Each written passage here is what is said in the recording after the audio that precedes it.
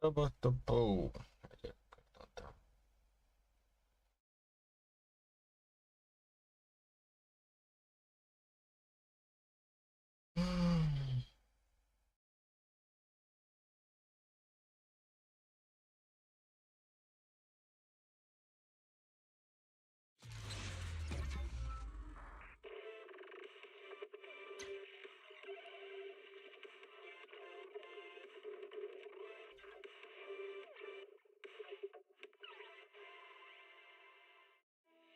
Energizing combo sets. Hearty noodle bowl.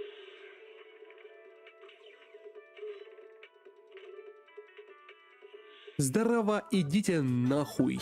ЗЗЗ выступал из троих продуктов Хоя как гача с упором на боевую систему, которая якобы более динамична и комплексна, чем в других. Однако, пока разработчик развивал боевку, он мало того, что оказуалил ее, типа сложная боевка в гача, так еще и насрал в эндгейм контент как блоками такими, которых не видала ни одна игра Хаверс. Как бы я не любил эту игру изначально, смотреть как во что она скатывается очень больно, потому что происходит это уже не один патч. Короче, как всегда, все не согласны, идут нахуй. Так, если до этого у меня нытье было как-то размазано по видосу, но этот раз видос и есть нытье, так что если вам, как говорится, собрал гейм и похуй, можете даже не смотреть. Ну, либо можете посмотреть и поспорить со мной в комментариях, как на М2 Шлихуань все отлично закрывается. Жила-была оборона Шиюй.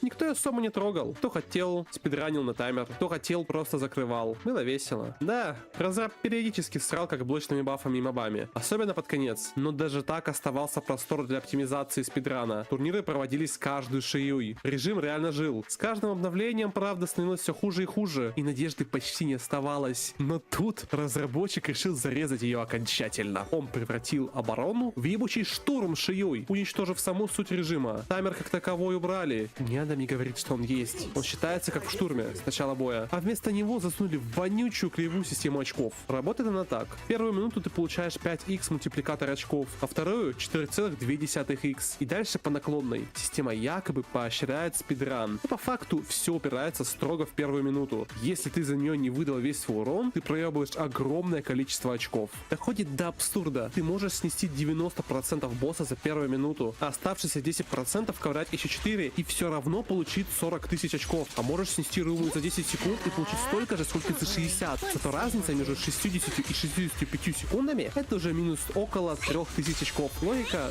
Да не слышали. Эта система заставляет тебя играть неправильно. Она вынуждает тебя сливать все кнопки в первую минуту, полностью убивая любую стратегию. Хочешь накопить ресурсы перед станом, чтобы ваншотнуть врага? Пошел нахуй. Ситуацию не улучшает и то, что сводка зачастую сложнее самого босса. Ну, некоторым персонажам это похуй. А некоторые просто физически не могут нормально ее свести. И если этого было мало, так ты еще не можешь менять диски амплификаторы между персонажами, как это делается в штурме. Видимо, ЗЗЗ пошел по пути рельс и решил спиздить отсюда даже арбитраж. Сука, если ты превратил режим в штурм, дай хотя бы диски перекидывать, тварь ты эдакая. В итоге я считаю, что нынешняя система это полная бредятина. Я искренне не понимаю, с какого хуя разработчик решил, что сделать второй штурм в режиме, где это откровенно не подходит, будет хорошей идеей. Видимо, сам режим людям зашел, а так как ничего нового он придумать не мог, но поменять шею ему очень хотелось на глобальный патч, он высрал то, что высрал. Я просто надеюсь, что он что-то с этим сделает, потому что играть вот сейчас просто невозможно.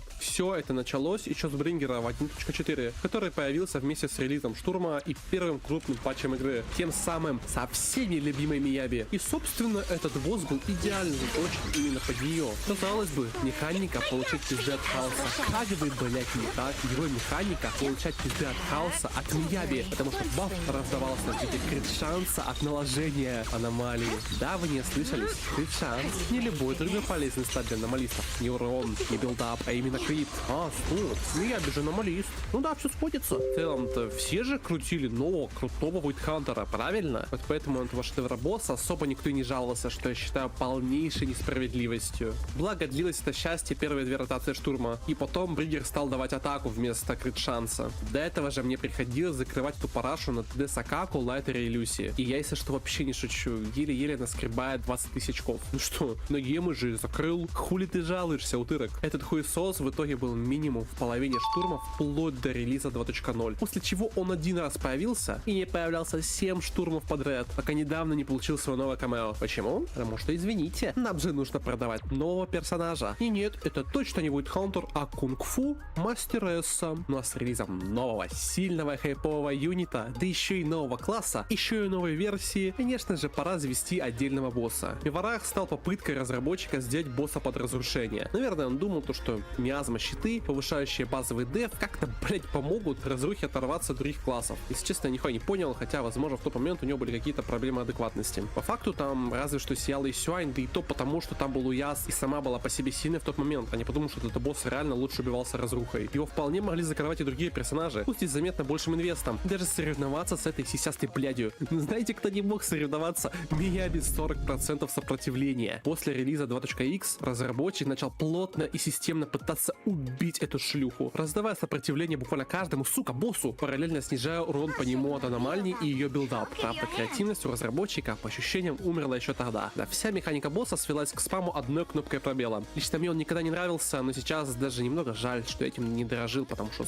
дальше стало только хуже. После этого вышла сестренка Исюань. У этого босса, по сути, нет как блоков как таковых, кроме одного. Это жирный, разросшийся уебан, которого нельзя зафризить. В остальном мне не особо интересен, не особо раздражает. А дальше вышла нечестивица. Еще один босс, который подорвал пердаки многим. И мне в том числе. С релизом Сид и концепта дабл нападения как явления, в каждый штурм с нечестивицей пихался баф, половина которого лочилась за вторым нападением, чтобы возвысить Сид над остальными персонажами. При этом, сука, бафа под нападение не было вообще. Ты просто был вынужден сосать. Хотя формально босс еще закрывался. Я вам Билли Стоха и Николь где-то на канале закрывал. Кто хочет, может посмотреть. На моей памяти это был первый босс с таймгейтами по механикам. На 45-й секунде эта дура улетает и дает перри. На первой минуте уходит в миазму, если не встанет и так далее. И тому подобное. Разработчик пытался сделать так, чтобы в него не играли аномалисты, понизив урон аномалии атрибута. Только это никак не влияло на урон хаоса, из-за чего аномалисты все равно чувствовали себя комфортно. Типа Янаги и Элис. Иногда даже лучше, чем некоторые другие персонажи. Но разумеется, он не забыл впихнуть 40% ледяного сопротивления, потому что правильно, нужно было срочно закокблочить Мияби. Дальше вышел бродячий охотник, Хантер, или в простонародье Глебас. Первый босс с повышенной базовой защитой, который ставил всех персонажей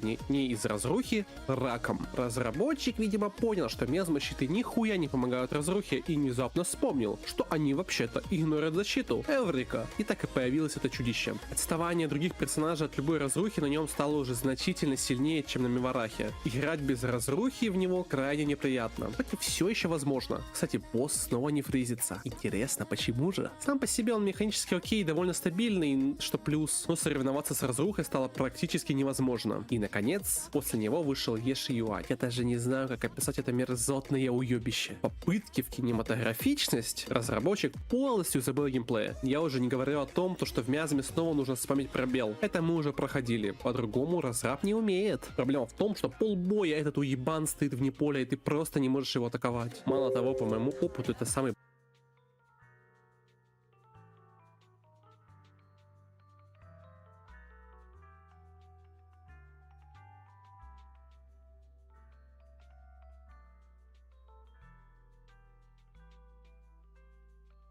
баганный хуесос во всей игре. То есть ты не можешь нормально запарировать его в последний момент, чтобы застанить. То он стоит вне зоны досягаемости, то еще какая-нибудь микрохуйня происходит. Я даже не могу вспомнить все, потому что столько багов в одном боссе я еще не видел. На этот раз разработчик смог таки сделать, чтобы аномалисты, отсасывались жестких хуев на нем, ибо собег не копит кружок аномалии, вследствие чего у аномалистов по нему 0 урона.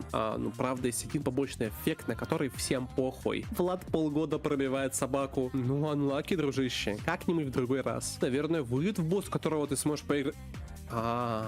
И, наконец, босс, который побудил меня записать это видео. Сара Дмитриевна. Очередной босс подводит Хантера, но на этот раз с пониженной защитой, чтобы разрушение в него игралось хуёво по сравнению с другими. Хотя, блять, какое нахуй разрушение, если 2 из 3 5-звездочных персонажей разрухи в игре заплочены 40% сопротивлением. Реально в него могут как-то набить ебальник током баньё и моната, и то с натяжкой. Мало того, он еще и блокирует стан в миазме, то есть напрямую поощряет геймплей через онфилдеров. А теперь Давайте посчитаем полноценных анфилд дамагеров. Сенби, Акула, ой, там 40% Сапры. И Сюань, ой, тоже 40%. А, ну Солдат 11 еще есть, недавно бафнуто. И, конечно же, королева Ешингуан. Короче, соси хуй. Тебе все равно придется играть через стан и сбивать миазму, от чего, разумеется, выигрывает любимая ЛКМ королева, делая разрыв между ней и всеми остальными персонажами на этом боссе колоссальным. Причем как на равных вложениях, так и на больших. К ней никто даже близко не подойдет. Причем играть через стан без Ешингуан ты сможешь только с Диалит и обязательно Сигной. Без Сигны ты просто пососешь жестких хуев и выйдешь 2 стана вместо 3.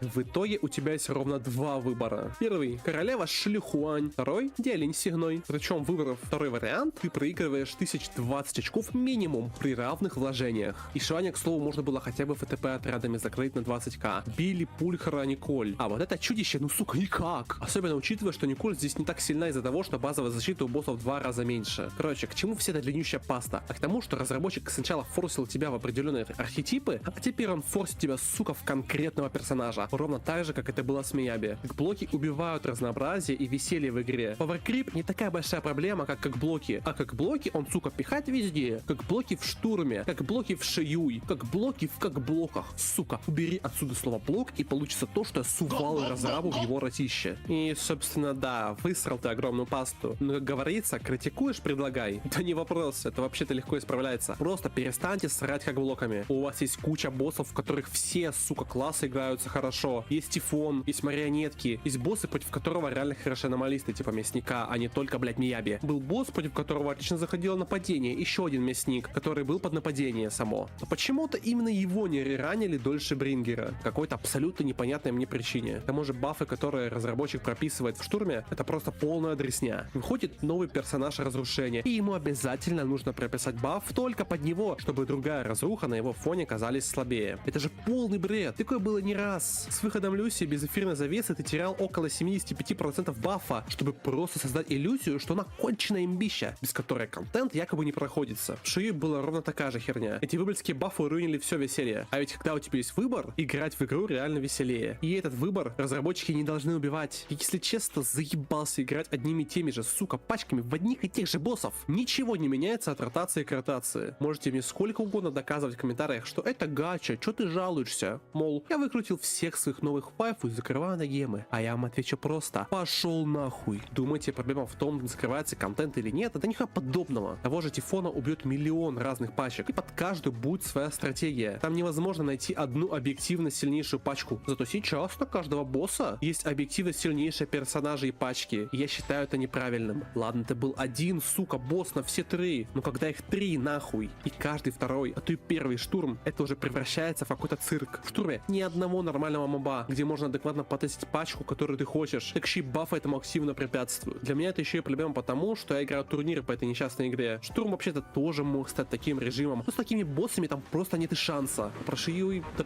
просто верните, как было, ей-богу, и сделайте нормальные, универсальные бафы хотя бы частично, а не в стиле, когда активная эфирная завеса, у разраба со щекой появляются 3 хуя. Короче, всем спасибо за просмотр, идите нахуй.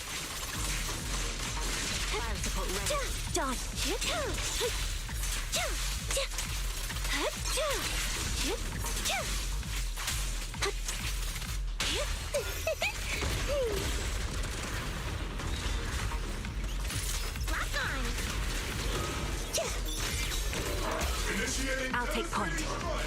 Ether vision activate. I'm on it.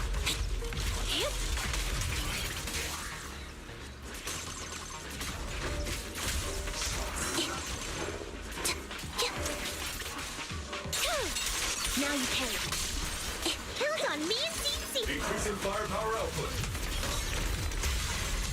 Roger.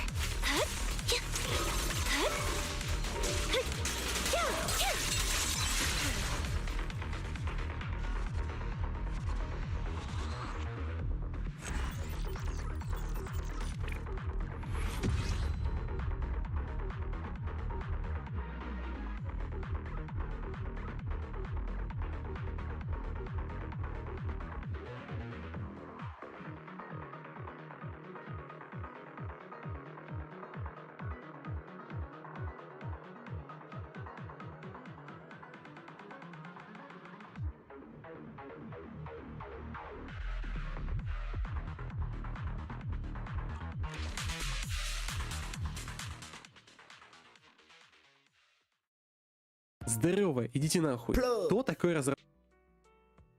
Hola, me llamo es Yumori. It is currently 9:15 a.m. and I've been up since like 5 o'clock so far. So instead of going to sleep like a normal person, I decided that I'm gonna do a smasher pass on every single character in ZZZ. Hi, editing Yumori here. Before anyone in the comments says it, this is not a Smasher Pass video. That was the original idea that I had when I started recording, but that pretty much immediately turned into me ranking everyone based off of how down bad I was for them. This doesn't really affect the video at all, but I just wanted to clarify and clear up any potential questions. And since I didn't explain it in the video, let's just go ahead and go over all the tiers really fast. Please Have My Children and EU are pretty much self-explanatory. They're pretty much just exact opposites of each other. Mid is for characters that I don't really find attractive or cute in any way. Pretty much just characters that aren't really my type. The difference between this and EU is that if they're an EU, I would rather die than think about a world where I find them attractive. Just Friends is for the characters that I personally just find cute or interesting that I'm not necessarily attracted to, but I also don't find unattractive either. Would 100% Sober is for the characters that I would smash 100% of the time without fail, but I'm not down bad enough for them to get put into Please Have My Children, which is where the characters that I'd actively attempt to create a family with are gonna be. You ever hear somebody say that they're trying for a baby, then you start thinking about the actual implications behind that? Think of that, but for every single character that you see in this tier, times 10. Also, these are all my personal opinions and views on every character. If your favorite is getting put kinda low, please refrain from saying how dumb I am in the comments. But anyway, back to the video. Pretty much all we're gonna do is we're gonna take every single character that's down here that you see and put them all in their respective spots on the tier list. Also, everything that you see behind not playable and outfits is not gonna be included because, well, they're not playable characters, and because there wouldn't really be a reason to include the outfits as separate, mainly because I wanted to keep this to characters that you could actually, like, physically play, and because this is the only tier list that I could find that was actually up to date without me having to make my own, which I'm definitely not doing because I am extremely fucking lazy. We're also including all 3 angels, even though only 2 of them are actually in the game at the moment, just because I don't really see the reason to leave any of them out, and because I feel like it would be better to have all 3 together anyway. Starting out first though, we have Belle and Wise. Unlike probably 95% of the other characters in this game, I'm honestly not that down bad for the main characters, to be honest, but they're obviously not bad at all in any way either. I feel like they both probably go and would 100% sober, even though I like Belle a lot more than Wise, and I would without a doubt 100% smash Belle if I had the chance, if we're being 100% honest. Wise isn't that bad either at all, honestly. A part of me kind of wants to put Belle in Please Have My Children, but honestly I don't really think she deserves that, to be honest. We have to save this tier for very specific characters coming up in the future. On being Nicole, for me personally, I think go up into Just Friends. I don't really feel any sort of way towards either of them, to be honest. I know when the game first came out, literally everybody was gooning to Nicole, and I don't know if it's because since the game has progressed, more things have come out that are just like better than her in a lot of ways, or if she just genuinely wasn't all that to begin with, but to me I don't really think I'd even consider smashing her, to be honest. And while we're on the topic of smashing, yeah, the 50-50 demon herself, honestly, at least 15 rounds, I'm gonna be 100% honest with you. I don't really know how I feel about putting somebody in Please Have My Children so early, but I feel like if anybody out of the Cunning Hairs would get it, it would probably be Nekomata, to be honest with you. Outside of me being an enjoyer of small women, I'm pretty sure it's very obvious why she sits here, to be honest. But yeah, in my opinion, I feel like she's a good pick to put here first, just because no other character that was out that early into the game's life cycle really had me as down bad as she did.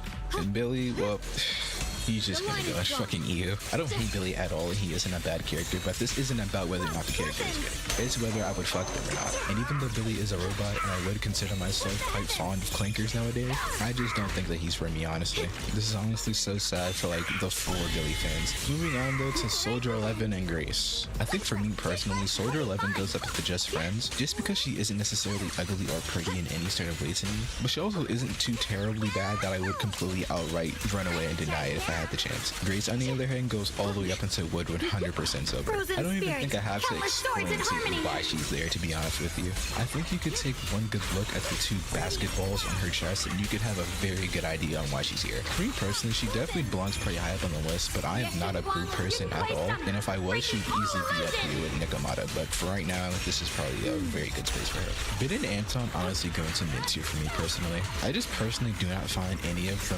male beast Durin attractive at all. Even though Anton is a pretty cool character in my opinion, I would not touch him with a 50-foot pole. It does make me kind of sad to have to put them both here because I do really like them, but I just would not fuck them at all. I don't think any amount of drinking would make me want to consider that, to be honest. Next up, we're going to do Coletta and the entirety of Victoria housekeeping. I think Coletta goes into just friends for me personally, mainly because I personally just don't find anything about her attractive at all, which I honestly don't think is too crazy to say. Also, her sister is just a lot better in like every possible way. Honestly, I think I have to put Reina up there, to be honest. She's probably the first character in this game that's like actively made me foam from the mouth and call her mommy, which honestly might be the realest thing I've ever said ever in anything. You can't lie and say that's not real either, because I know you've definitely done the same thing. She's definitely close to moving up a tier for me, but I honestly don't think she deserves it that much, at least not more than the other characters that we have coming up. Corrin and Lycan go in mid for me personally, mainly because of what I said before about me really not enjoying or really liking a lot of the male beast therein, or at least not finding them attractive.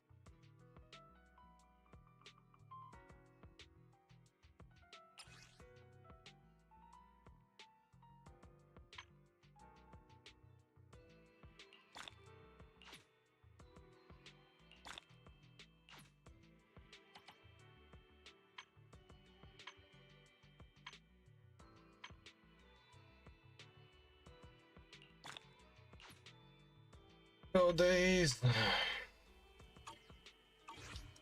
That's fine.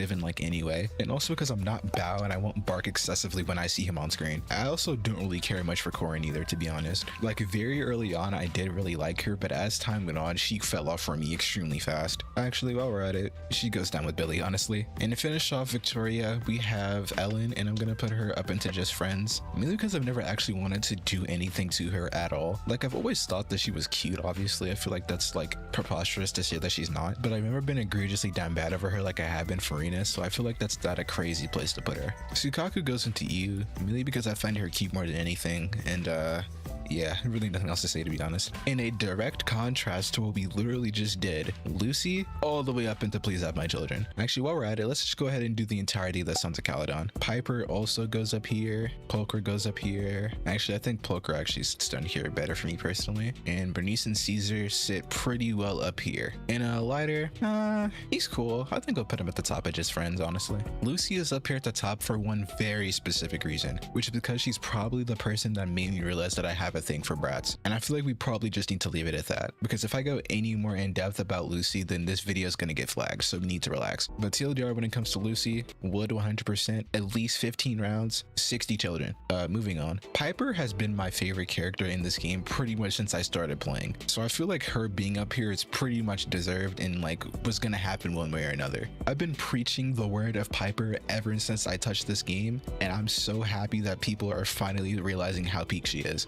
Like, you genuinely just cannot go wrong with the sleepy grandma at all. But just like the other ones, 15 rounds, no breaks. Out of the entire faction, I think Pulcher is probably a runner-up to be up here, mainly because her jiggle physics honestly made me go crazy when I started playing this game. But I think I just generally stopped liking her as much as I did over time. But just like any other normal human being with a brain, I 100% would if I had the chance. So I feel like this is a pretty good place to put her. Same thing also applies with Bernice and Caesar, two characters that I really like and would 100% smash if I had the chance. But I also just kind of stopped caring about them a lot over time. And Lighter, honestly, I don't really think I could see myself smashing Lighter. Actually, that's a lie. I'd probably let him smash. He's overall just such a cool character to me, and he's probably one of my favorite male characters in this game, to be honest. But I'm not necessarily down bad for him like I am the other characters, so I feel like this is a pretty good place to put him overall. Yuan goes 100% right up here in the wood tier. I just feel like it would be criminal to not put her anywhere else. Like I've probably mentioned before, I didn't play Zenless a lot at all near release. Блять. О.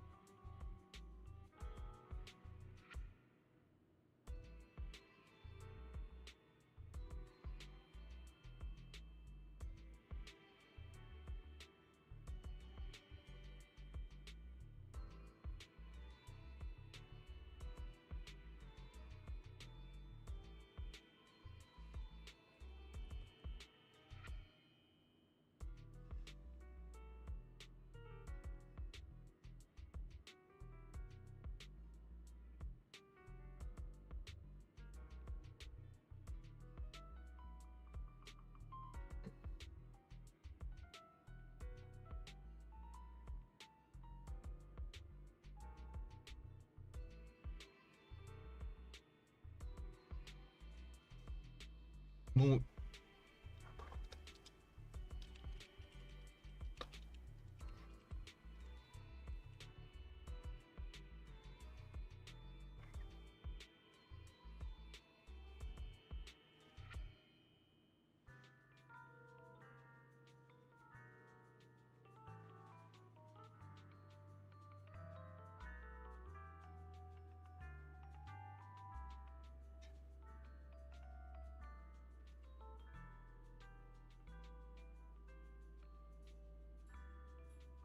М.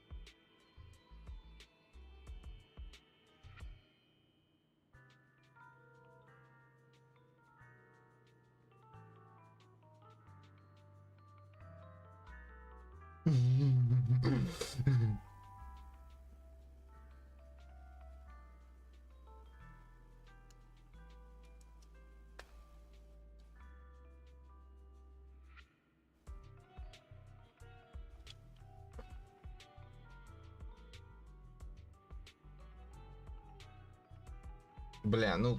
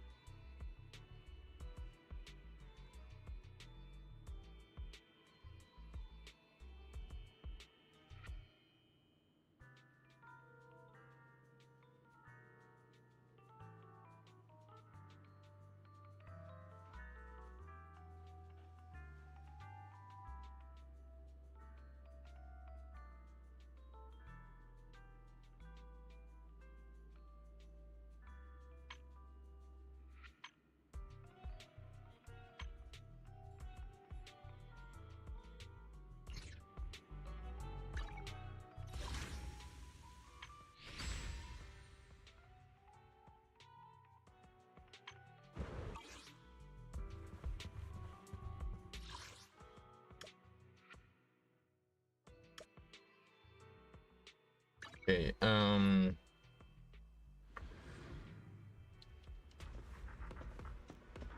anything else I need to do?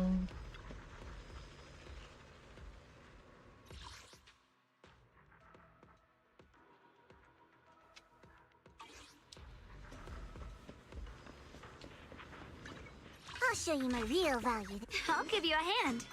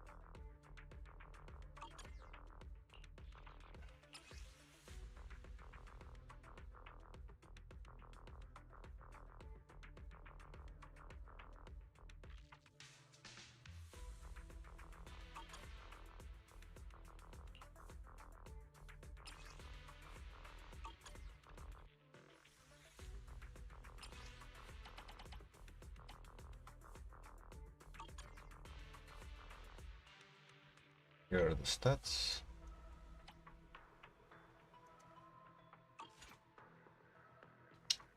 Version 1.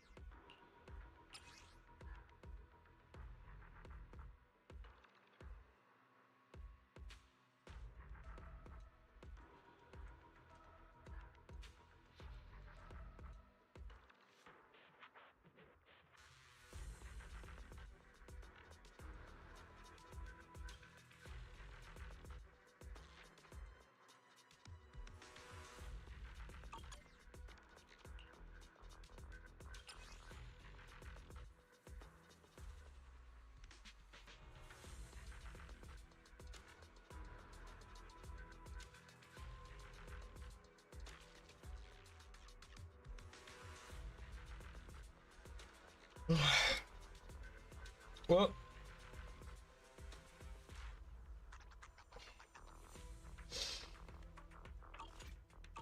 I'll give you a hand.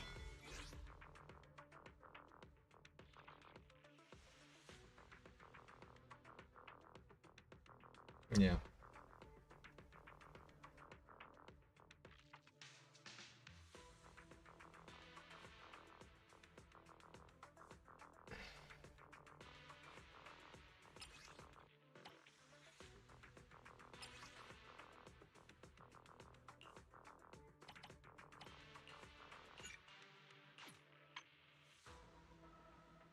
Crit damage, then ratio, and percent attack.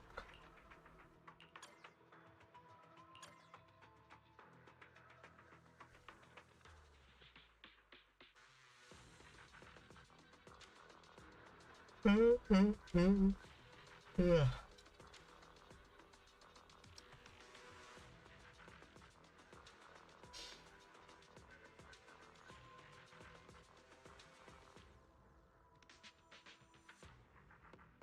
Tomorrow. Promise to tell me if anything's wrong, okay? Everything else here.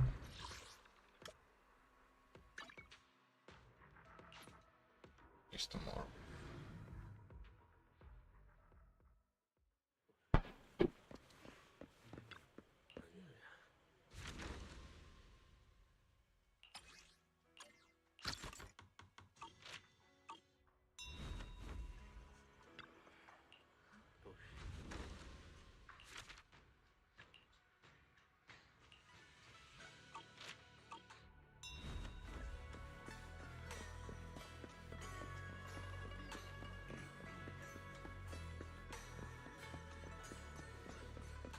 Let's do it right now.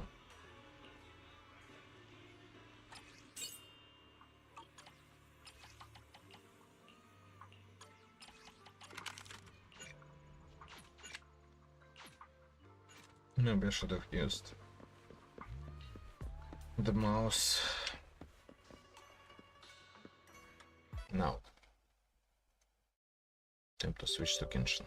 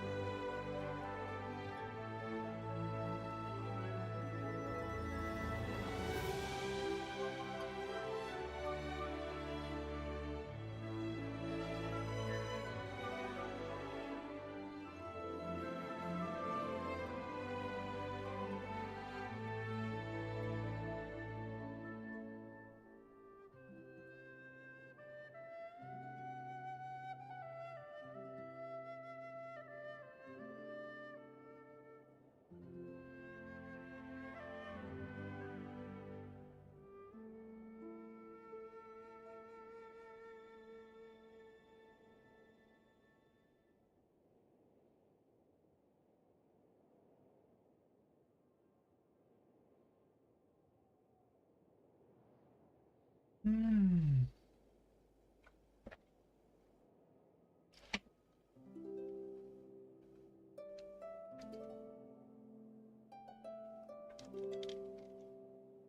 don't really want to eat right now, but I'm really cold, so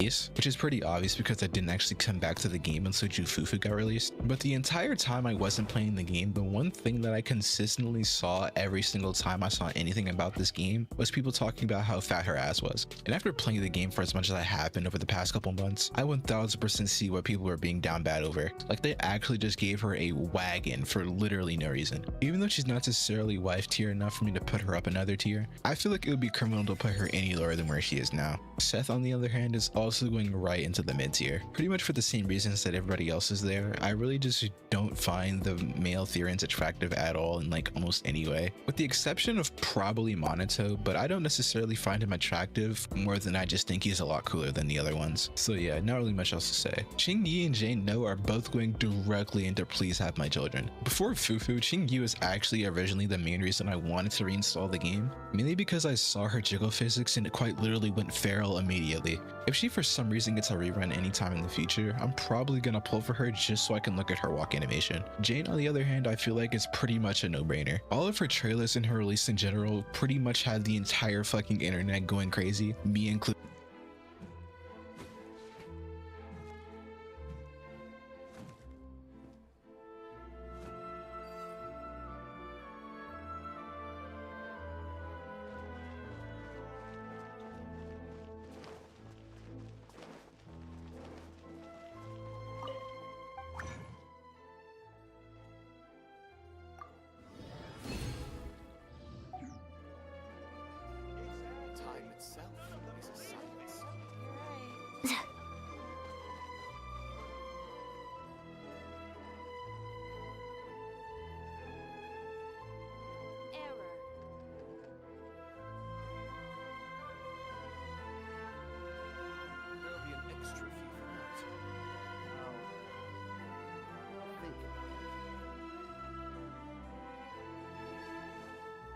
Can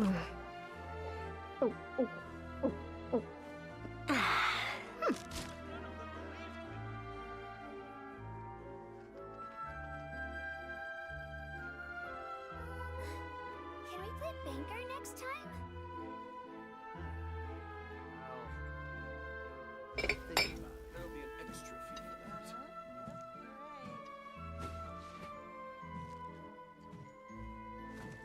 Exactly, but none of them believed me.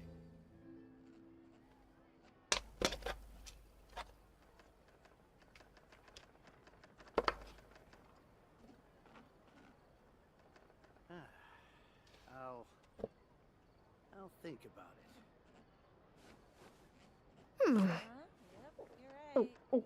There'll be an extra fee for that. Exactly, none of them believed me.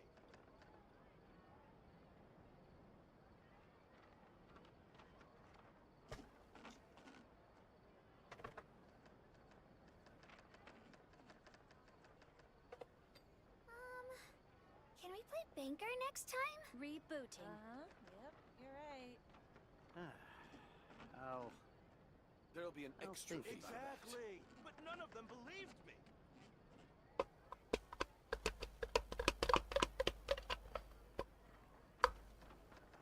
People seem to think I was born with super strength. But look at me. This tiny frame is what my genetics gave me. All my strength comes from consistent training with good technique. Put in the same work, and you can absolutely get the same results. There'll be an extra fee. coach. You're right. I love you, coach. But none of them believed me. Obviously, because they quite literally just sat down and made one of the finest women ever for quite literally no reason. Like, nobody told them to go this hard. I've pretty much been down bad over her ever since I saw her teaser trailer, which set off so many Yuri signals in my brain that I genuinely could not ignore it. And her new outfit only makes it better. TLDR, 500 children. Anyway, I think the rest of section 6 probably sits right in just friends for me personally. Like I said before, I don't necessarily find any of them attractive or unattractive at all in any way, but I also also personally wouldn't see myself wanting to do anything else with them besides be friends, to be honest, which includes Yanagi, which feels like blasphemy because I know a lot of people are insanely down bad over her, but personally she just isn't it for me. Same thing also pretty much applies to Astra. I do think she's cute, but I personally wouldn't ever actually smash her if I had the chance, honestly, which once again I know might sound a little bit preposterous, but to be honest, if I had to pick between her and Evelyn, I'm taking Evelyn every single time without fail, mainly because I find Evelyn just a lot more attractive than Astra in like pretty much every way. The amount of jiggle physics that she has honestly keeps me entranced sometimes, which honestly is not crazy to say at all. Soldier Zero Ambi goes right next to her regular form for pretty much the exact same reasons that I said before, and Trigger goes right up to the top of Wood tier. I feel like it's very self-explanatory why Trigger's where she is, but if you need any explanation to why she's where she is, just take a look at this. Next we have Vivian and Hugo. Vivian to me used to be a character that would go in the 100% sober tier, but now I feel like she probably fits more into the just friends tier more than anything now. I think it's mainly because I've just lost a lot of care that I did have for her, even though I do think she is a good character, and I know that a lot of people do like her and would do egregious things to her, but overall she honestly just isn't that attractive to me anymore. Actually, not necessarily that she's not that attractive to me anymore, but more because I feel like there's just better options than her, to be honest, at least in my personal opinion. Hugo is going to be the very first and probably the very last male character to get put at the top of the tier list. To me personally, no other male character in this game can compete with Hugo, not only because he's the only male character that I actively find attractive, but also because you really just can't go wrong with the vampire twink. I wish I had a lot more to say about him, but TLDR, he could definitely put me through the mattress. Gijuana is another character that I would 100% would smash, but just like everybody else in this tier, she's not at the point where I would... One more set. Exactly. But none of them believed me.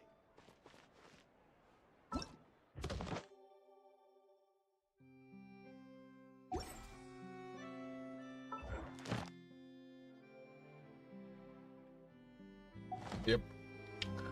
Okay, action days. Let's get it.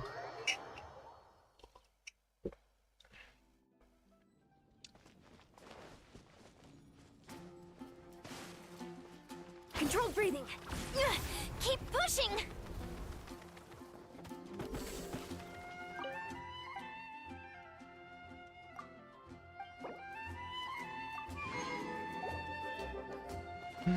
Seems alright. Add Astra at...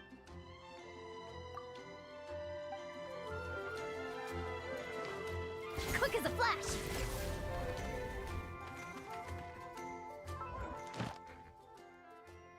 Alright.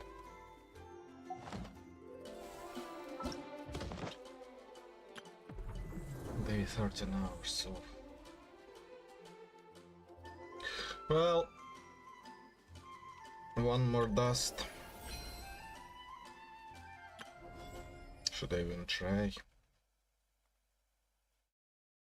Today 0 hours.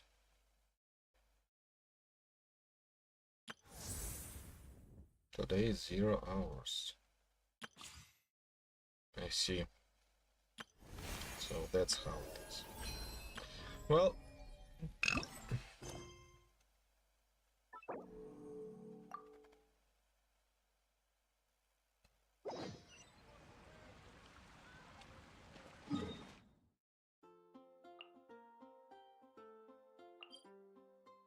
time to do it.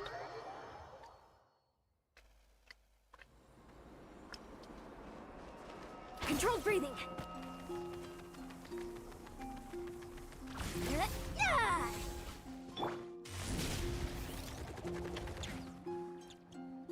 Hey, Llama, it's us. Huh? Varka? What are you doing here?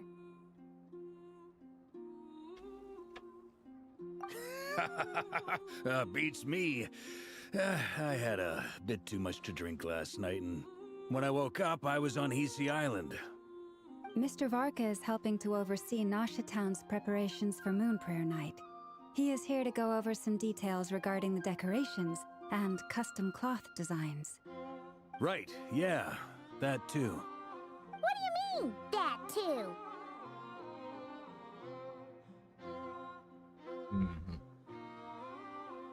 Yes, Celebrating this festival is a long-held tradition here in Nodcry. On this day, the crescent moon at the top branches of the verdant crest turns into a full moon, and the moon prayer blossoms bloom with a special radiance. Our people take these to be blessed omens. It's an especially welcome event coming off the back of all that nasty business with Rare. Everyone got put through the ringer recently, and now they're looking to turn their fortunes around. The big shots in town all agree that a big, lively celebration is just what we need to rebuild people's faith in this place. No wonder Catherine said that people weren't so bothered about the religious element. That's right. It's become more of a local custom by this point. The celebrations have little to do with whether the religious stories behind this event are true or not.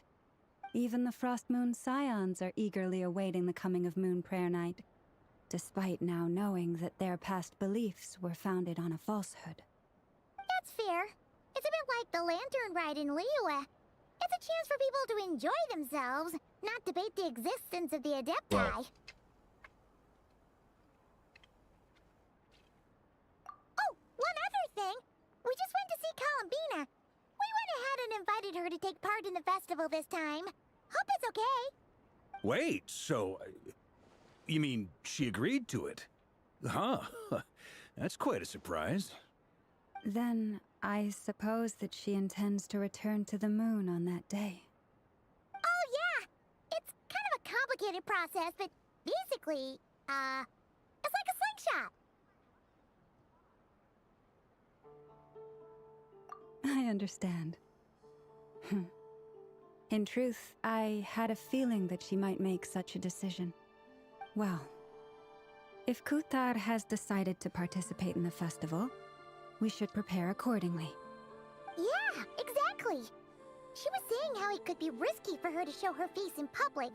We were wondering if there was any way we could hide her. Unfortunately, the people who carved the statues did an excellent job of capturing her likeness. It will be very challenging to hide a goddess whose face everyone is so familiar with. Darn! We may have bitten off more than we can chew here. Nah, don't sweat the small stuff. We can handle that. Huh?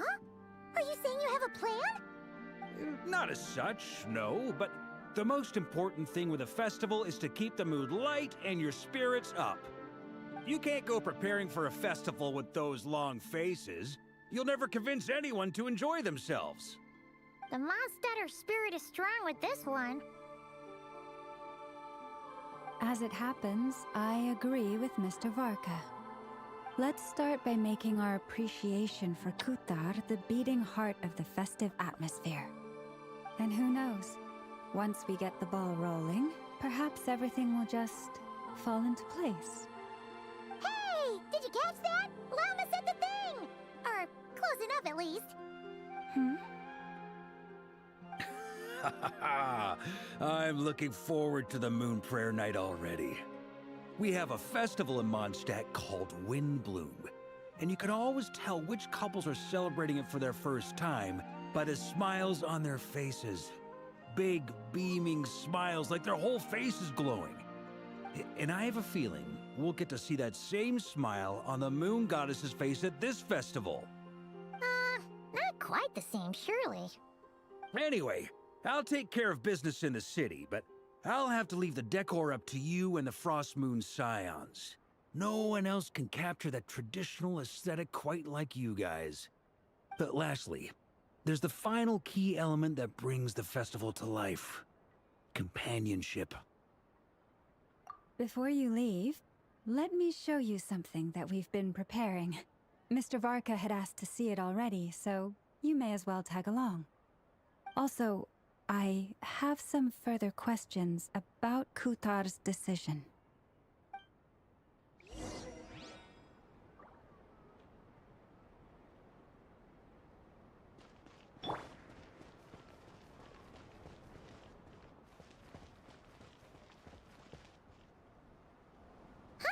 What's this? They sure look like they're having fun. I believe so. Kuhenki seem very skilled at playing drums like these, although I'm not sure where they learned it from. Maybe it's an innate talent? In their eyes, they're probably just playing with toys.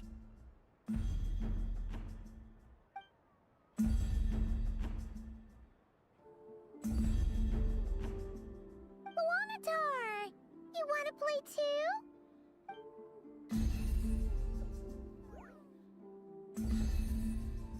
Yeah. She looks more confused than anything. Maybe we can teach her next time if we get the chance.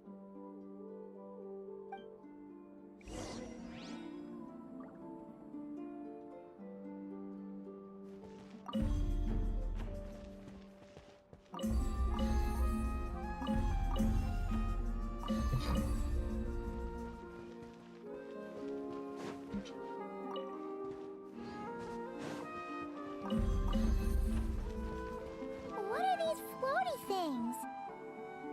Moon veils.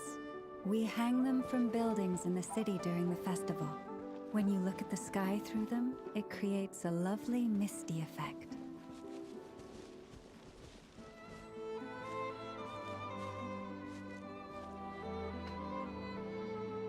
Everyone seems hard at work.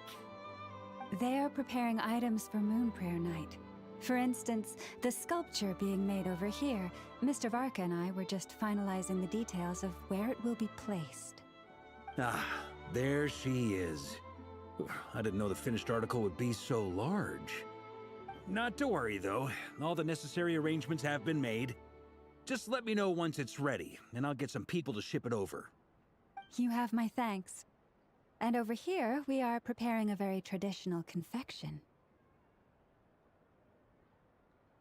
Oh, look at all these colors! It looks great! Can Paimon try one? Of course. I have a feeling you'll like it a lot. You bet! Sweets and treats are Paimon's favorite! If you included those in the Feast of the Moon, I bet Paimon would have joined the Frost Moon Scions by now. There will also be verdant crests like this present in Nasha Town during the festival. The timing of Moon Prayer Night is not completely set in advance. We make a rough estimate, then observe the changes in the verdant crests and moon prayer blossoms to guide us. As such, the wait itself is a fun feature of this particular festival.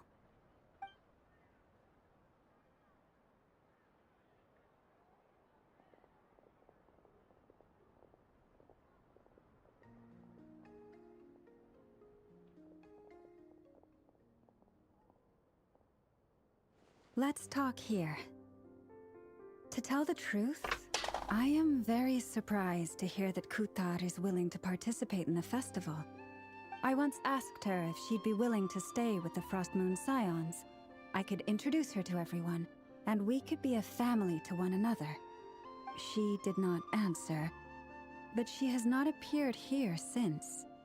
I took this to mean her answer was no, but if that were the case, she would not have accepted this invitation. Ah. I see. Maybe she is right. Maybe the Frost Moon Scions of today no longer need a moon goddess. But my wish was not for her to come here and be worshipped as a deity. I simply wanted to offer her a place to stay. I'm sure she believes that showing herself here might invite Fatui intervention, and as such, she does not wish to cause us trouble. But what really pains me about all this is that this is her birthplace. She ought to belong here, yet no one has been able to grant her shelter. I think I'm qualified to weigh in here. When someone's about to depart on a long trip, what they need is blessings, not burdens. We should wish her the best, not make the journey harder than it already is. Anyway, she's agreed to attend, hasn't she? All we need to do is simply respect her decision. I see your point. Yes, she will soon depart after all. Our job is to leave her with some happy memories.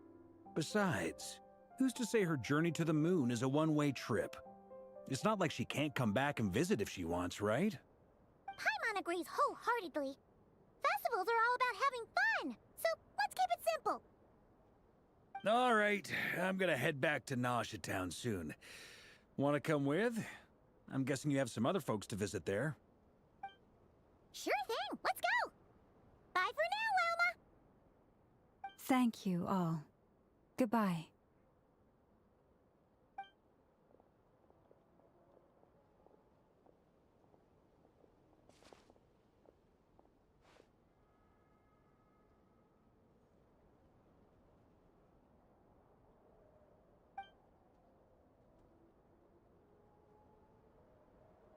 Well, burdens definitely won't be the thing that she wants. Probably. Most likely.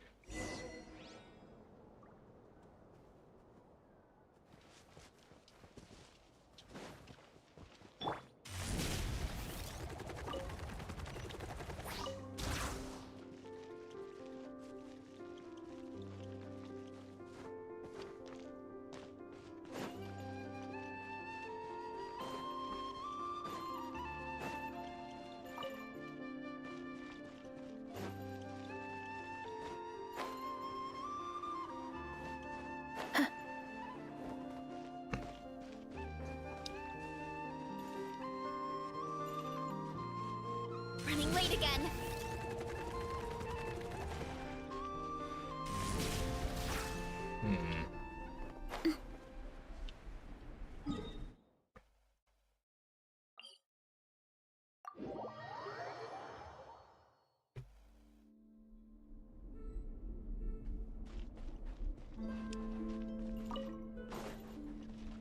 I want to get on the foot.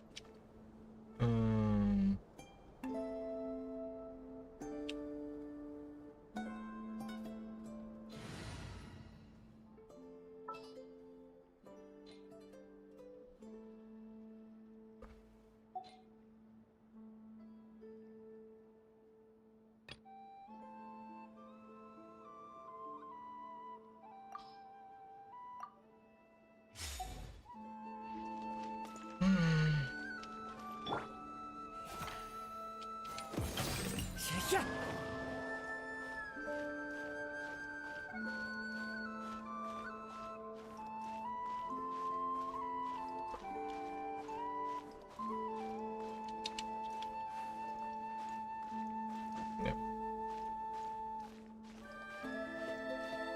That's not helpful.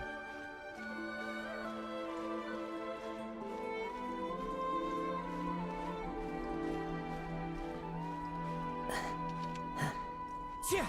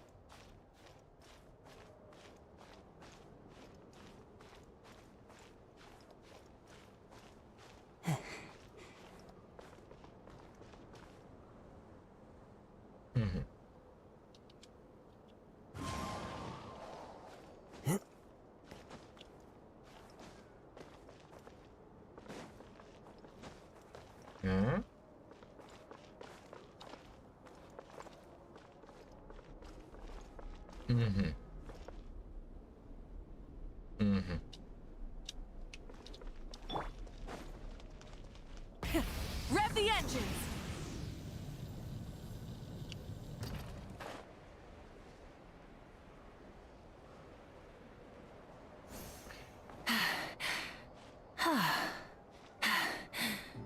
Phew.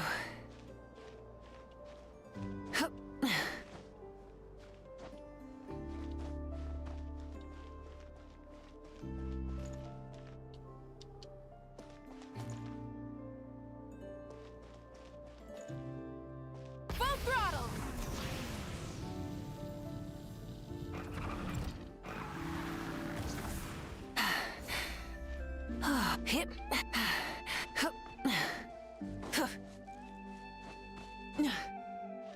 Hip.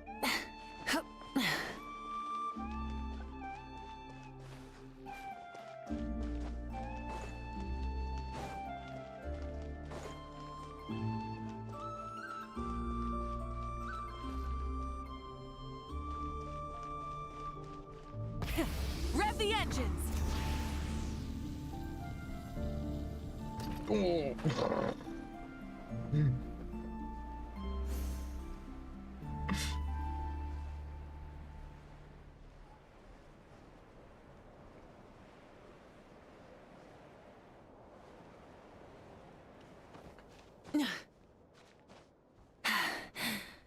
Phew.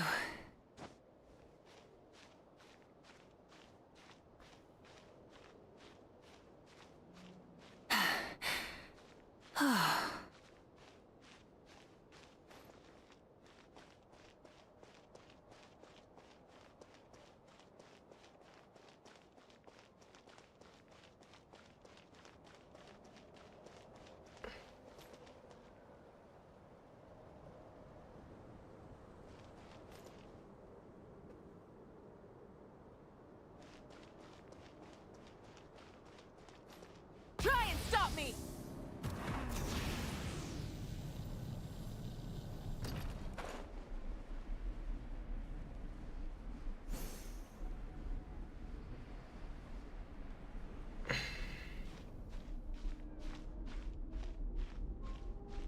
Hmm.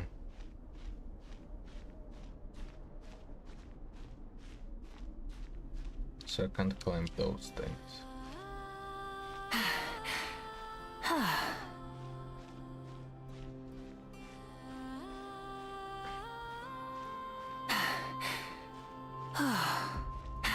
Hip.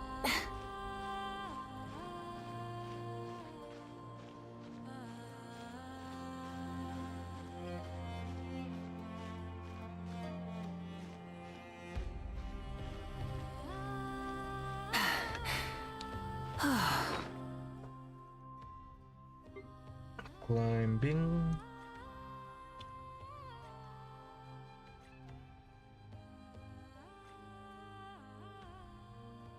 Restores a bunch of stamina. That's not what I want.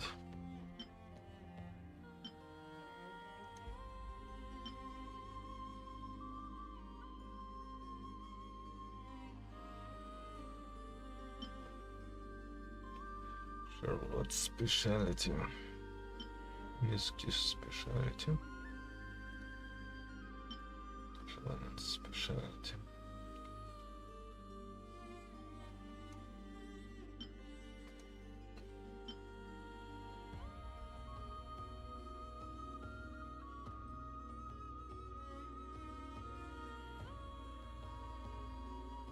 Okay, I'll take this one.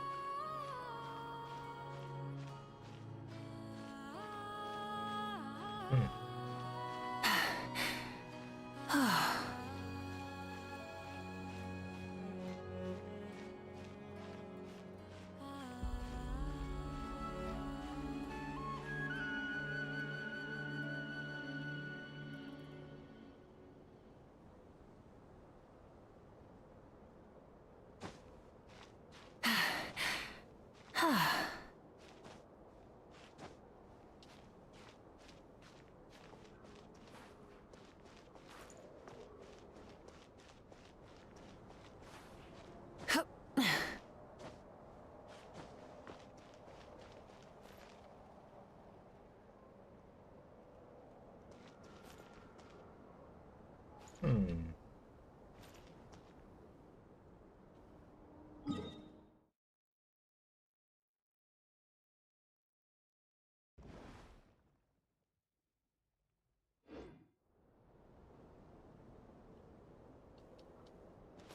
So this is the island that I haven't cleared yet.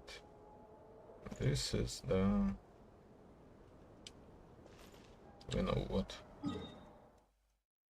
This. Interesting that it seems that it...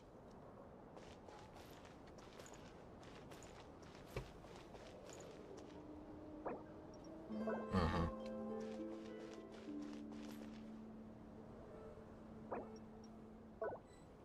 Oh well.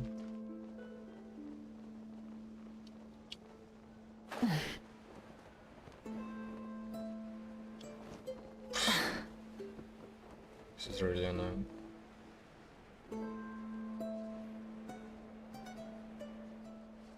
So there is a way to climb to the top. Top?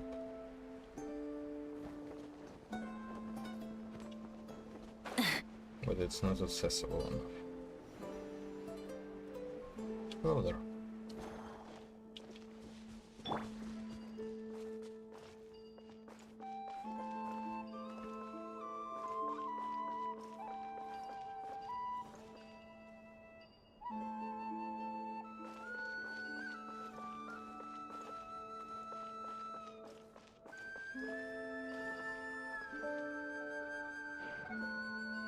Mhm.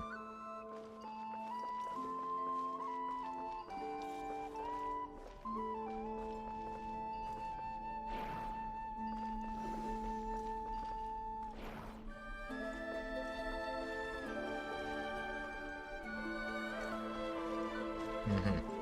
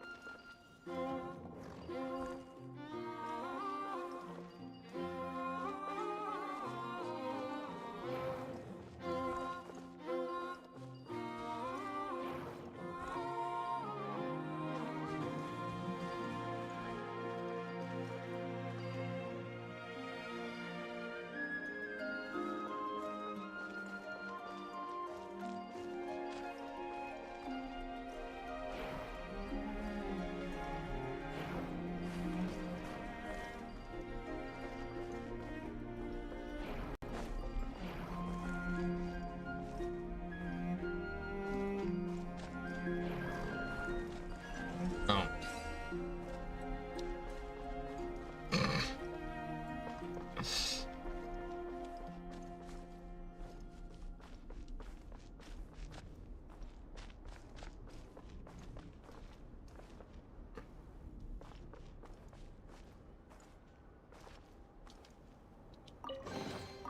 Brings a smile to my face.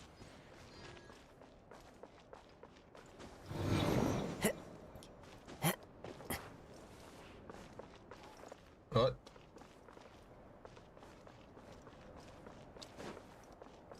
Everything just vanished?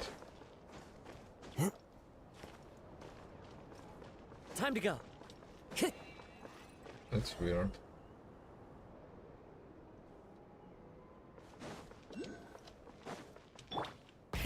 Rev the engines.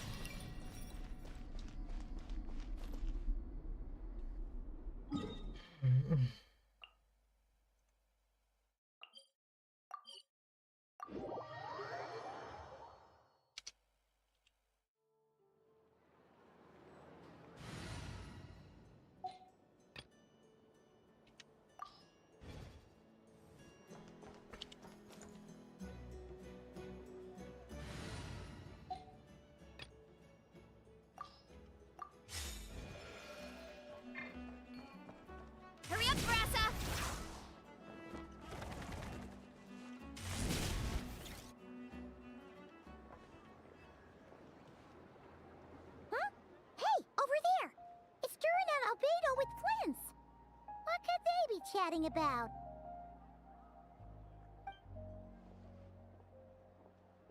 Your guess is as good as mine. Ah, Grand Master, and the Traveler in Paimon. Hello there. It's been a while. Perfect. We have some new volunteers for our investigation. Wait, let me guess. The righteous Lightkeepers are finally ready to hunt down the Abyssal Dragon? Haha. Yes, that too. Yeah, right. Oh, wait. Why does everyone keep saying that too? Well, to be precise, the facts match, but not the causality. Wait, so I guessed right? Half right. Don't act so impressed with yourself. Maybe I can explain. We ran into Mr. Flint's north of Nasha Town. At that time, we just noticed a few abyssal creatures out in the wild, but the strange thing was, I didn't detect any traces of abyssal energy on them at all. On closer inspection, we realized that they were not real monsters, but something akin to reflections in the water, or perhaps a mirage. Huh? What do you mean? Like, you could see them but not touch them? Exactly. It was very peculiar. They roared and tried to attack us, but we could not make any physical contact with them. I think I've heard of things like that happening in Nodcry before, but I don't know much about it. Yes, it's a known phenomenon. Mirage-like illusions tend to appear in Nodcry in the run-up to Moonprayer Night. From a distance, they appear quite real. I myself thought that Misters Durin and Albedo were locked in battle with abyssal monsters when I first arrived. But after sharing intel and investigating a little further, we can confirm that these illusions are harmless. There is no great cause for concern. All the Mirage stories I've heard are either animals, rocks, or small houses. Abyssal monsters, though? That's a first. It's a first for me, too. So I'm planning to look into it further just to be on the safe side. I intend to inspect a few more locations. What about you two? Any plans? Alice contacted me a few days ago. She'd like me and Durin to assist her with an experiment.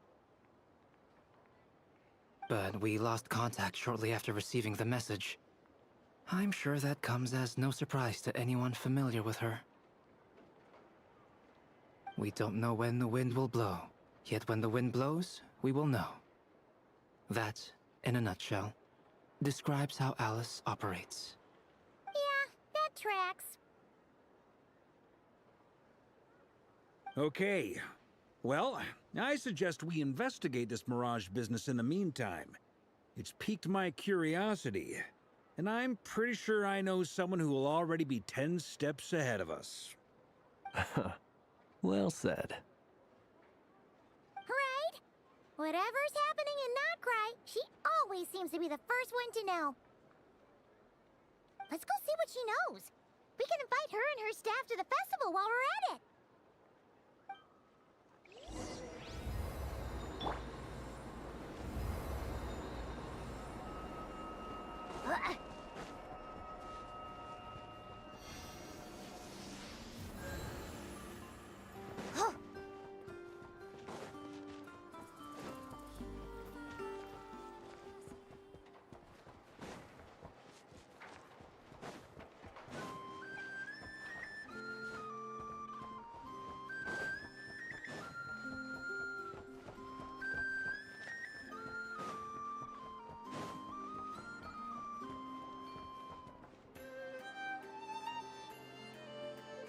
Smash and grab!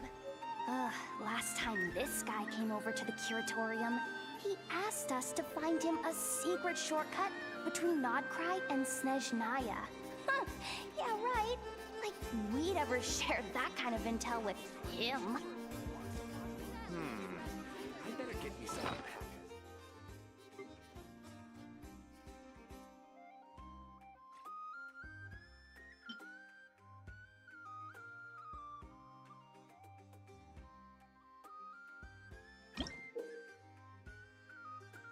Mm-hmm.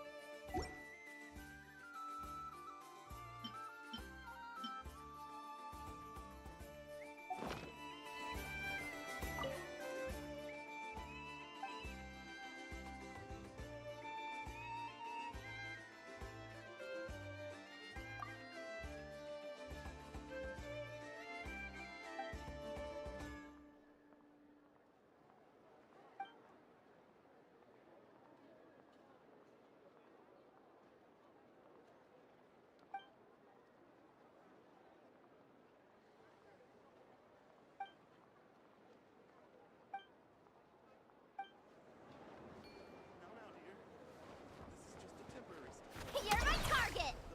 Ugh, last time this guy came over to the curatorium, he asked us to find him a secret shortcut between Nodcry and Snezhnaya. Huh, yeah, right. Like, we'd ever share that kind of intel with him.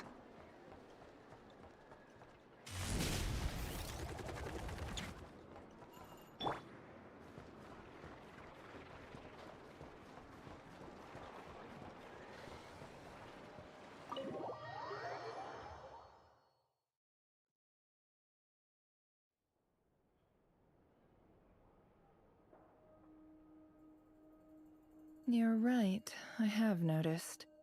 There's certainly something a little fishy about this situation. Only a little, though. Records indicate that this phenomenon can occur in the days before and following Moon Prayer Night. That said, it has always been a rare sight in the past. The odds of encountering these phantoms are similar to looking up in the night sky, happening to see a shooting star, and managing to make a wish before it disappears. But this time, either everyone's getting lucky, or they're appearing far more frequently than usual. Yehoda's out gathering intel as we speak. In the meantime, let me check off some points of interest. First, the Abyss. The ones we saw seem to be abyssal monsters. Indeed. But we have identified one location where many more of them have made an appearance. And not just monsters, but human phantoms too. Given the scale and nature of the phantoms, it's almost as if someone's last memories are coming to life. Or perhaps the memories of multiple people. Oh. So you mean the phantom monsters are hunting down the phantom humans? Exactly. The phantoms can interact with each other, but we have no means of intervening. In addition, some of the human phantoms would seem to be from the very distant past. This is clear both from the clothing they wear and the stories they tell. They claim to be from Hyperborea, a name which I've heard from Lauma before. If this is true, it means they must be from 6,000 years ago. Did Paimon hear that right? 6,000 years? It sounds like this merits further exploration. That'd be a big help. I'll leave it with you, Albedo. My knowledge of ancient history is non-existent.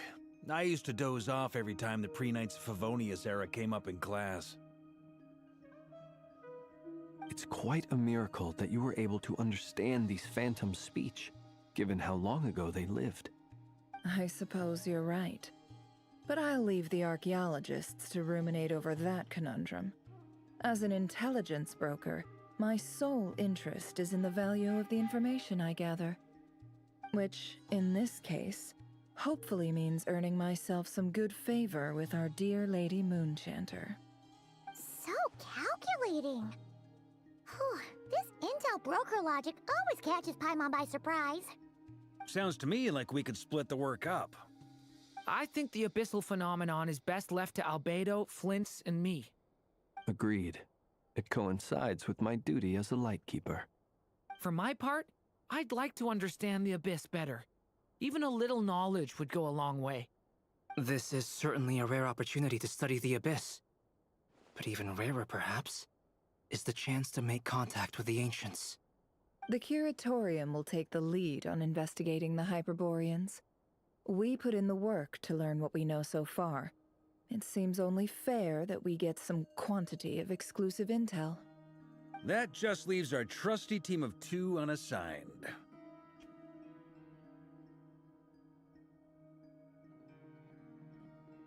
Since you became an honorary knight, of course. This was part of my grand plan all along. Ha ha ha! Oh yeah, by the way, we managed to convince Columbina to come to the Moon Prayer Night celebrations. Would you and Yehoda like to join too? She agreed to that? Huh. Quite an achievement. Never underestimate the traveler, I guess. I'd be happy to join. No point shutting myself inside when the streets are all decked out. I doubt any clients will be visiting during the festival in any case. And Yehoda loves a party, so I'm sure she'll jump at the opportunity. No. No. No. No. No. No. No. No. No. No. Way to contradict me in front of... Wait. No, that's not what I have bad news, boss. So many people. All right, everyone inside, quick.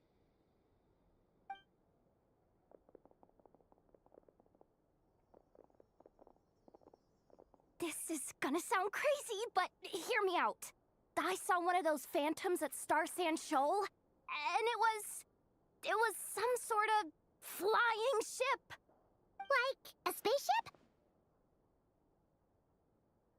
That's gotta be the one you came to Tibet in. You said you saw the same thing through the moon marrow, right? Huh?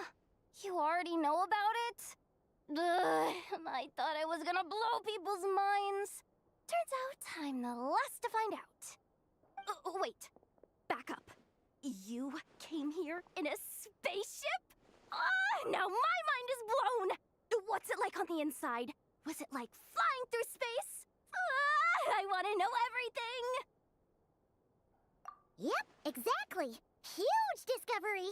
You're the best, second best intel broker in the world. After your boss, of course. Wow. Really? Well, I don't know if I'm all that, but... I guess that decides where we're heading next. Come on, don't look at me like that. I know the spaceship doesn't have anything to do with me, but you don't want to leave me as the only one twiddling my thumbs, do you? Please? Fair enough. You can tag along. In that case, let's meet back here to discuss our findings once we're done. I wish everyone a productive investigation. You too.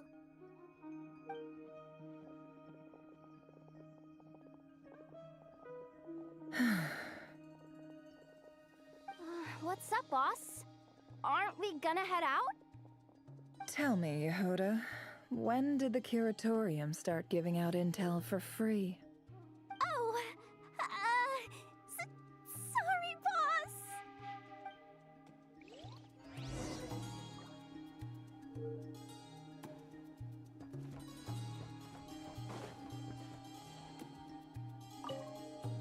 We can't unshare information any more than water spilled on sand can be put back in the bucket.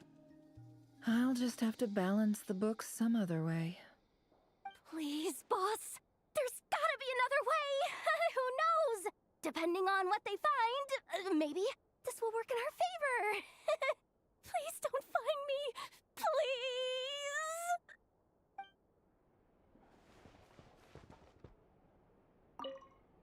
We can't unshare information any more than water spilled on sand can be put back in the bucket. I'll just have to balance the books some other way. Please, boss. There's gotta be another way. Who knows? Depending on what they find, maybe this will work in our favor. Please don't find me. Please.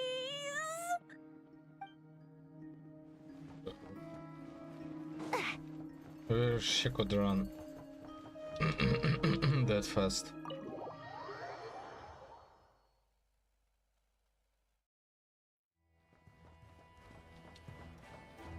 You're not going anywhere.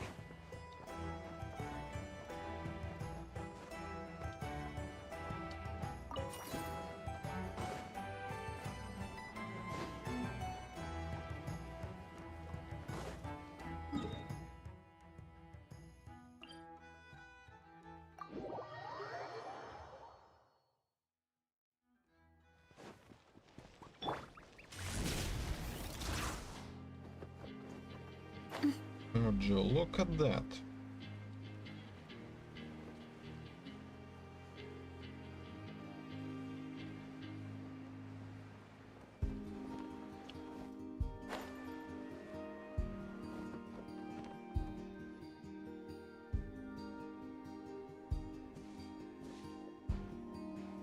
Wow, what do you know? Yehoda was right on the money. This phantom really is your spaceship. But that's so weird. Why would it show up here? Is it some kind of projection? Or a ghost? Like, maybe it no longer exists. But somehow it left an afterimage? Ah, you're already here. Miss Lauma, what a surprise. I thought you were busy with festival preparations. I was, until one of our people informed me that a strange sight had appeared at Star Sand Shoal. No one's ever seen something quite like this before. I thought I should see it for myself. Same here. Oh, so we heard that these things appear around the festival period. Any idea why that is? Unfortunately not. We have very limited information about them, since they can't be interacted with. And no human phantoms have ever made an appearance before now. The most we've been able to deduce is that these sightings appear to be connected to the increase in Kuvaki energy around this time. Yeah, seems like that's all we can do. This is all so confusing. Allow me to lend you a hand.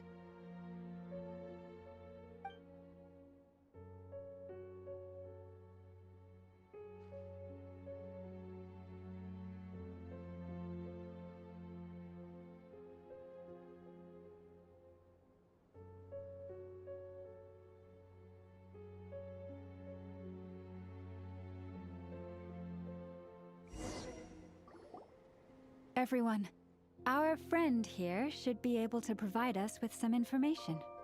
Is that a phantom Rhymehorn deer?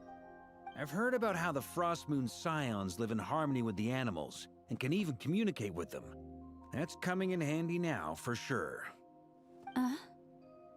Okay. Yes, I understand. Then how about this?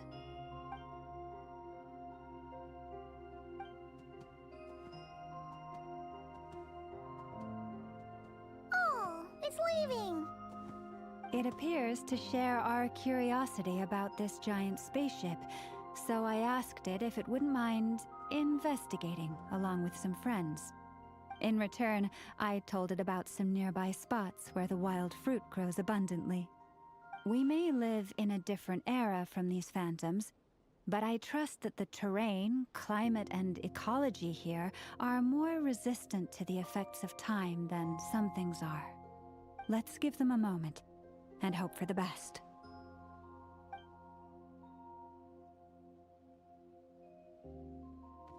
All back together?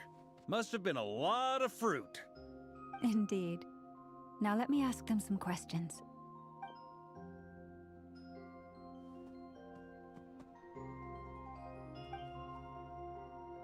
It did find a lot of wild fruit, enough for them to feast for a long while. This puffin circled in the air several times, but didn't spot anything out of the ordinary. Certainly nothing to do with the spaceship. Huh. Well, it definitely makes sense to get a bird's eye view. Indeed. Other than that, I was also thinking that the world these phantoms see is also different from ours. Oh, I get what you mean. The wild fruit exists in both times and spaces, but there might also be things that only exist in that space-time, which we can't see. Good point. Great thinking, Llama. Blunthorn rhinos can use kuvaki to shift great rocks, but this one says it couldn't get that ship to budge by even an inch. The sniffer mole tried too, but despite being a skilled digger, it could not get through. They say that the spaceship looks robust and undamaged. It seems completely impervious to any and all attacks. Whatever lies within is well defended from harm. So, just like us humans, there was nothing they could do about this spaceship either. Yes, still, they deserve our thanks. We are grateful for all your efforts, dear friends. Now go, and enjoy your feast. I've noticed some other human phantoms gathered nearby. Come on, let's go talk to them.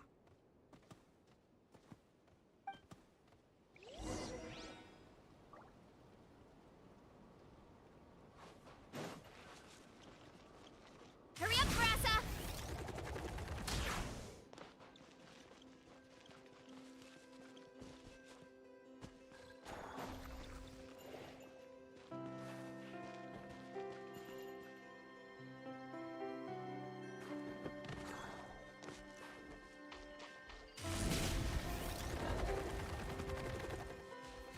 Ow, ow, ow!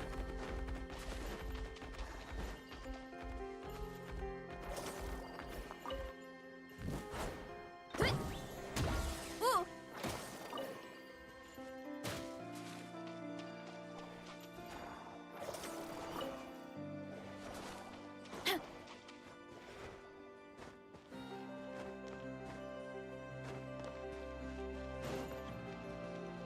Hurry up, Grassa! I bet the crops back in the orchard are loving this weather. Guess the Saurians won't have to water them today.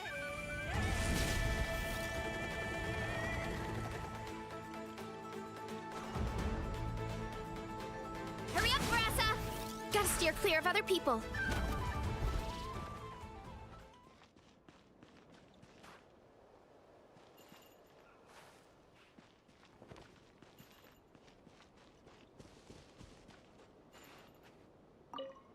Have you ever seen anything like this? Nope. Never seen or heard anything this weird.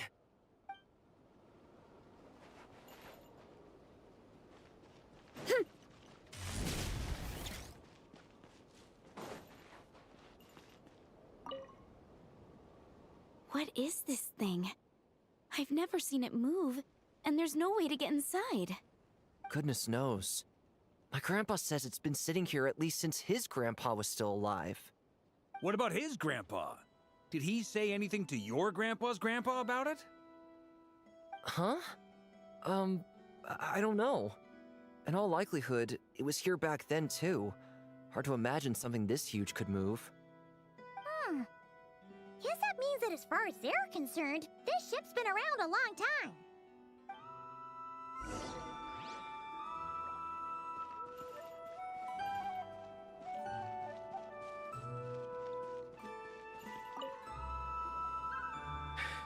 Come on, brothers. If we can get even a small chunk off of this thing, it's gotta be worth a fortune. Today is the day we strike it rich. Huh? You mean Paimon? Yes, brother, I shall join you. Let's make our fortune. We should go with them. What the?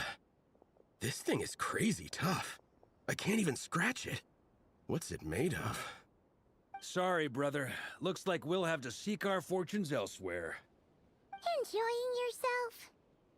I was just seeing if I could influence this phantom's perception by playing. But nope, no dice.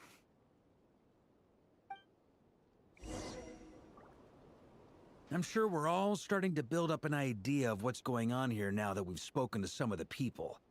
These phantoms are reenacting real historical events in Nodcry. It's almost like we're in some kind of interactive stage play.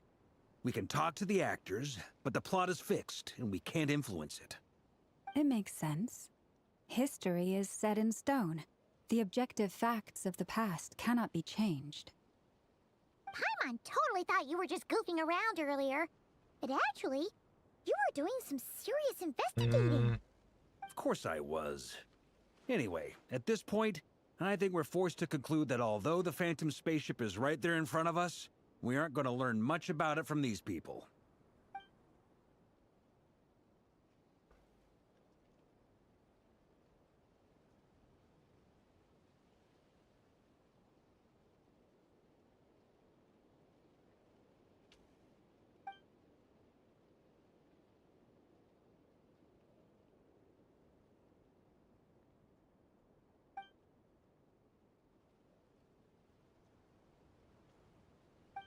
Don't be discouraged.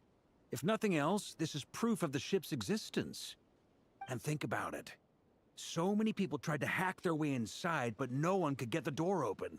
It's made of very tough material. To me, that says that we'll either find the ship itself or the story behind it. It's just a matter of time. Huh.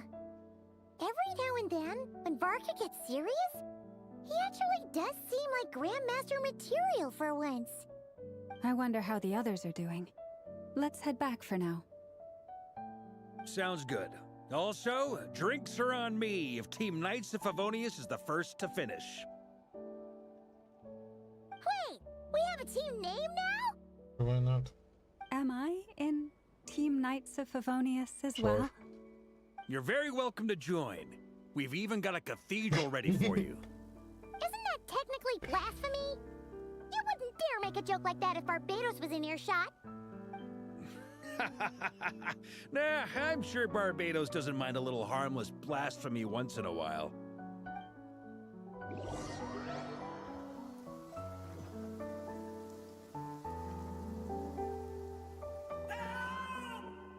Oh.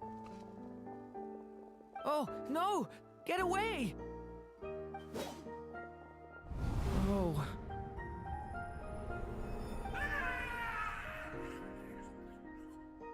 How do I know his name?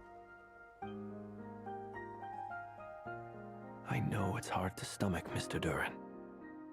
But as I'm sure you've noticed, there is nothing we can do to intervene in that which unfolds before us. But we have to at least try. And try you have. But are you aware of how many unsuccessful attempts you've made now? I wasn't keeping count. I'm afraid this is the 39th failure so far. Or the 5th if we're only counting this particular victim. There are no indications that these phantoms may be altered in any way. You seem to have calmed down a little. I'll make us a fire. You should rest and have some water. Feeling any better now, Mr. Durin? May I ask a few questions? Be my guest. What exactly are we witnessing here? What happened to those people? My guess would be that we are seeing Nodcry during the Conrian Cataclysm. Would that be accurate? Conria.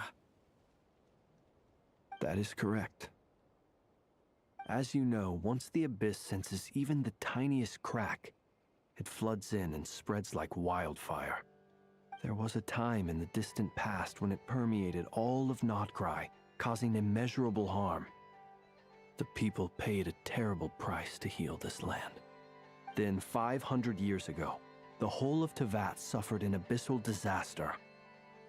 Once more, Nodcry was dealt a devastating blow. I see. In the face of the abyssal onslaught, all were like grains of sand tossed around by a tidal wave. Be they human, fae, or god. The moment you witnessed is but one drop in a whole ocean of catastrophe. All right. I guess that answers my second question, too. I wanted to know why there's nothing I could do to help them, and that's because what we are seeing is history. That would be my guess as well.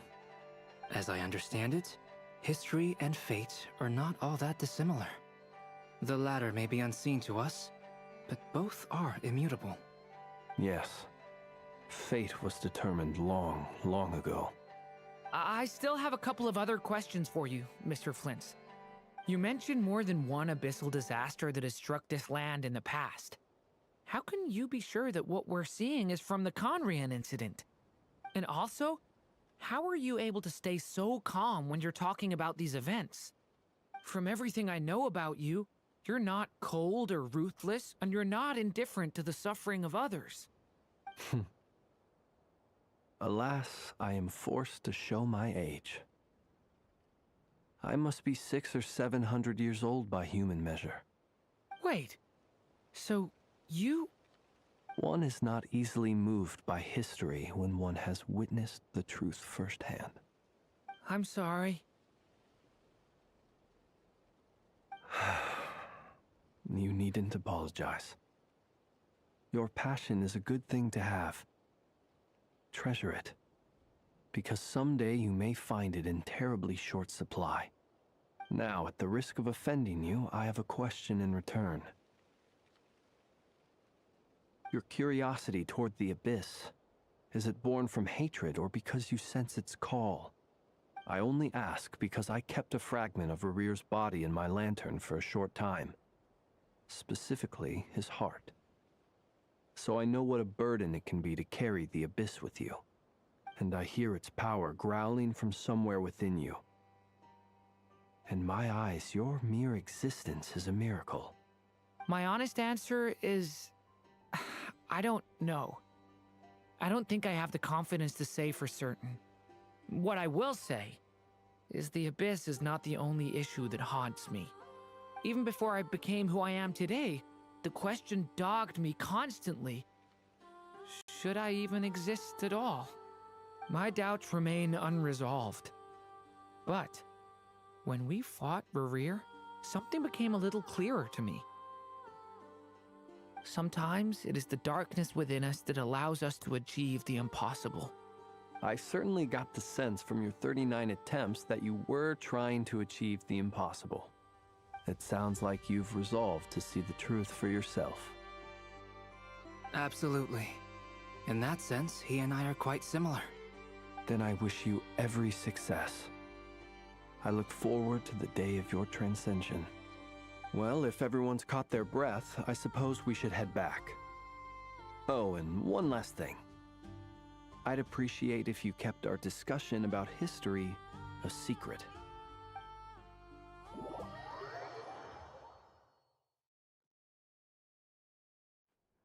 Incredibly, our separate investigations led us all to the same conclusion. Hooray for consensus! Yeah, but we barely learned anything, though. I totally thought this would be the mother lode. Talking with the ancients? I mean, come on! But nope. All we got was useless snippets of conversation. And all this stuff about moons and hyperopia. What a load of baloney. Seems like people back then had a few screws loose. I understand your frustration. We found the same issue. Each phantom only showed a very brief moment in time. There isn't much value to be found in these miscellaneous fragments of a civilization's history, no matter how glorious it may have been. If there's a silver lining, it's that these phantoms are harmless to the present reality. They shouldn't get in the way of the festivities. Paimon agrees. And not just because it's the first thing she understood in this whole conversation. You look disappointed, Nefer. Is something the matter? What do you think? We all worked our tails off, but the only one to gain anything from it was you, Lady Moonjanter. Well, please do share the Hyperborean records with me. I will gladly inscribe them in our people's documents. Oh, duh! Yeah! That was it! Hyperborea! Hyperborea. I'm serious. Only an expert in the Frostmoon Scions and their history can turn these records into valuable research material. The alternative is to let them gather dust on the Curatorium's storage shelves until the pages turn yellow. Nefer, you're wise enough to know that cooperating and sharing the profits is the best course of action here. Well, that goes without saying. Sure, let's do that. Huh? But didn't you say we aren't supposed to give out intel for free? Sorry. Shutting up. Now is not a good time to push Nefer's buttons. Anyway, back to Moon Prayer Night. I'm thinking that we should prepare something a little special, aside from the usual decorations and so on. You mean a parting gift? Can't go wrong with food. Although, does food go bad on the moon? Perhaps a lantern would be a better choice. It might be dark up there. It could prove difficult to light a lantern on the moon. Magical stones might serve that purpose better. What about a clockwork mecha model from Fontaine? I've got a whole bunch at home. I use them for fighting practice in my free time. None of these sound like things she would be even remotely interested in. But we don't interact with her enough to know what she likes. Yeah. It would really save us the guesswork if someone could find out what she's into. Wait, what the? Traveler? They're all looking at you. Great! Haha, problem solved. Now, I need to stop by Dory's. Gonna need her help sourcing a bunch of stuff for the festival. Then let's leave it there for now. We all have our own business to attend to. Traveler, if you find out what Kutar likes, let us know right away.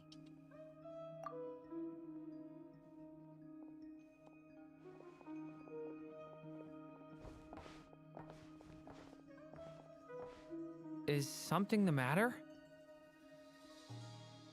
I'm fine. It's just... I'm still feeling a little rattled after witnessing the horrors of the Abyss. But it's okay. This is something I have to work through. I'll be all right. Thanks for your concern. Well, don't put too much pressure on yourself. If you ever feel like something's wrong, physically or mentally, we're here to talk. Come on. Stop treating me like a kid.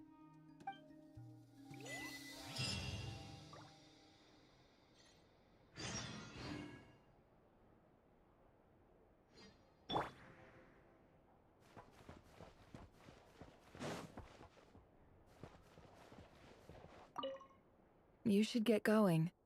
It's important that we ascertain what Kutar likes. Oh my god. They're as serious as...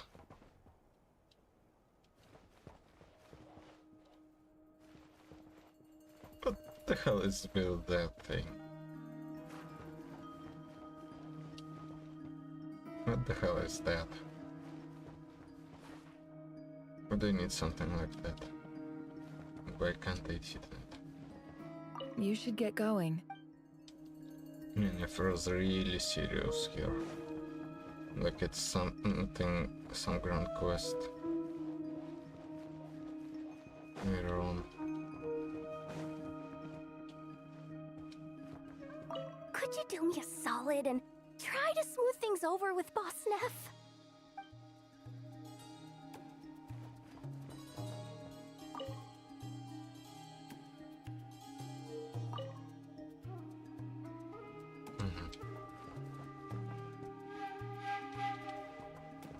Which is why we need a lantern guaranteed to work on the moon. Yes, I have a few ideas, but the lantern itself is the easy part. The real issue is how little we know about the lunar environment. Wait, you two are serious about this? Let's just say I'm intrigued by these shining magical stones that Mr. Albedo has mentioned. Cute.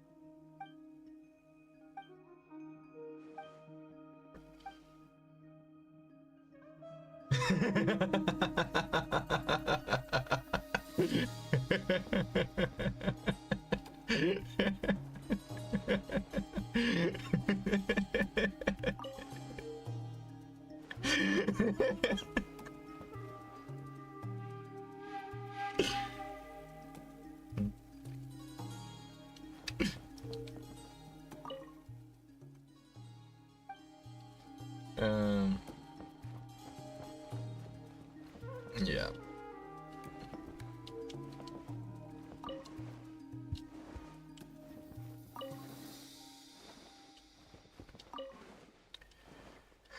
Neat.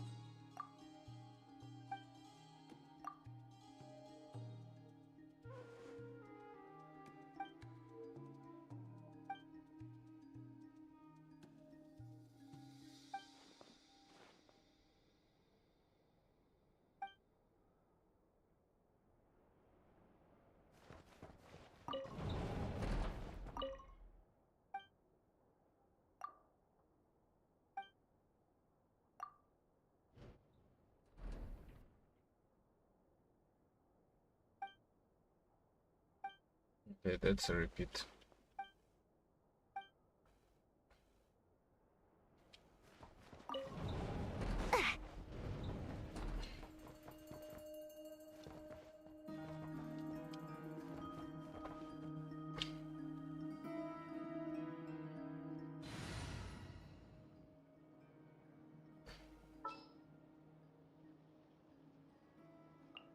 Follow me, and bask in the soft light of the moon.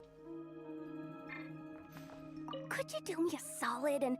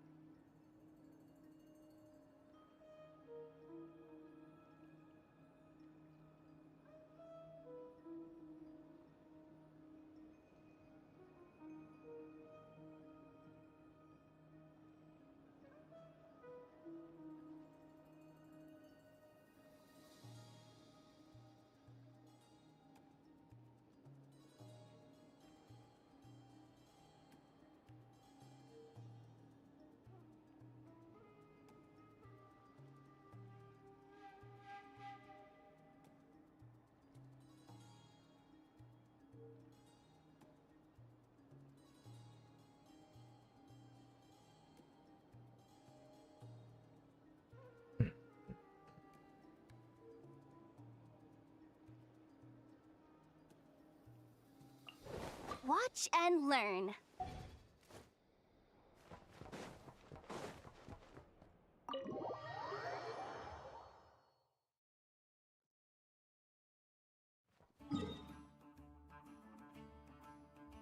Daily commission rewards. Woo!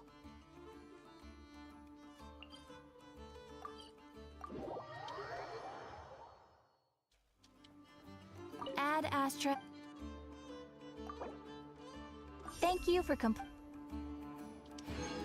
Add Astra.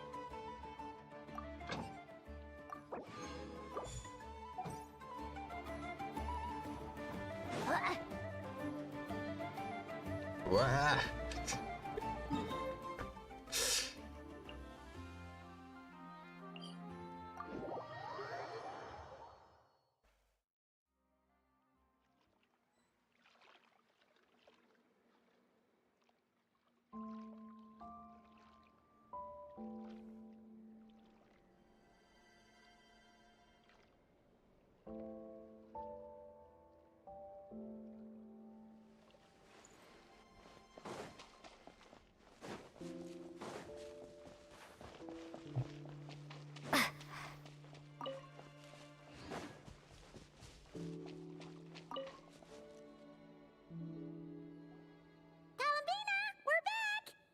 Huh?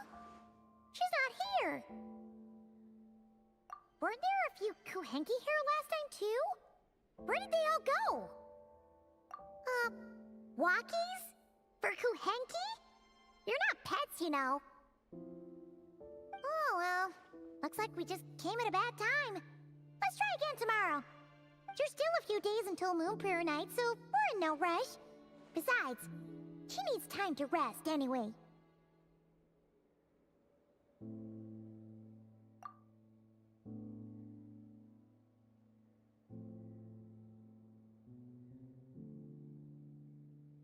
Kalamina! Are you back yet? Oh, how strange. Looks like she still isn't here. Right? It's not like her to spend so much time outside. Especially since she's worried about attracting unwanted attention.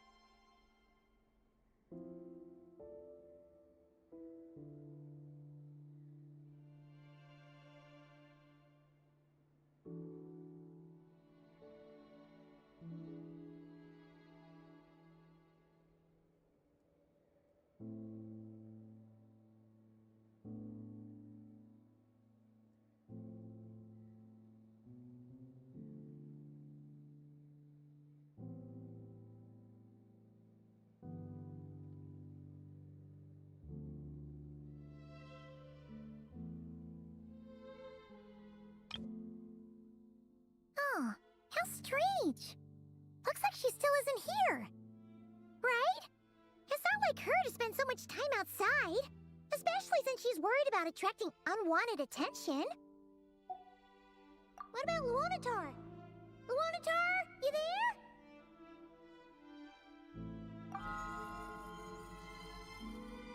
Hey! Do you know where Columbina went? Sorry, didn't understand. But if you know where she is, could you take us to her?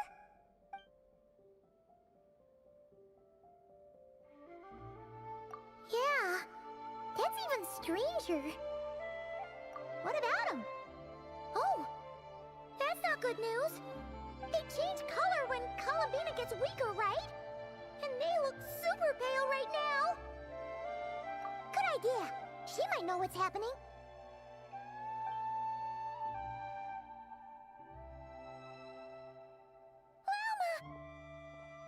Ah, it's you. How is Kutar? Is she okay? No, she hasn't. I came here to check on her after I noticed the flowers had changed color. Based on past precedent, she must be very weak right now. Even getting up to walk would be a struggle. It seems unlikely that she wandered off outside. Not to mention that she doesn't do that at the best of times either. So yeah, this is super weird. No. Very few people are in the know about Kutar's whereabouts. And if anyone suspicious had visited, they'd have left some sort of evidence. Come on, let's go to Nasha Town. If anyone has seen her, someone there will know about it. It's not Cry's information hub after all. Makes sense. Let's go!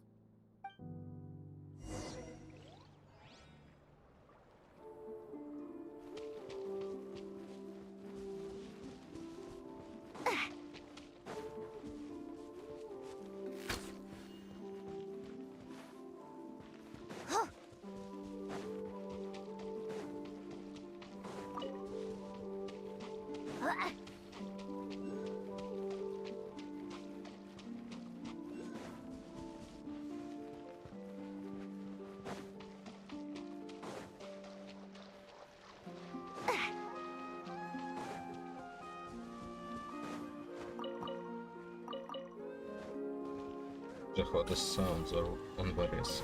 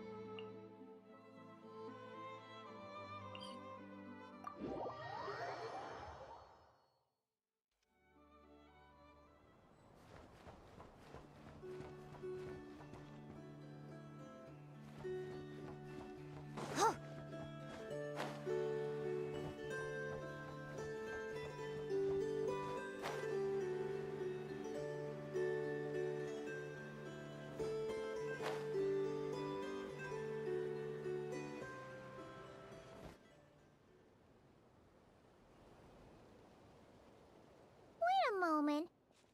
Is it just Paimon, or is this stall kind of suspicious? It's never been here before, right? No, I don't recognize it.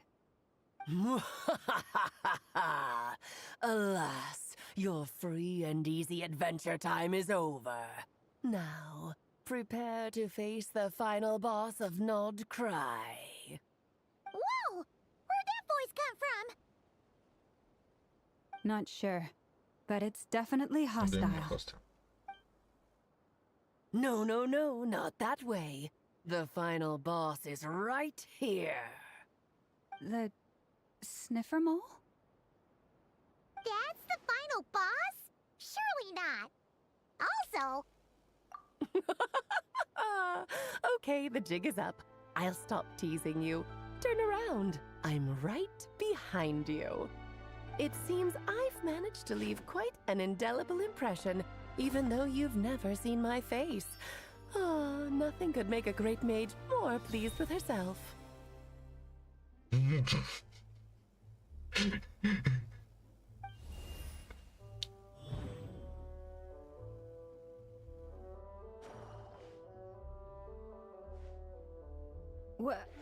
What is going on? I've heard that all the big shots in Tevat have long, wordy titles that stun people speechless when they make their entrance. Unfortunately, none of them are affiliated with the Hexenzirkel, and we ourselves keep a very low profile. The notorious name-dropping doesn't quite work for us. Still, I, for one, think I'm really quite amazing. So that didn't stop me from coming up with a title anyway. Alice! It's really you this time? Not a lantern or a Dodoko, but Alice in the flesh? Oh, that's right. So, what do you think? I'm quite curious what will happen if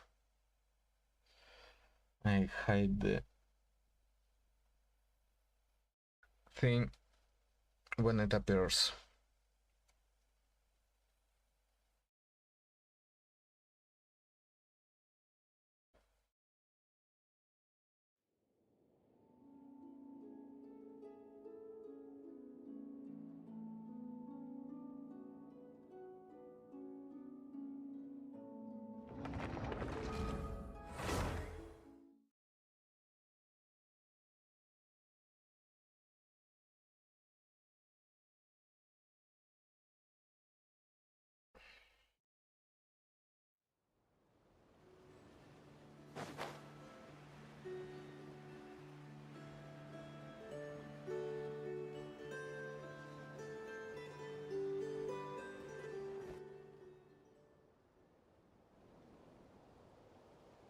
Wait a moment. Is it just Paimon, or is this stall kind of suspicious? Is there No, I don't recognize it.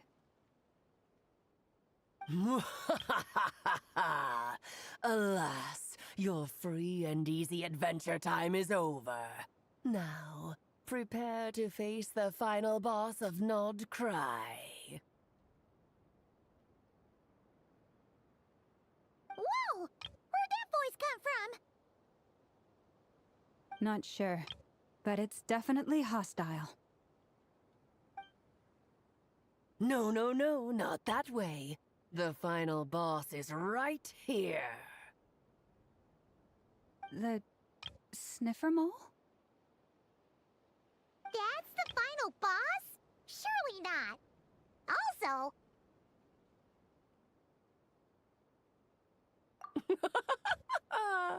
Okay, the jig is up. I'll stop teasing you. Turn around. I'm right behind you. It seems I've managed to leave quite an indelible impression, even though you've never seen my face. Ah, nothing could make a great mage more pleased with herself.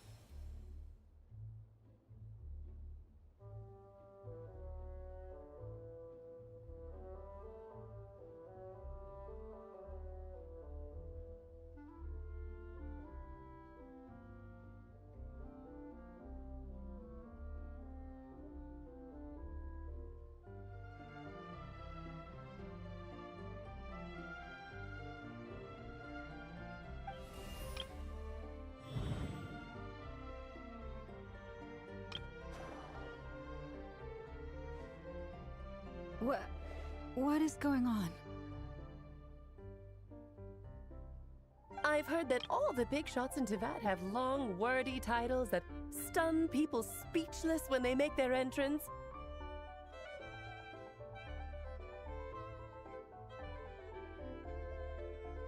Unfortunately, none of them are affiliated with the Hexenzirkel, and we ourselves keep a very low profile. The notorious name-dropping doesn't quite work for us. Still, I, for one, think I'm really quite amazing. So that didn't stop me from coming up with a title anyway. Alice! It's really you this time? Not a lantern or a Dodoko, but Alice in the flesh? Oh, that's right. So, what do you think? How does it feel to finally meet me?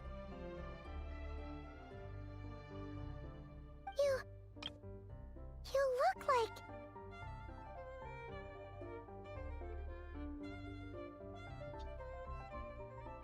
You look so young. You look just like Link. Oh, that's the first thing you thought. A little surprising, but that actually makes me very happy.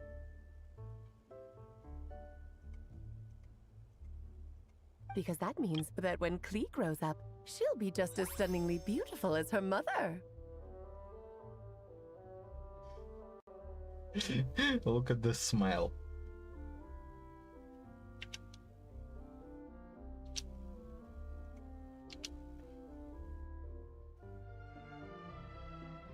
So she's a friend of yours? I guess. Kind of. This is actually the first time we've seen her in person. I see. Madam Mage, that was, quite a powerful entrance. I certainly won't be forgetting it anytime soon. It's okay, Lauma, don't force it. Paimon will do the honors. This is Alice from the Hexen Circle. She's a friend of ours. And of Arcus, too.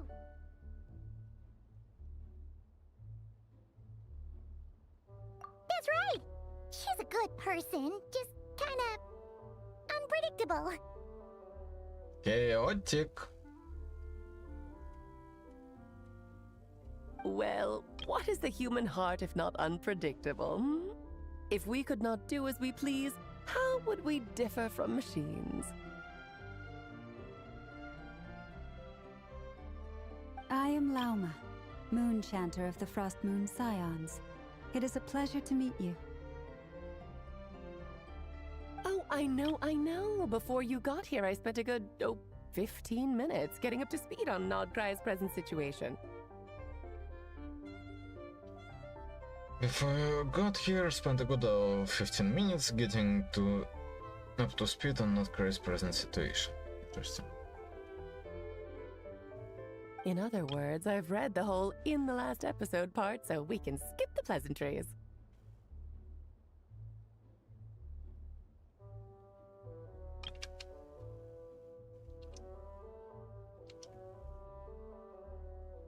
Fair enough. Well, Miss Alice, I can already tell that you have quite a unique personality.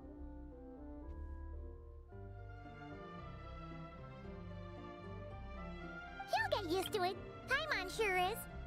So anyway, what are you doing in Nodcry, Alice?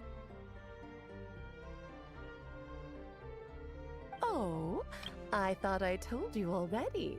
This time, I'm the final boss.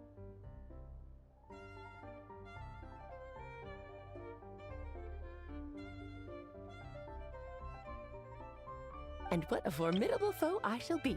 Powerful, confident, decisive, and good luck finding my weak spot. You will never succeed.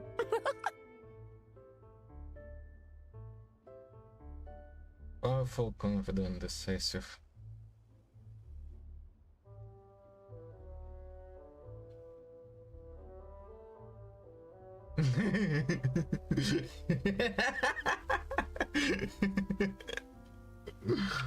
Yep.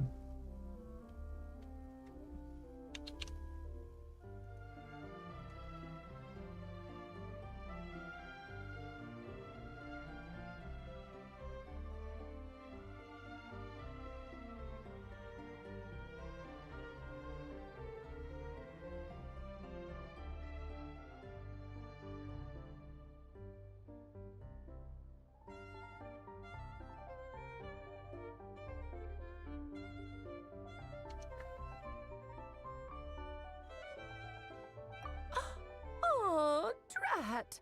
My one weakness, and you found it in an instant. Fate has been dealt a devastating blow.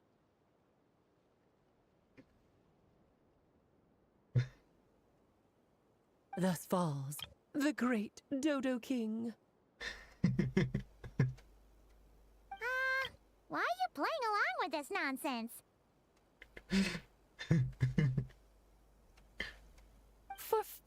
trees, of course. What's wrong, Paimon?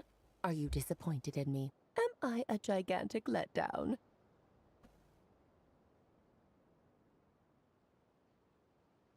No, it's just... You seem like a busy lady. And this is the one time you've shown up in person. Paimon figured it would be for something more high stakes than just goofing around. You're quite right.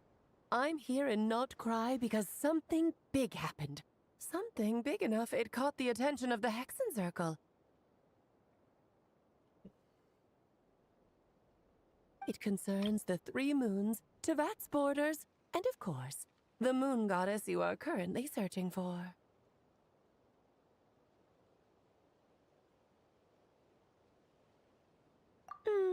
Kind of.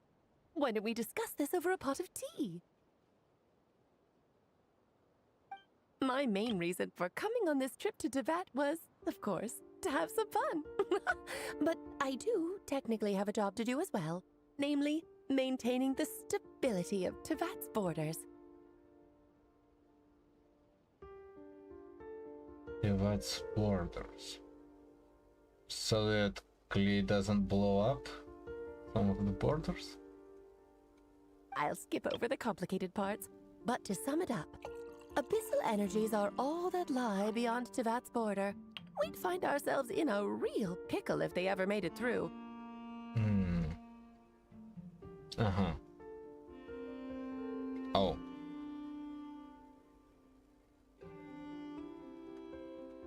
And the phantoms you've been seeing are a sign that the border has been disturbed. Oh. No wonder they tend to show up around Moon Prayer Night. Is it because the real moon is now so close to us that its power can cross the border? In part, but only a negligible amount passes through. Just enough to influence the verdant crests and so on.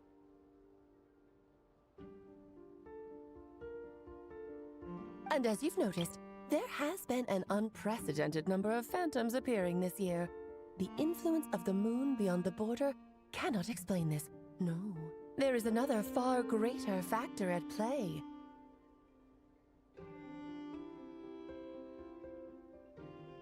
The trilunar syzygy.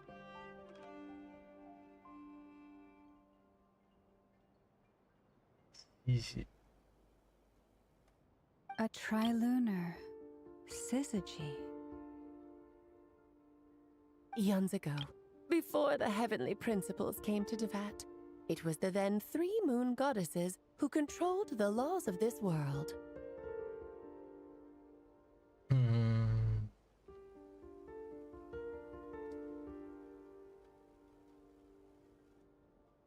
Oh, that's exactly it. The 3 goddesses split these powers amongst themselves, promising never to consolidate them into one singular body. This was meant to keep the world stable.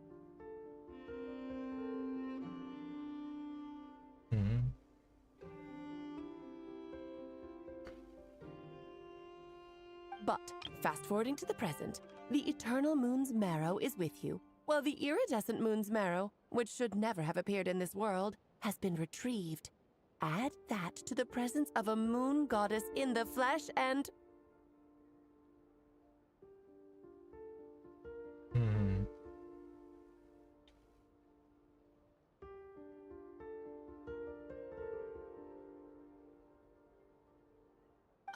The power of all 3 moons is gathered here in Notcry. There hasn't been an event like this since the War of Funerary Flame.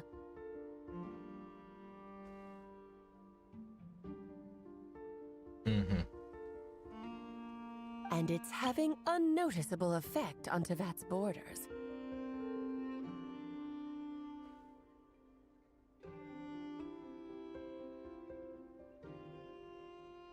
Because I wish to give my darling daughter a peaceful, sunny environment to grow up in. Is that a good enough reason?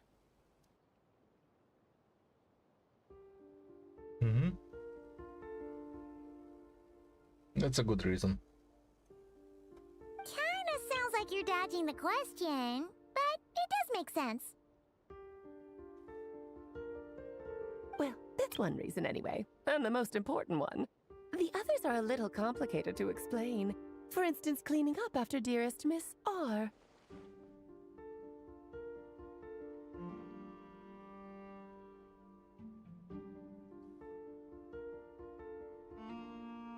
Hmm?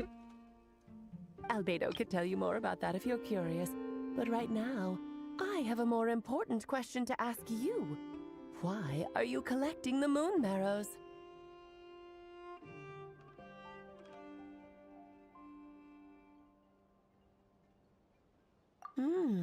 I see.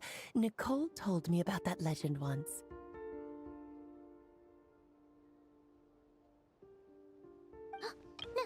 Nicole? You mean Mage Anne?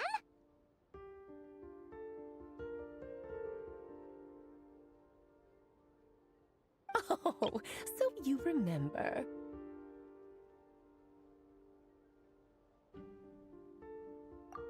Yes, of course. That was a story about fate, her area of expertise. But back to the story of our dear moon goddess. I'm afraid her intended method of returning to the moon is unlikely to work anymore.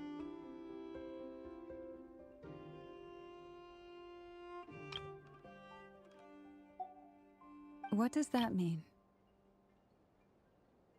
She may be missing, but she hasn't gone anywhere.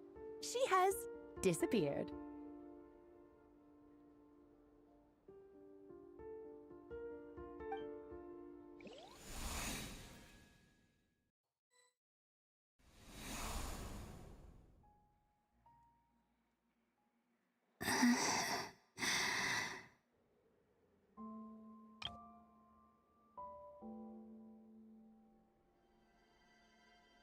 My body is so heavy.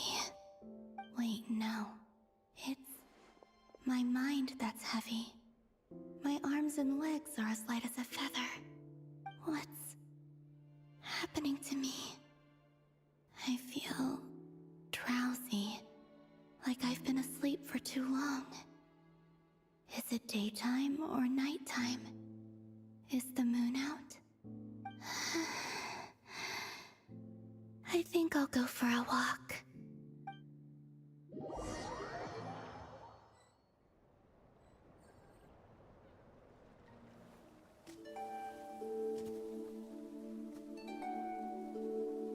Are you out for a walk too? Huh?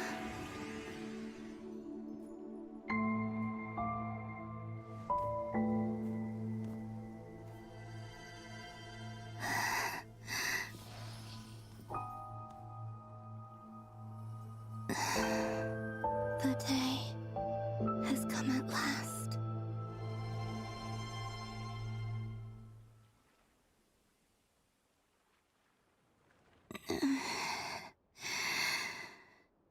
Have I grown so weak that I can't even sustain my physical form? But Moon Prayer Night is nearly here. I was so close to returning home. Death is near. Is this how it ends for me? Will I return to the moon after I disappear? Or... I don't want it to end like this. So far, at least, I still exist. Even if not physically, I can still feel. But as my power wanes, I'm sure that too will fade. I suppose I might take one final look at this world.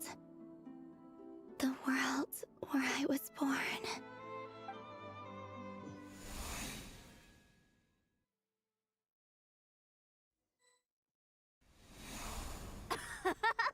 Come on, come on!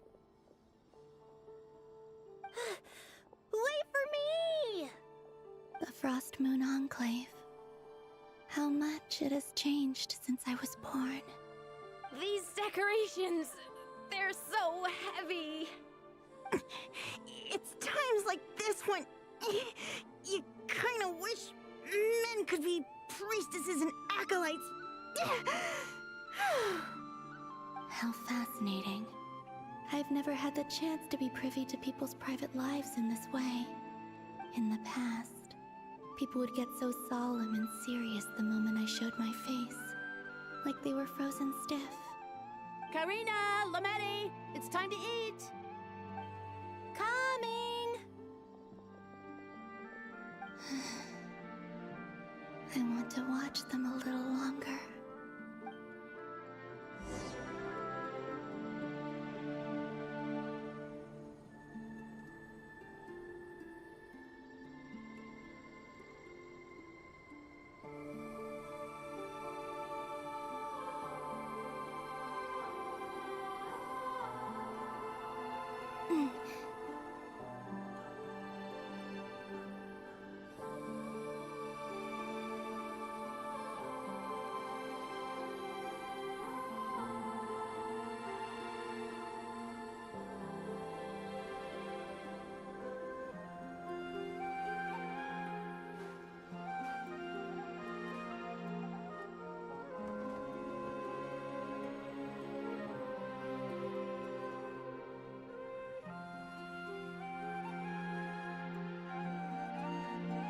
I'm sure you're both tired from playing all day. Come on, eat up.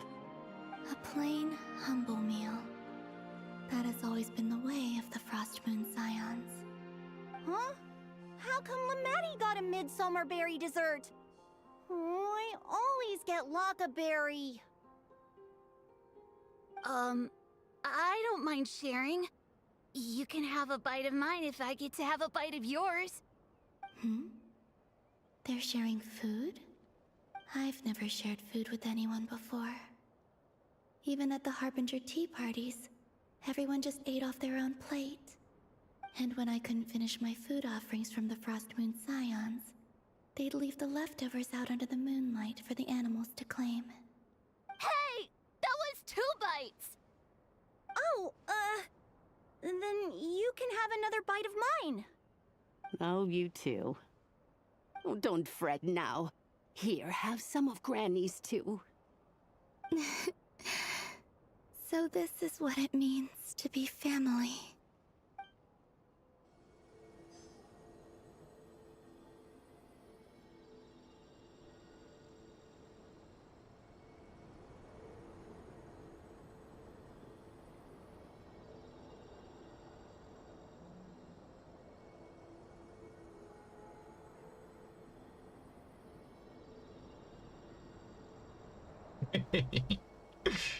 A nice jump animation.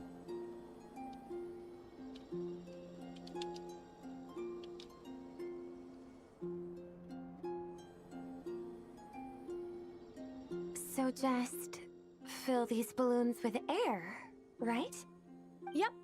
Try a couple now to test things out. The rest can wait till Moon Prayer night. Think fast. Rita! Teasing an acolyte of the Frost Moon Scions? Surely that's a punishable offense. Take this!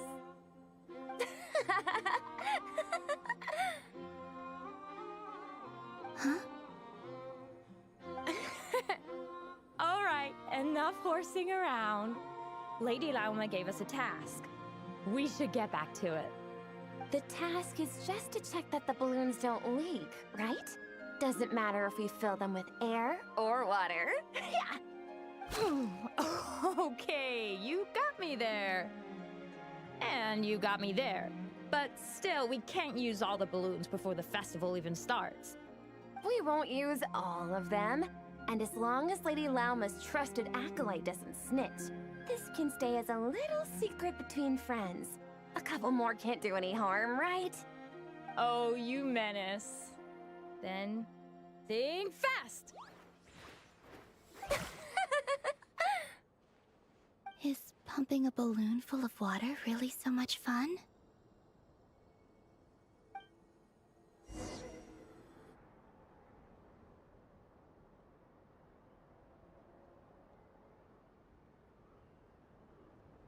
I'm seeing so much that I'd never usually get to see. They'd never act like this when I was around. It's nice, being able to just watch people in peace in these final moments. What a rare opportunity. I think I'll go take a look around Nasha Town, too. Maybe the Traveler will be there.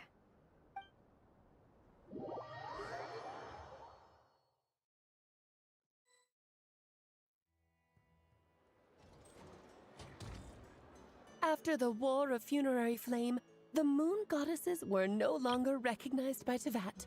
They lost the whole foundation for their existence.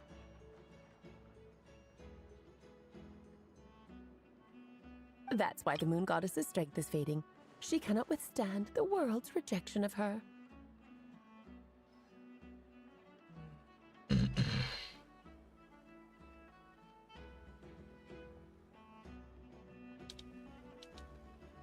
To be more pedantic about it, the Moon Goddesses did something to offend the heavenly principles, and that's why they were ousted. Something of a recurring theme in Tevat's history.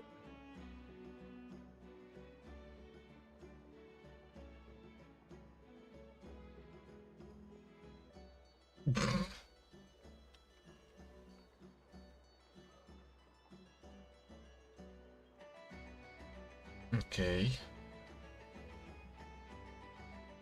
Theoretically, speaking so candidly should put me in their crosshairs too, but they can't tell me what to do. I'll say whatever I want.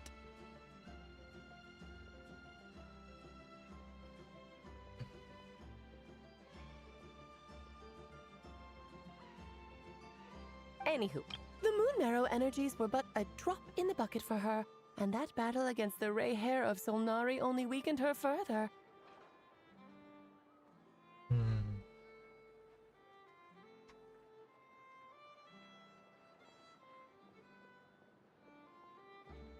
Fortunately, it happened close enough to Moon Prayer Night when the Kuvaki concentration here is high. That's the only reason she managed to survive this long.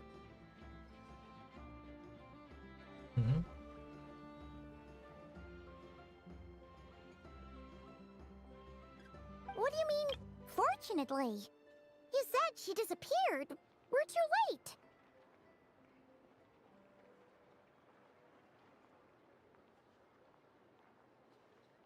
Ugh, what a headache. I thought this was all common knowledge. I guess I have some more explaining to do. Okay, buckle up. It's time for another lecture.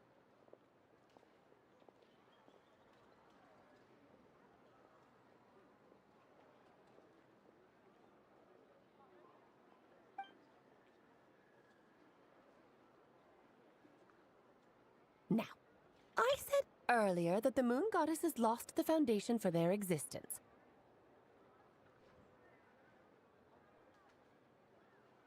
The reason for that has to do with the natural order. Basically, the rationale for their existence in Tevat was lost.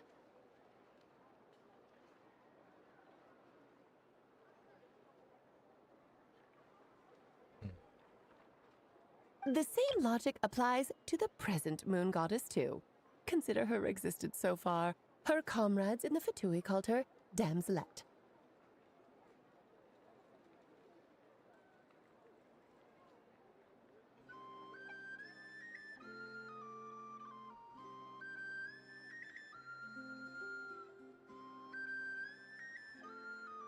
And she was worshipped as Kutar by the Frostmoon Scions. But these connections have now been severed, whether by her hand or yours.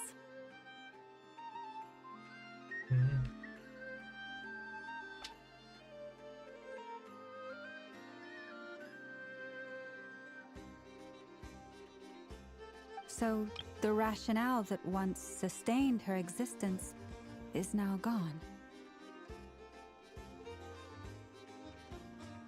Wait, we did that to her? Oh, well, strictly speaking, yes. But let's not start pointing fingers, shall we? I'll only end up as the big bad villain, and that's not the kind of final boss I want to be.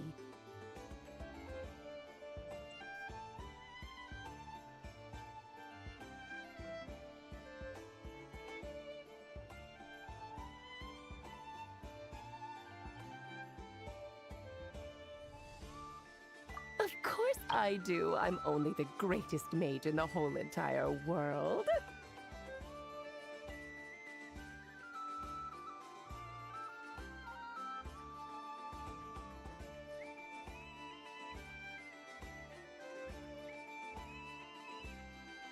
Now, if you wish to find your moon goddess, there are two problems we need to solve.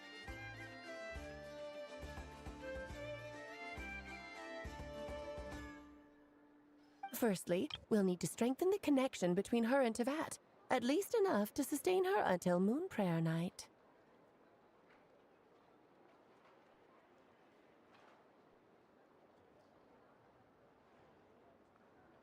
Strengthen her connection. But does that mean I'll have to rally all the Frost Moon faithful behind this?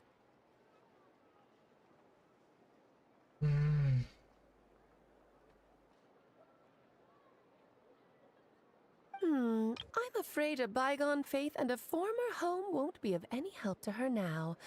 Do you know her name?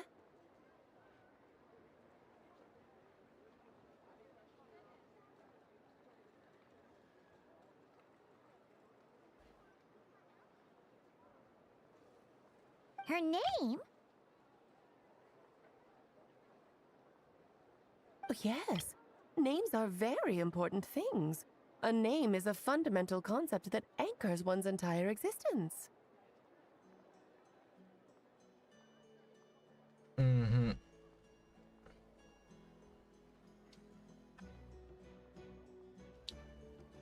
Then your first job is to find it. As a moon goddess, I'm sure she must have a name she identifies with.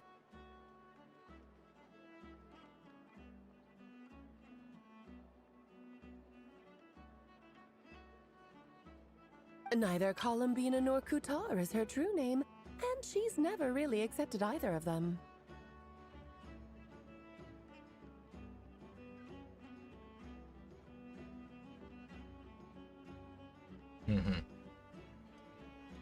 So, finding out her real name is enough to sustain her existence?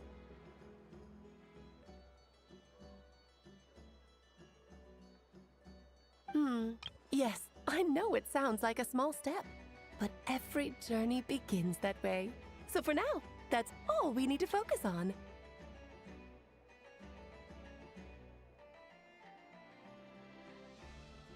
The second problem is with her plan to use the moon marrows to return to the moon. Unfortunately, piercing through the false sky will take an enormous amount of power.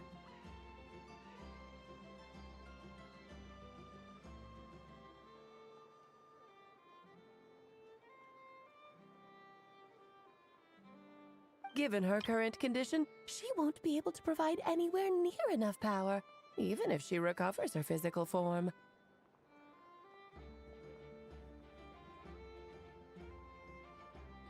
But no need to fret. Nicole's the expert in this field, and I'm sure she'll figure something out.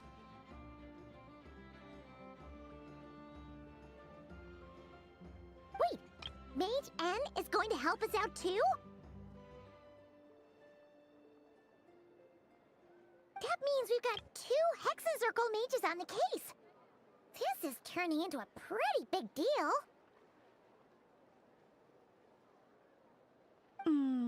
Actually, this is more of a side quest for me.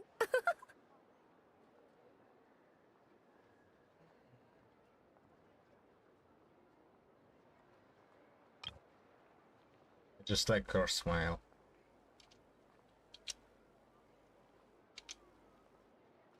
So mischievous.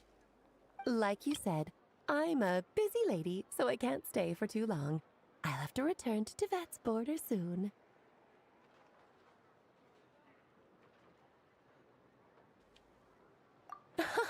That's the upside you get for looking out for my little Klee. Hopefully that will incentivize you to carry on keeping her company in the future. Anyway, jokes aside, you'd better get moving. It will take quite a miracle for the moon goddess's consciousness to hold out till Moon Prayer Night.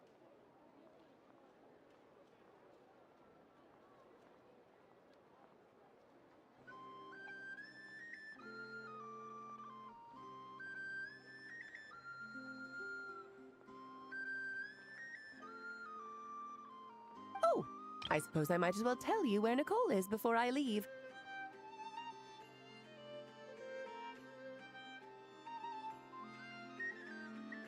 Off you go now. Time to meet your new friend. Oh, yes, and a little suggestion. Don't forget to mind your heads.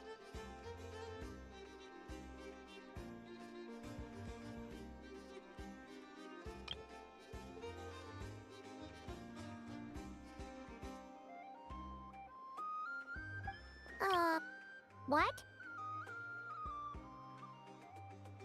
I wonder how Durin's doing. I should really go see him before I head back.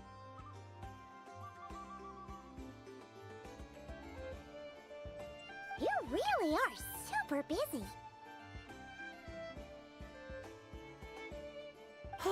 I most certainly am. There's so many children I have to keep tabs on just in Mondstadt. Durin, Albedo, Venti, Varka.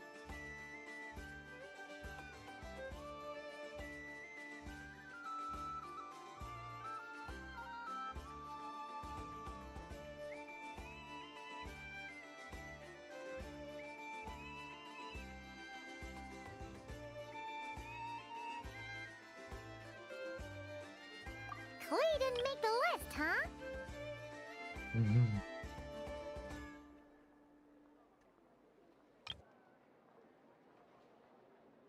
Of course not. Clee is my pride and joy. I have no qualms about her, because she's the best child in the whole wide world.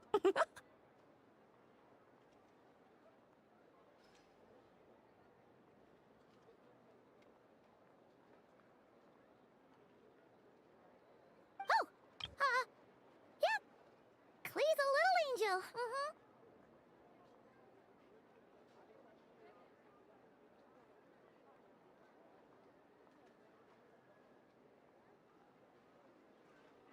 I'm glad you agree. Well, all the best. See you when I see you.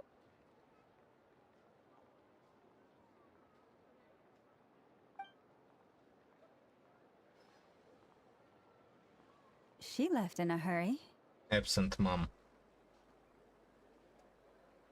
Yeah. She didn't pack up her stall. Should we handle it for her? I must say, I'm now very curious about her daughter. Clee, wasn't it? What's she like? That's a long story. Come on, we'll fill you in as we go.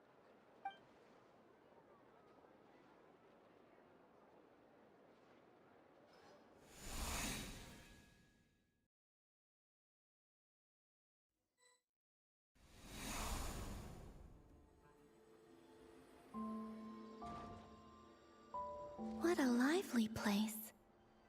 I've never experienced Nasha Town like this before. Hey, you old geezer! Your hammer's rusted through! Who are you calling old geezer? Are they quarreling? I'm looking right at him! You've really gone downhill since giving your daughter free rein in the workshop. Can you even swing a hammer anymore?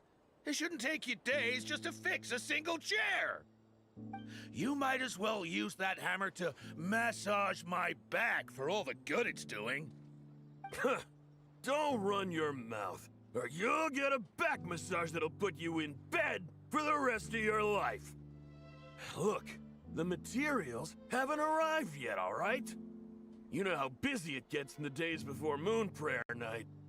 I'll bet you send all the materials to your little princess. Blood's always thicker than water, huh? All right, you've made your point, Uncle Koski. As soon as the materials arrive, fixing your chair will be the #1 priority.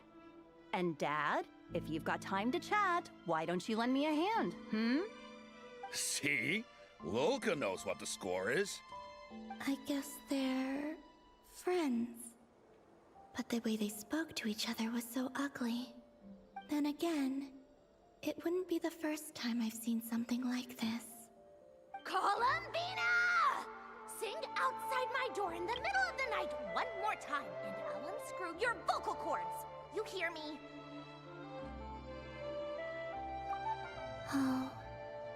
Sandrone. So that was her way of trying to be friends with me. What a pity. I won't get the chance to say any ugly things in reply.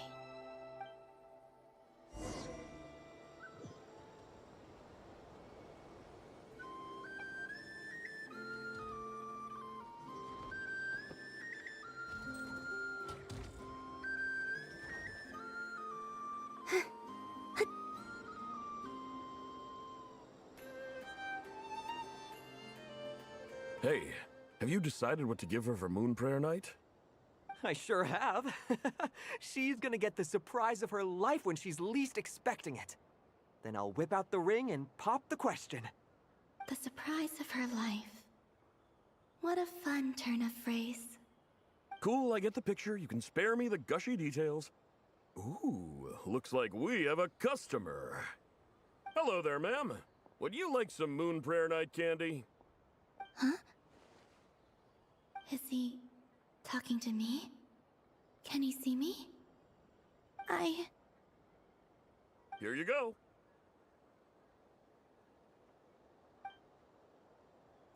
Oh.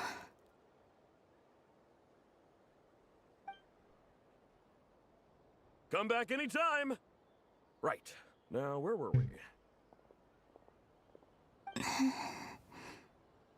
I don't know why, but I still held out hope.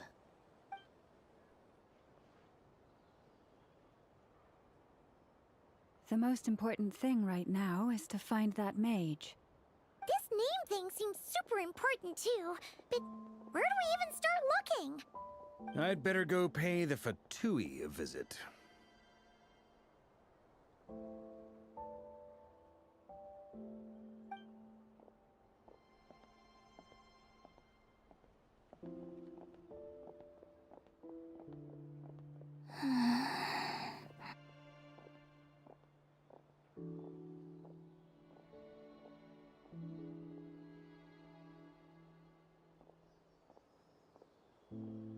Columbina?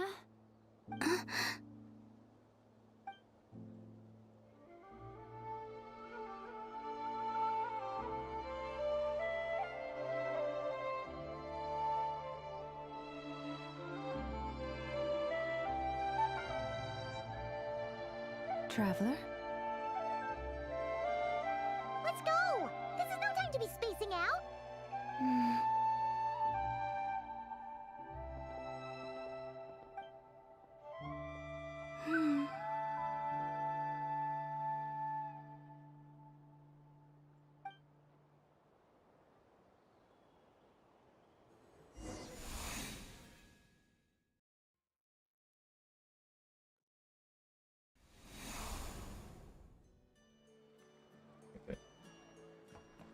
Nope, wrong direction. Get back on track! Oh, 1000. You're not going anywhere! A student from Snezhnaya, huh? I wonder what their schools are actually like. They must provide free meals, right? Oh, wait, does the academia provide free meals? I'll have to ask Boss Neff when I get back.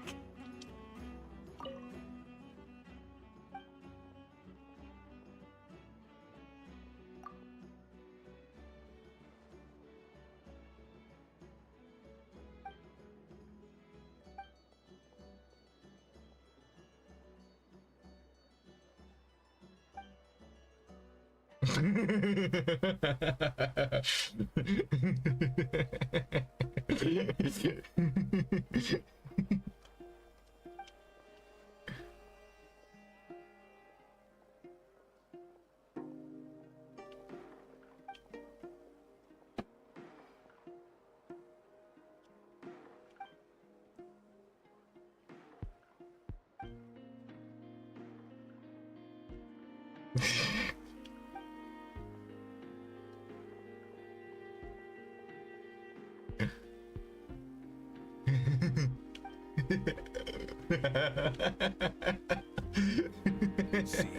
I checked absolutely everything.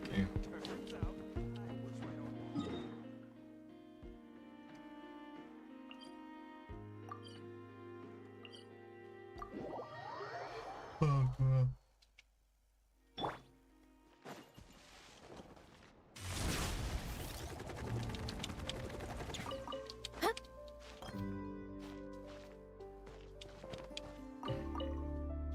Yeah, that doesn't make any sense.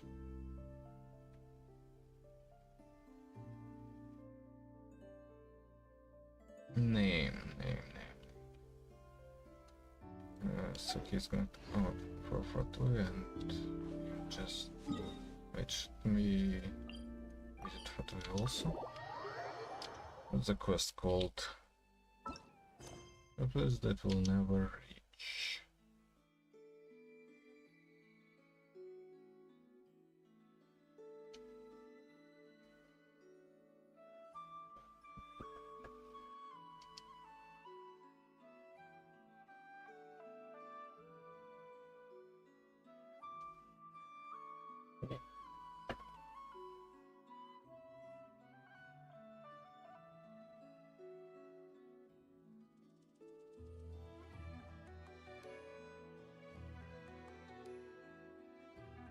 Mm-hmm. Mm-hmm.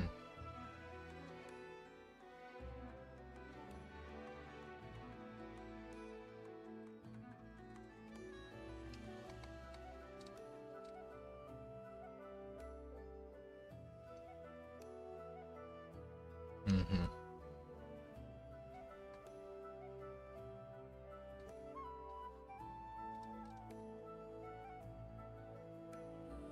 And here.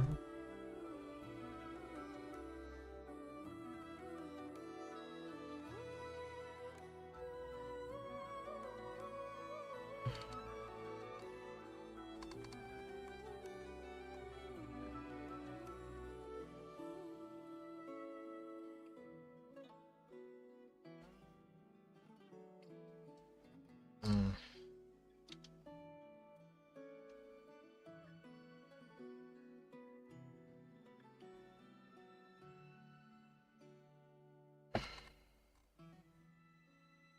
Okay, let's open here.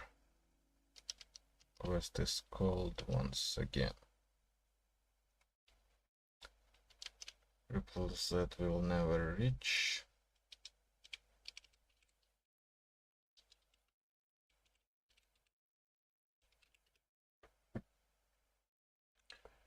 Um,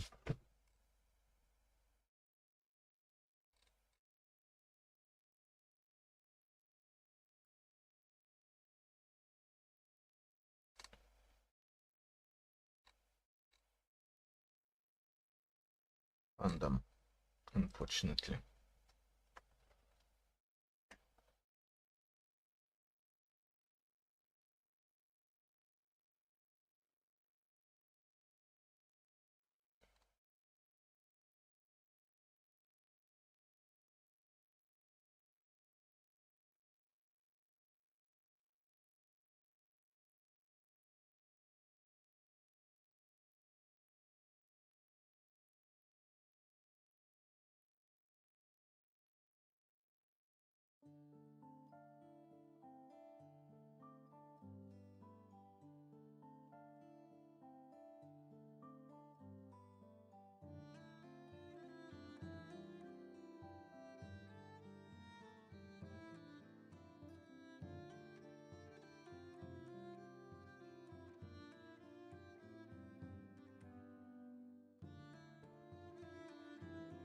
Mm-hmm. Alice, great adventure of the realms, the king, defender of old Mondstadt, etc. The most adorable could be.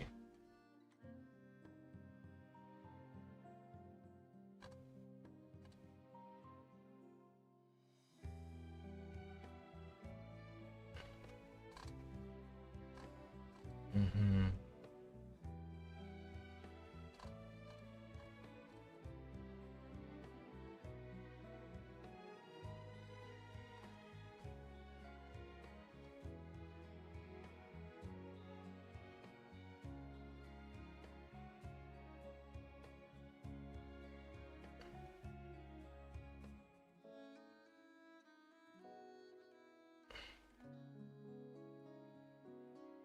Damsel, let's.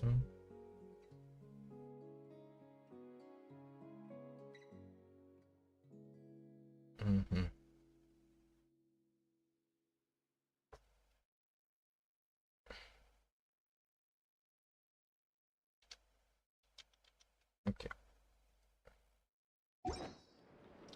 Nothing shows up. At least there.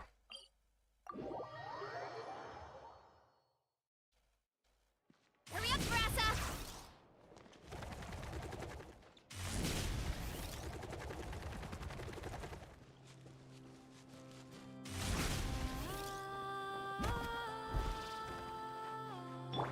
Controlled breathing. Where are they going? They mentioned a mage and... a name? So, Mr. Varka, are you acquainted with this Nicole? Or should I call her Mage N? Ah, not really. We've never met, though she has come up in conversation. From what I've gathered, Alice kinda took Nicole under her wing. Taught her how to speak in a more ladylike fashion, that kind of thing. Huh. Hard to imagine Alice as an etiquette coach. Yeah, Alice is a larger-than-life personality, I'll give you that.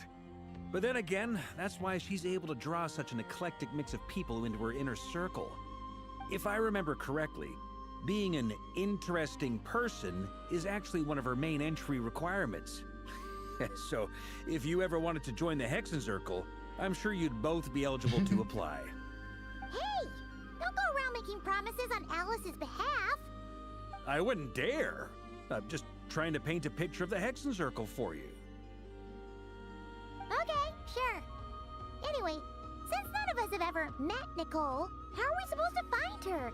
We can't just go up to every woman in sight and ask, "Hey, are you Nicole?" Maybe something she's wearing will give it away? Like, a wind bloom pinned to her chest or something. Wait a minute. Alice never said Nicole was from Mondstadt. Oh, true.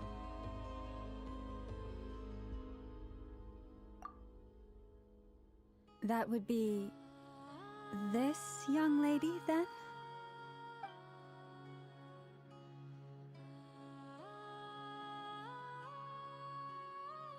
Hey there! Sorry to disturb you, but... are you Miss Nicole? Varka, Knight of Boreas of the Knights of Favonius. Alice might have mentioned me before. Mm-mm. Ah! Have we got the wrong person? Sorry. Well, this is awkward. When I shook my head, I meant, no, Alice hasn't mentioned you before.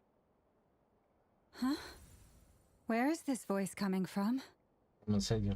My apologies. For certain reasons, I am unable to speak. This is the only way I can communicate with you. It might take some getting used to, but I hope you can understand. Hey, it's fine.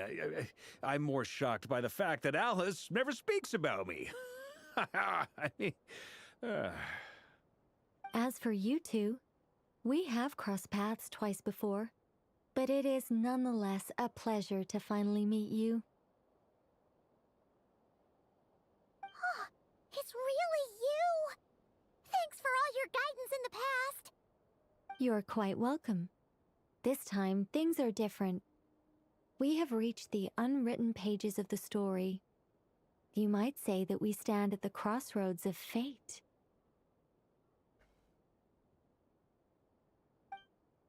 Now then, allow me to formally introduce myself. My name is...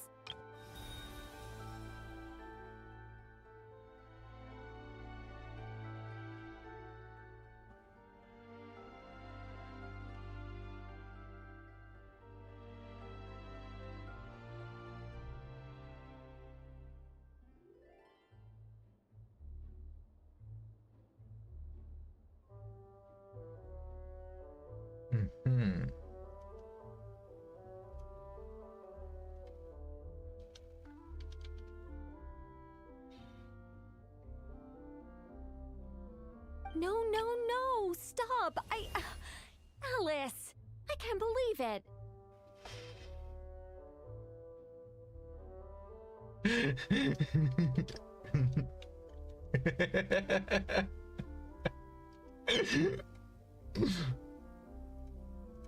I had a whole speech prepared, I'd agonized over every single word.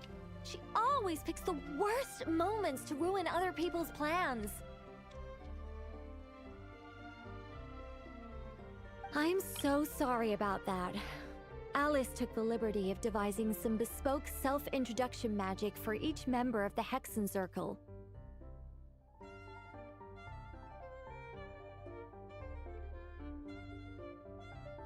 But I could have sworn I deleted all of the triggering conditions for it. How did it bypass everything? Oh gosh, this is so embarrassing.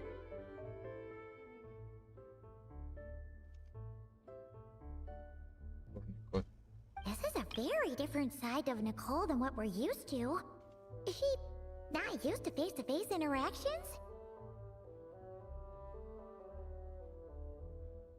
Don't worry about it. We've seen that introduction magic once already, so it wasn't too much of a shock. Please go on, Miss Nicole. We'd love to hear what you have to say, or, well, communicate. Communicate. Huh? Are they talking to this lady? But... Will you all promise to forget that horrendously embarrassing introduction?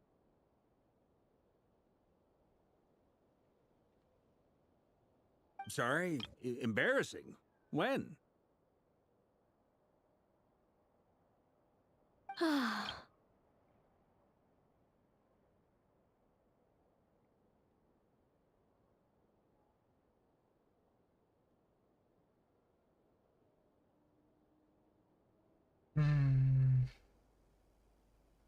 The immortal literary journey if honor did right.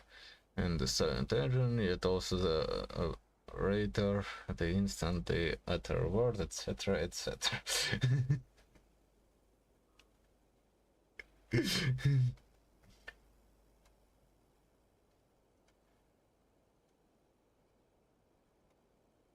Yes, my name is Nicole, and I am one of a very few angels who have retained both their preferred form and their power.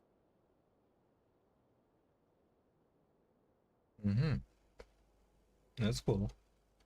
The Traveler and Paimon should be no strangers to this concept. There is another of our kind in Natlan. They call her the Lord of the Night. Alright! Paimon remembers her! Yes. Well, I have retained more of my power than she. It's because I don't have a long-term duty to fulfill. To be more specific,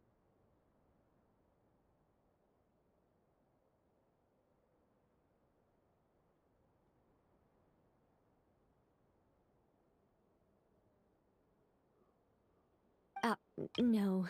We'll be here all day if I get into the specifics. Moving on. If I'm not mistaken, you are here because you wish to learn how one might reach the moon beyond the sky. That's right. Is that something you can give us any guidance on? Yes, I do know a way. It began with the Hyperboreans, who lived after the War of Funerary Flame. Blank looks. Maybe I should start with the background of the war.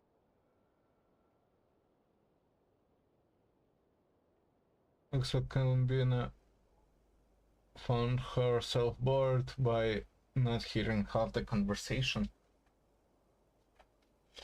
And just underhanded departed. Or maybe not. It shouldn't be an issue. Oh. I'll fill in the gaps for you when we have more time. Anyway, after that war ended, the three moons retreated to beyond the false sky.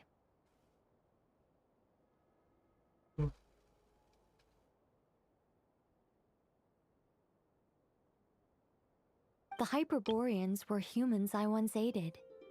They accepted the civilization and creations bestowed upon them by the angels.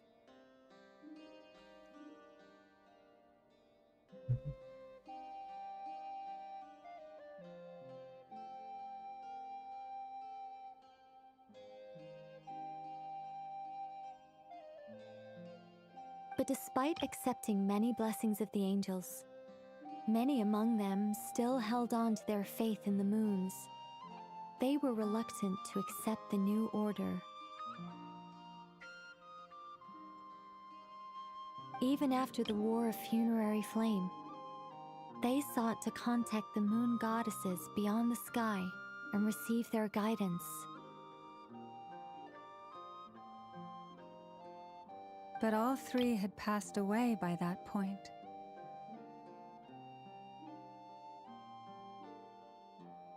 This mage has a unique method of communicating. Is she talking about the moons?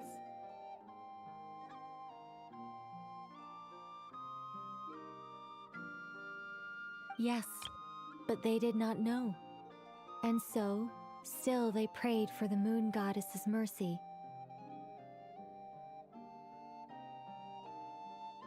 After building titanic structures that consumed vast amounts of Kuvaki, at last they glimpsed the moons and heard their voices.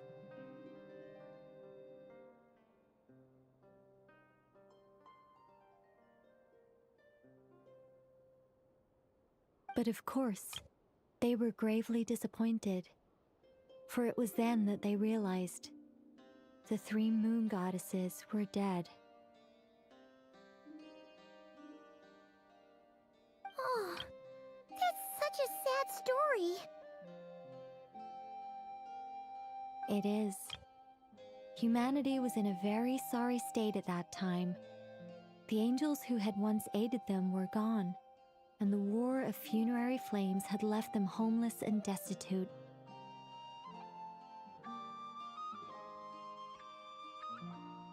Just a second, I gotta ask. How relevant is all this history to the task at hand? Well, I mean, it's... Okay, it seems we've drifted into irrelevant narrative waters.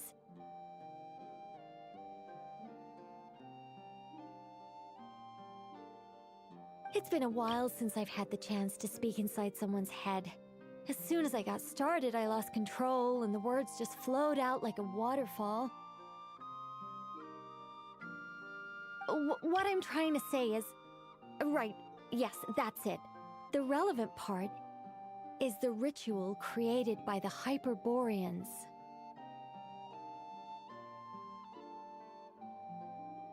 Yep.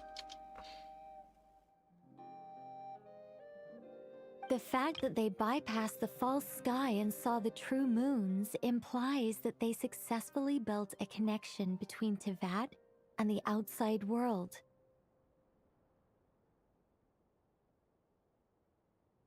Which means, with enough Kuvaki and a sufficiently stable connection, it should be feasible to send one person over the border.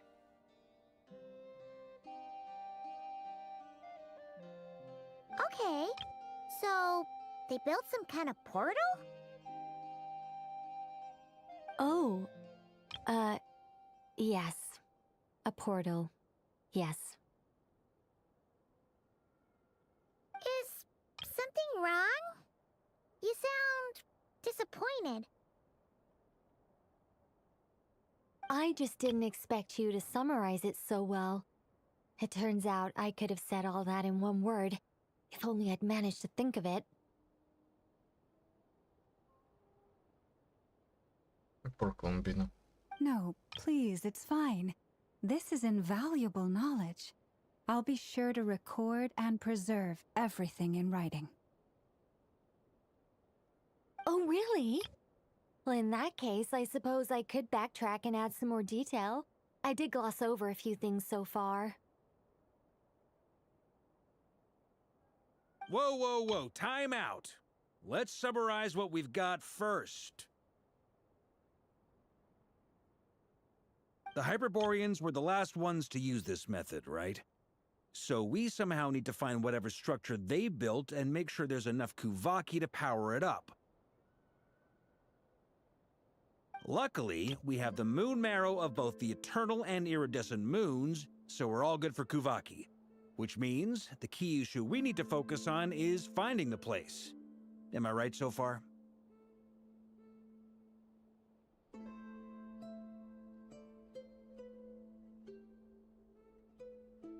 Yes.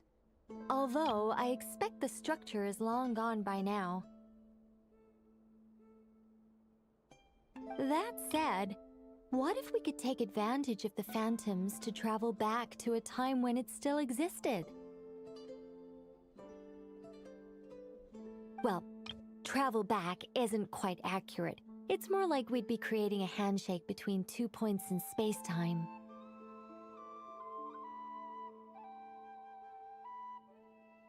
We wouldn't even have to pick a time when it still existed. It could just be a time when it still appeared in phantom form via projection, or we could project our own phantoms, fold them together at...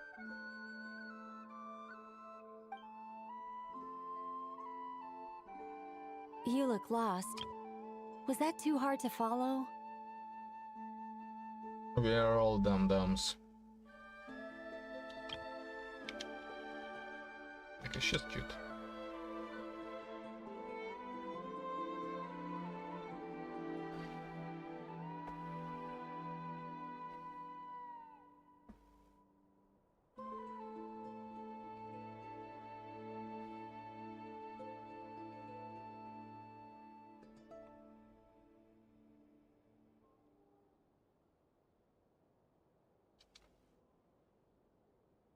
Yeah, things got a little, technical there.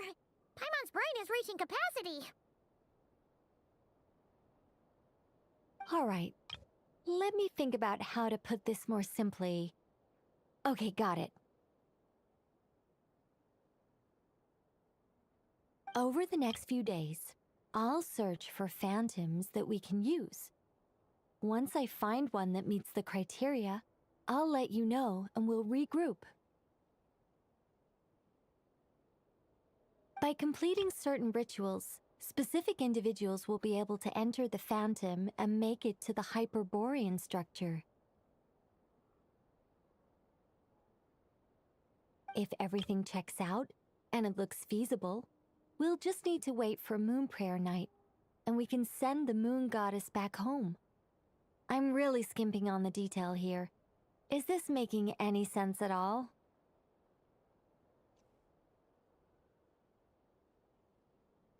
I think so. For now, we'll just wait to hear from you. Yes. Basically, yes. Great. Counting on you. In the meantime, we'll focus on finding the Moon Goddess's name. My name? Are they looking for a way to stop me from disappearing? Excuse me, Miss... Go on, Miss Nicole. This conversation was a little all over the place. I didn't catch your name. I am Lauma, of the Frost Moon Scions. Ah, I did wonder. I noticed that you listened very intently when I spoke about Hyperborea and the moon's history.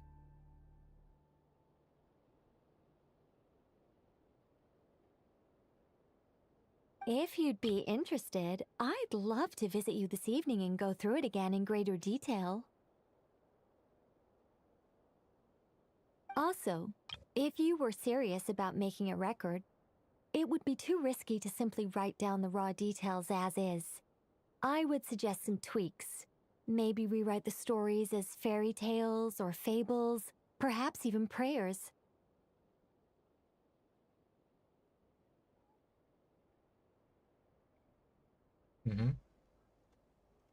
Anyway, we can cross that bridge when we come to it. So, see you later then? Oh, and no need to prepare anything. Just a cup of tea will do.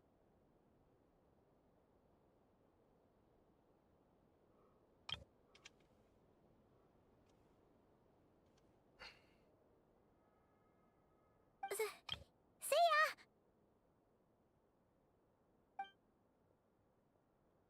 She seems friendly. It's just...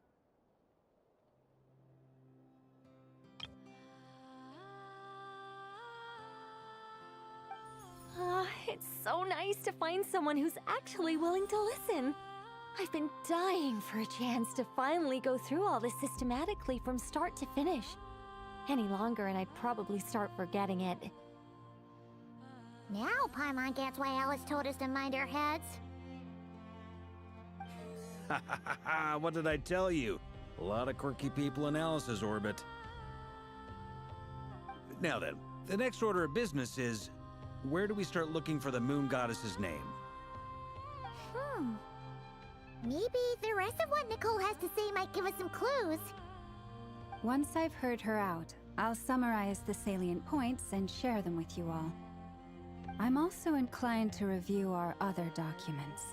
Yes, our faith was first established by our Hyperborean ancestors, but many of the more factually accurate records are from after Kutar's birth. Sounds like we're gonna follow Columbina's journey through Devat, huh? In that case, we'll start by heading to the Frostmoon Enclave. Sounds like a plan. Take this with you. I'll see about getting in touch with the Fatui. It'll probably just be Arlecchino and Sandroni again. They're the only ones who would want to help. Thank you, Mr. Varka. Don't mention it. Honestly, I'm more comfortable dealing with the Fatui than prying into the details of a young lady's childhood. Catch you later. I should follow them, just in case there's some way that I can help.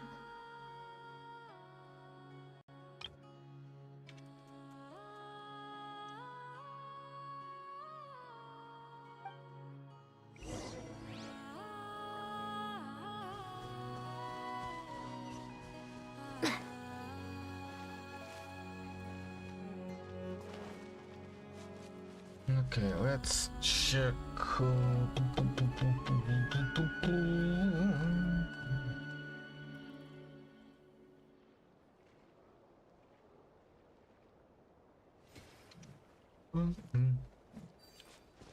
Meeting point.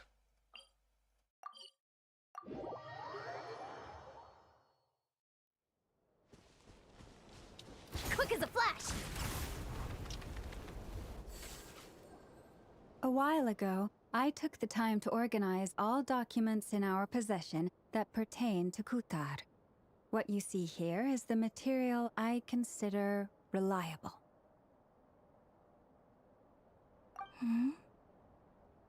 You're saying there's unreliable material too? Yes. Most of the information we have was transmitted through an oral tradition. Inevitably, some of her stories were mythologized and deified over the years through countless retellings.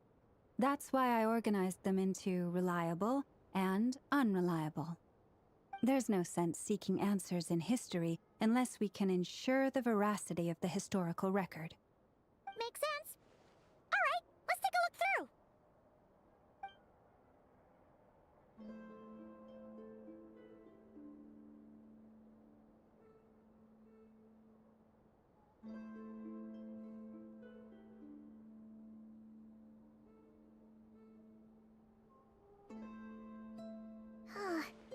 Almost all these records refer to Kutar instead of Columbina. Although neither of those is her real name. Paimon's not sure what point she's trying to make. What we can gather from these records is that the Frostmoon Scions worshipped her as a god, placing impossible expectations upon her. I cannot fault them for their earnest faith, but for all their devotion, worshipping her day in, day out changed nothing. I imagine that none of it resonated with Columbina. It wouldn't surprise me if, even back then, she had already begun to reject the name Kutar and everything it represented. Lama speaks the truth. When I heard them call upon Kutar with hope and expectation in their voices, they may as well have been calling upon somebody else.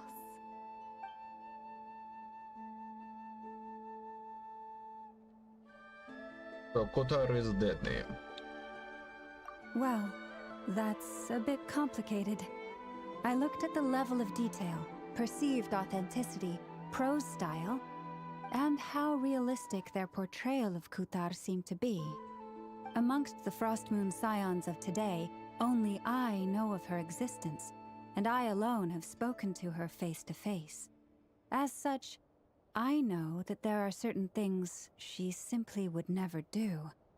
That being said, I have sensed some changes in her lately. Changes? Me? Oh, seems like this is getting us nowhere. Oh, for what it's worth, why don't we check the unreliable sources too? Sure. Give me a moment.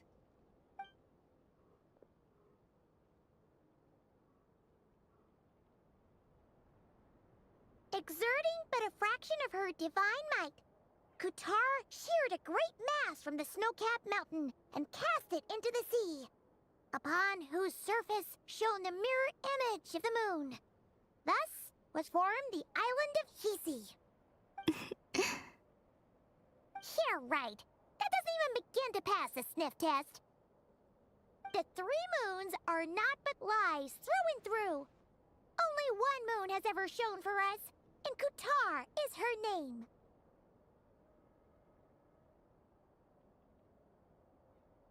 The vast majority of ancient texts are filled with fanciful tales like these. I trust you understand my criteria a little better now. Kutar did not speak, merely gazing into the distance in silence. And where her gaze landed, this was her prophecy. Clearly, whoever wrote this text never even met Kutar. Otherwise, they'd know that her eyes are always closed. What about you, Traveler? What are you reading? Come on, let Paimon see. The child wished to build a wooden nest with which to shield a fledgling bird from the cold. But being so young and lacking in strength, the child could not snap the branches from the trees. Kutar was passing by. Upon seeing the child, she summoned forth a Kuhenki, who built a beautiful nest for the child. I remember that. Not knowing the meaning of Kutar's divine intervention, the child dared not to respond, and thus ran home to call their parents. But Kutar was gone.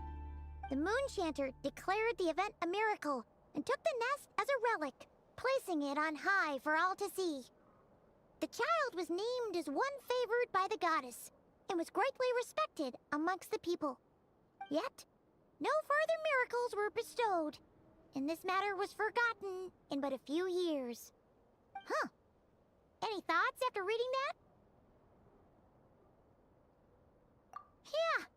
Columbina probably just wanted to join the kid in making nests. Ah.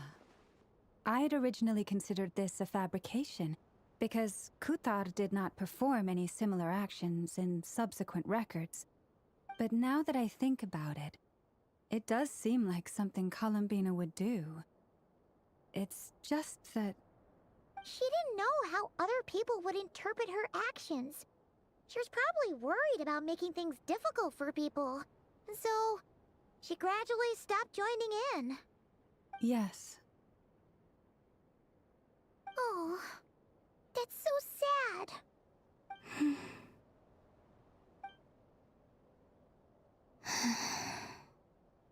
And now, I can make no such gestures of warmth, even if I want to.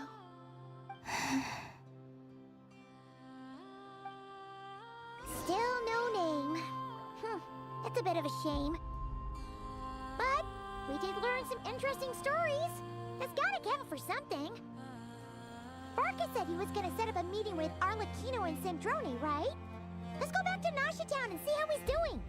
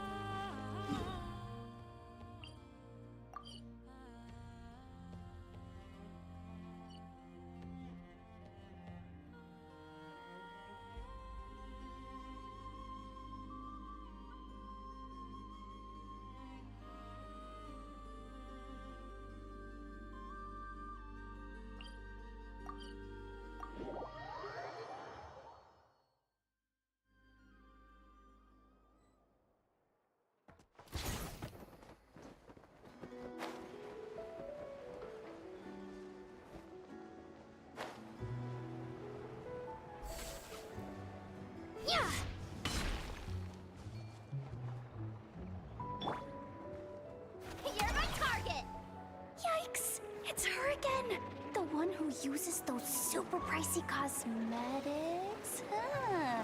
Maybe I should try them out sometime. Though, thinking about it, I've never actually worn makeup in my life. Yo?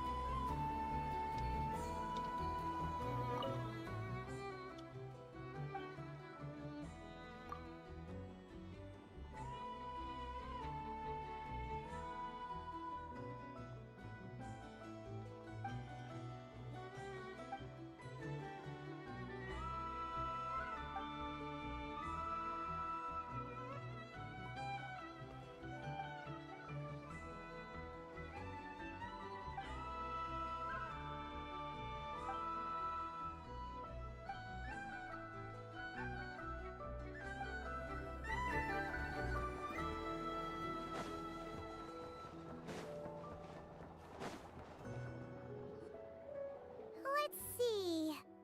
There's Varka. Oh, and it's Durin and Albedo too.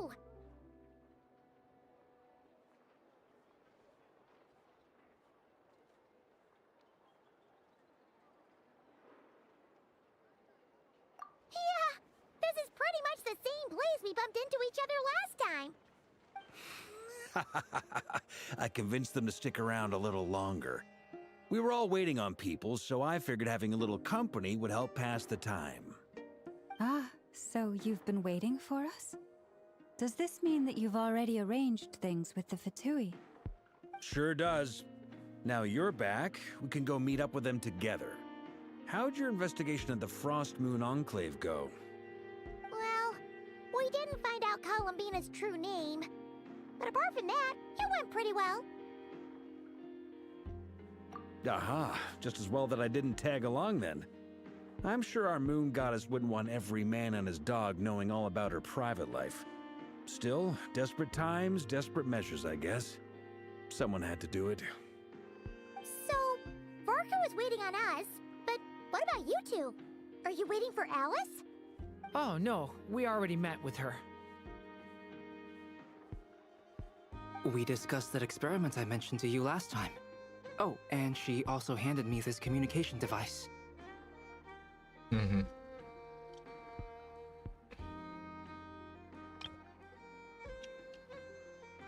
Yep. The phone. That's right. I understand she informed you about the relationship between the phantom phenomena and Tevat's borders, yes? She wants me to help her with some more experiments on that front. Mm-hmm. She said that she'll contact me through this device with more information. Ah, I see.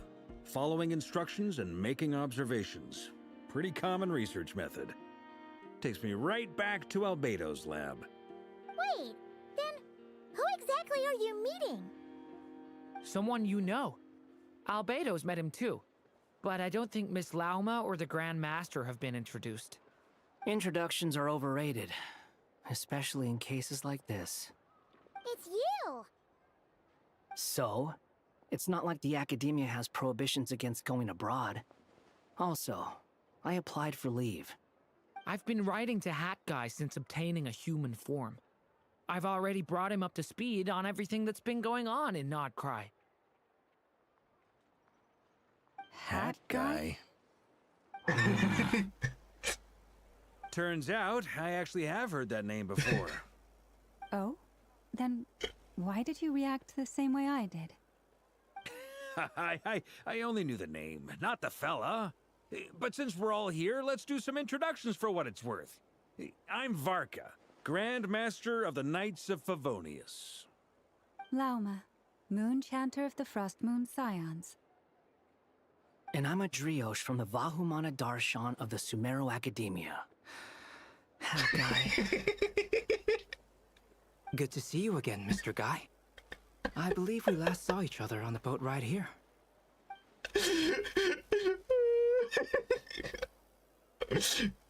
Nahida is such a troll. Mind you, the only reason I came here is because there's someone I want to look into. Mr. Guy. Who's that? The doctor. also known as Dottore, second of the Fatui Harbingers. Okay. From the tone of your voice, it sounds like there's bad blood between you. I was reviewing our archives and noticed that a lot of information about him was missing. Left a bad taste in my mouth. That's all there is to it. Dottore, or Zondique, as he was then known, once studied at the Academia, but he got kicked out before he could graduate.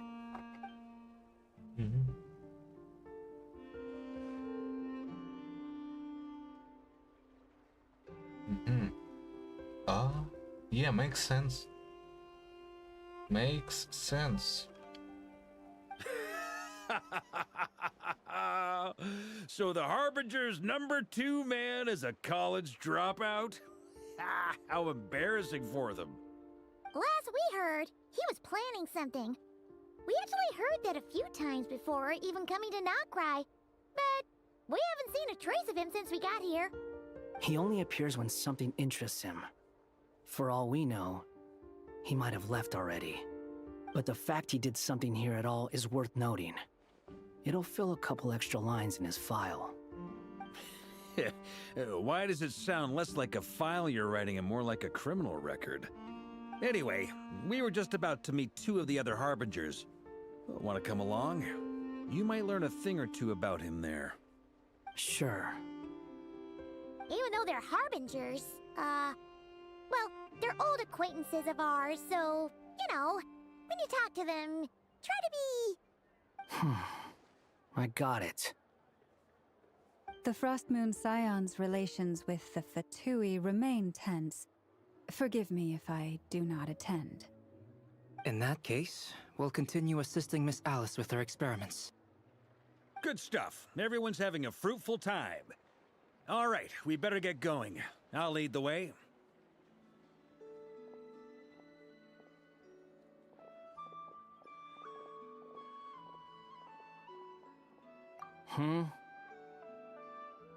Well, yeah, that's obviously part of it.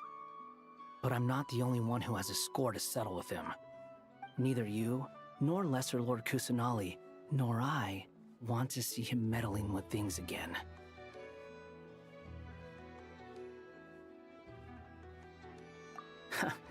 What's the hurry? Don't worry. Pigeons always know which way home is.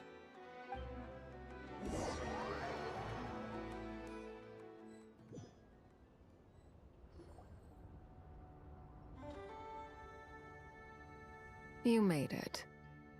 Who is this? A scholar from Sumeru. They call him Hat Guy. He's an old friend of the Travelers. Wait, this is the Academia representative you wrote about? He doesn't exactly look the part. I believe this will prove my identity. You'll notice it bears the seal of the Sanctuary of Surasthana. Well, what do you know?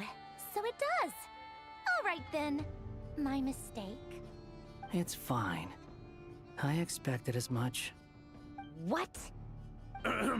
So as I mentioned in my letter, the Academia's got its eyes on Dottore. But this matter remains top secret. Apart from those assisting in the investigation, the fewer people who know, the better. If anyone asks, I'm here in Notcry to pursue my personal academic interests. Gotta say, Varka, you did pretty well to keep all this under wraps for so long. Sounds like you got in touch with the Academia about this way back. You flatter me.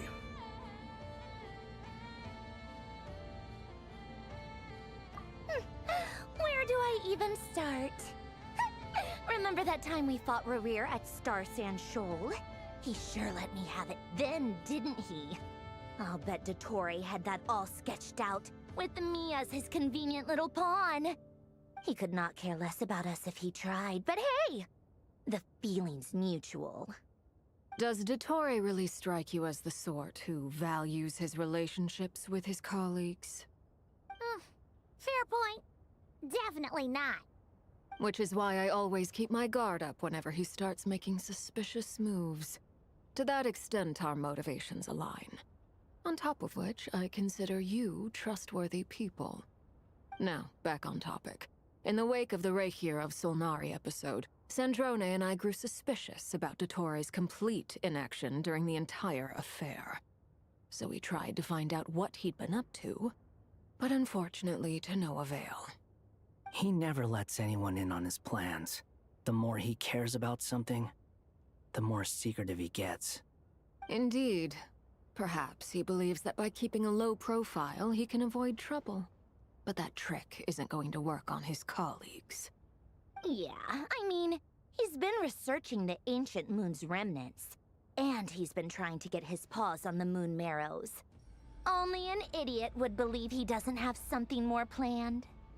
With this in mind, I returned to Snezhnaya and relayed my thoughts to Her Majesty the Tsaritsa, entreating her to have him recalled. That's pretty direct. Did the Tsaritsa agree? Yes. I made it abundantly clear that the Fatui's business in Nodcry is almost concluded, and we do not need 3 harbingers in this territory. Her Majesty concurred. Accordingly, Dottore has returned at her orders. I imagine he is continuing with experiments, which no one besides he would ever have any interest in. Common sense might mean nothing to him, but he's not stupid. He knows that no good can come from opposing the Tsaritsa. Smarts alone won't get him all the way. He needs the Rooster's resources and Regrator's Mora, both of which the Tsaritsa can strip from him by waggling a finger. But doesn't he have a track record of publicly following orders while going against them in private? He probably has it down to a fine art by now. Wouldn't put it past him. We worked together on a research project once. Only briefly, but it was enough to show me that we're fundamentally different people. He has no interest in doing things methodically, stage by stage. His thoughts jump all over the place, and the moment his curiosity is satisfied, or he gets the results he wants, he disappears. The only similarity we share is that, once we set our minds on doing something, we will see it done, whatever it takes. Well, we definitely saw some of that in your battle with Rerir. You got so competitive. Ugh, do not remind me. Then I believe we all concur. Dottore will not simply give up. Fantastic. Now this is turning into a whole day of unpleasant memories. Ugh. Are you talking about the moon marrow stuff? He also strikes me as the kind of person to disregard experimental regulations, ruin all the equipment, and go way over budget. Then leave the first person he can find to deal with the fallout. Exactly. This one time, he was running some high-temperature experiment and the substance exploded. But does he care? No. He orders his subordinates to open the device so he can observe the results, which causes the gas inside to leak out. That gas was poisonous. If I hadn't been there, who knows how many people might have died. And after all that, he left, while I was still cleaning up after his mess. What a waste of time, he said. Waste of time? The nerve! He wasted my time! You've been bottling that up for a while, huh? Hat guy, I must say, you seem awfully familiar with internal Fatui affairs. Especially when it comes to Dottore. Thank you, Lady Harbingers, for providing such valuable information. I have no other questions for now, so I'll be on my way. Wait, what? You're just gonna leave? You're welcome to join if you want. Ugh. Just when Paimon thought he'd finally mellowed out. He makes quite the impression. I'll say. I've met tons of headstrong people, but not many of them would join me in bad-mouthing Dottore. Anyway, back to the main agenda. Barca, you said that Columbina has gone missing? Or rather, disappeared.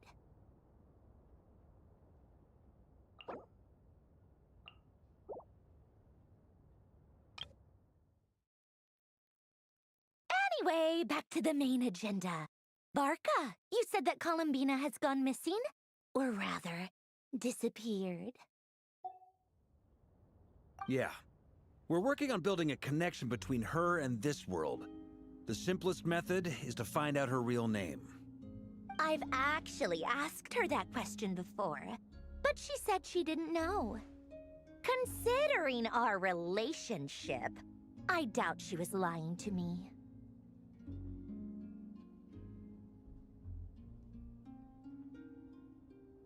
As far as I recall, she was never dispatched by Her Majesty to claim a gnosis or anything like that. The Tsaritsa's plans had long contained a place specifically for her.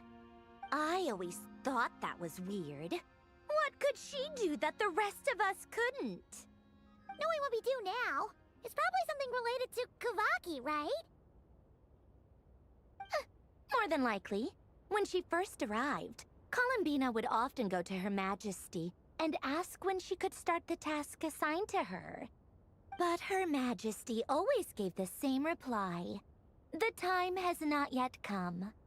So she spent her days in Snezhnaya doing basically nothing.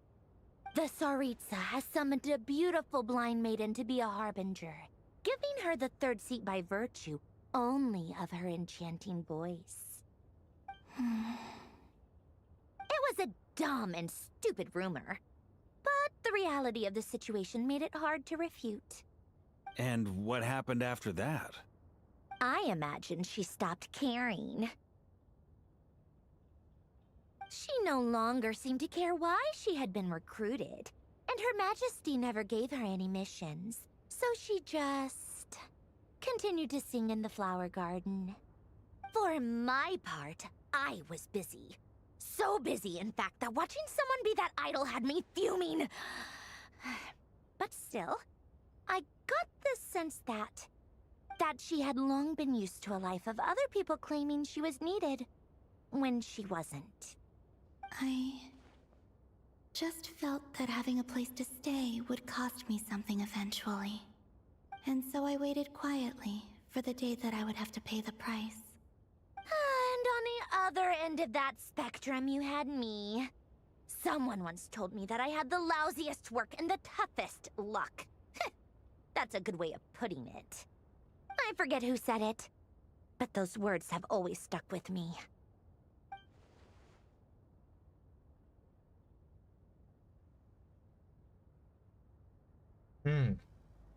Wait, did they forget about him? But you've done your job exceptionally well all this time. Because at heart, you are a conscientious person. What is it? Something come to mind?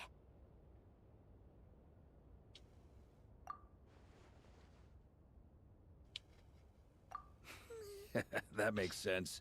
Nothing screams you are needed like your name shouted from across the town. Well, good luck with it.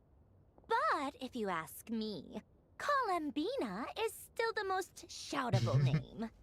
I'm just so used to it now. After all the arguments we've had, I can't be bothered trying to remember another name for her. Nor I. Sandrone. Harlequino.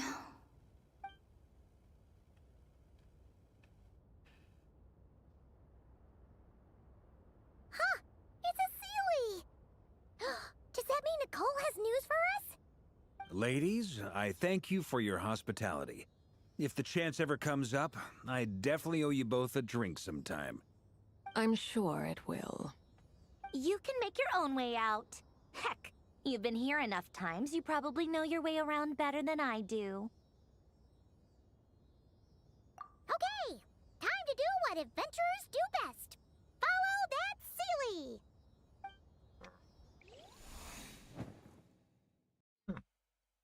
Durin.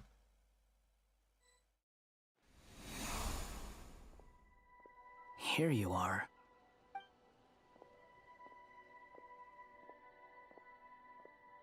Oh, hat guy. How come you're back so soon? Did things go all right with the Fatui? Fine. Dotori's been summoned home by the Tsaritsa. Couldn't get much more than that. How about you? Any progress with the investigation? Unfortunately not. We've tried everything. Different phantoms, different locations, different points in history, but the results are the same each time. Abyssal monsters roaming the land. People crying out in despair, with no hope of being rescued.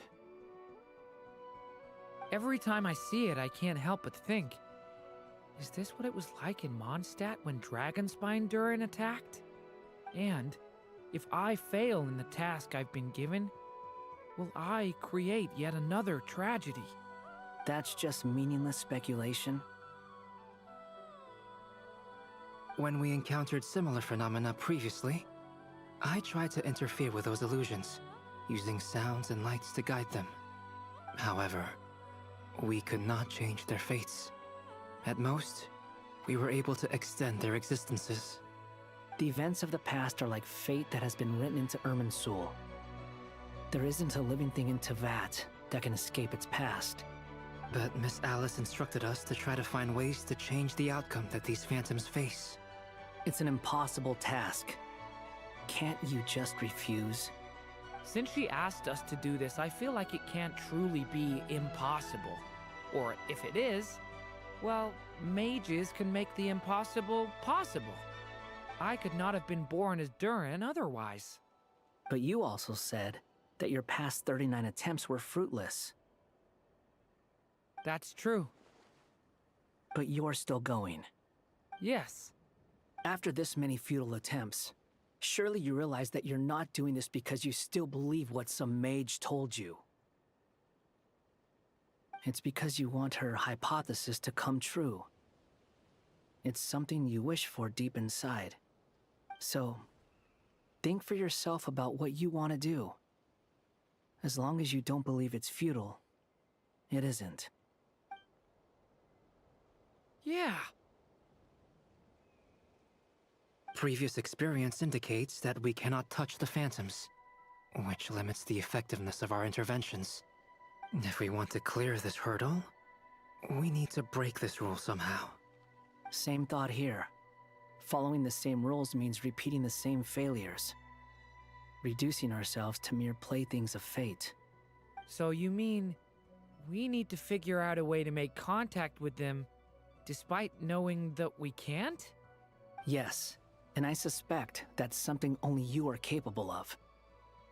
Everything in Teyvat is logged in Irminsul, but the withering that once occurred in Sumeru was a sign that the Great World Tree was being corrupted. This corruption allowed things that should not have existed in Teyvat to appear. This is tantamount to rewriting reality to an extent. You're saying abyssal power might be able to affect those phantoms? No one's ever tried it before. If you're gonna try it, it'll take courage. And you have to be confident that you can control it.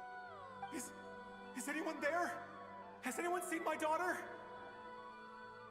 She's missing. I have to find her.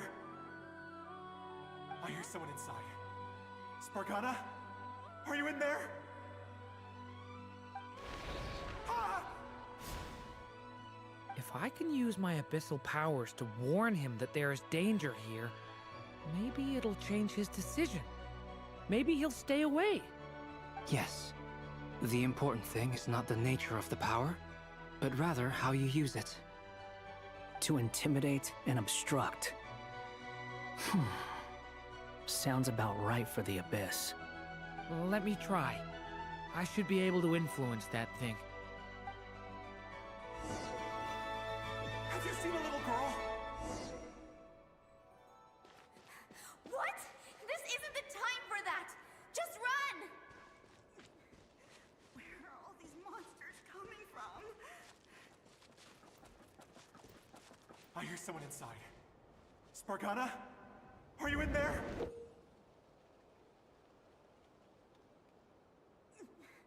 Where are all these monsters coming from?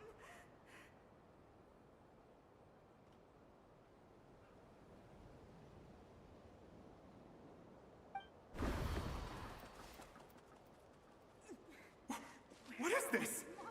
Looks dangerous. I should get out of here. I don't want to die.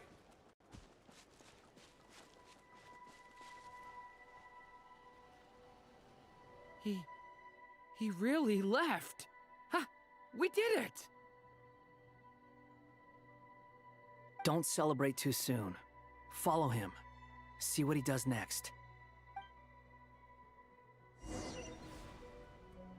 Monsters approaching from the front.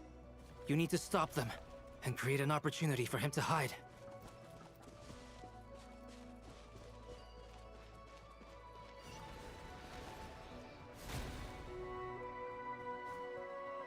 Help me!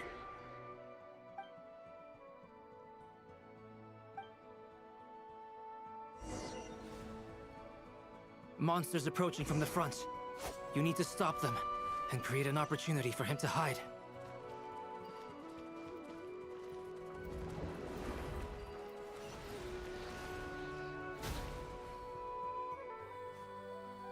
Help me!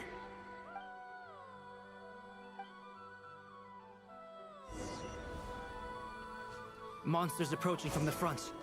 You need to stop them and create an opportunity for him to hide.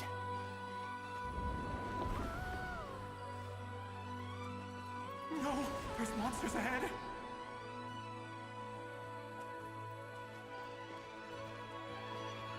Wait, is that the barrier I saw earlier? Why is it appearing now? It's as if someone's controlling it.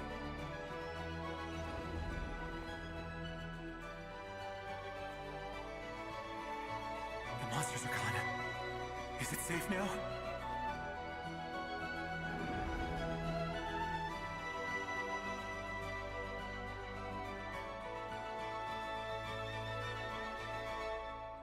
The barrier's gone too.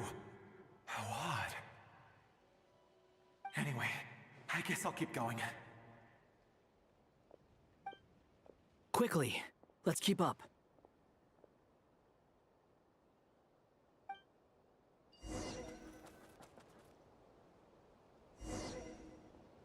Wait, there was someone else here? Don't go any further. We've got anti-monster traps laid out everywhere. But my daughter must just be up ahead. I have to go. This way's blocked.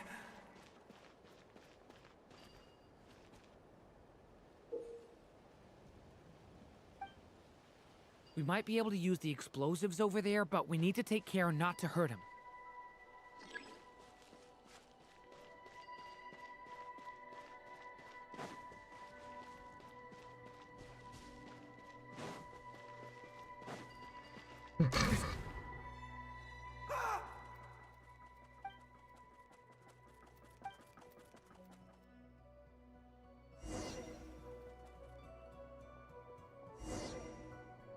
Wait, there was someone else here? Don't go any further. We've got anti-monster traps laid out everywhere. But my daughter must just be up ahead. I have to go. This way's blocked.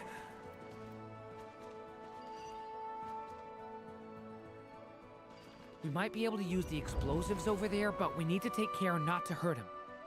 I'll use the barrier to keep him at a safe distance.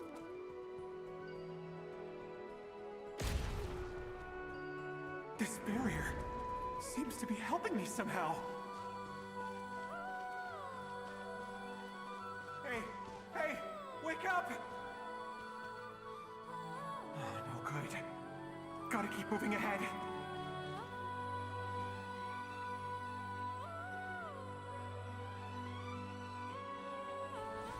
So many monsters!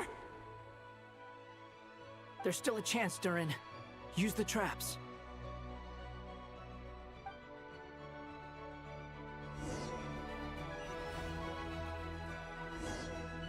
First bullet can die.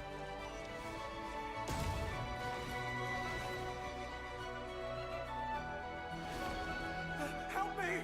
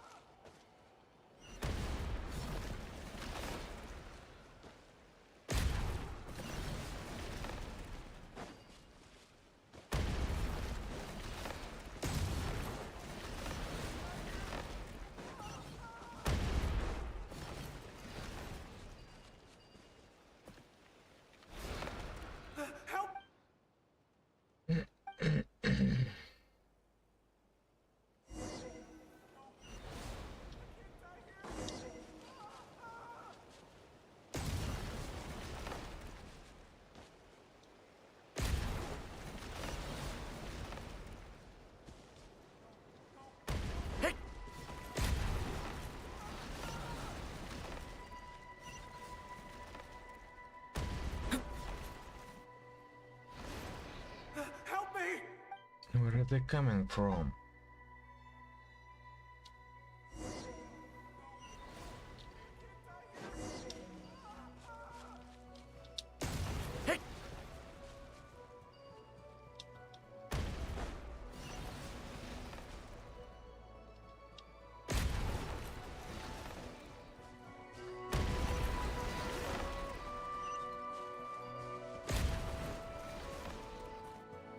Where are they coming from?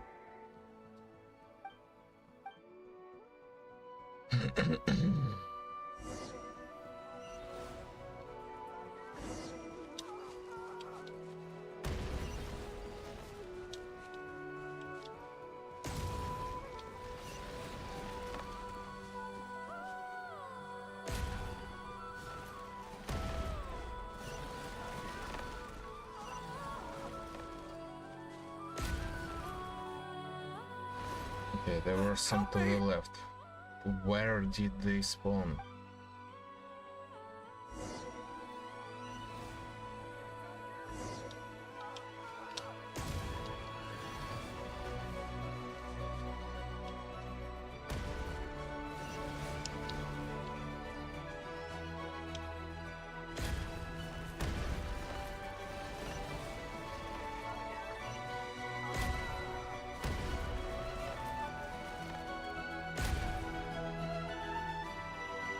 This is a new development. I've never seen this happen before.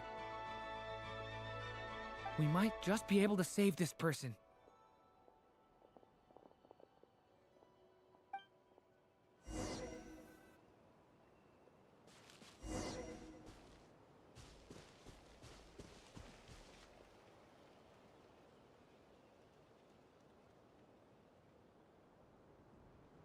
Hello there.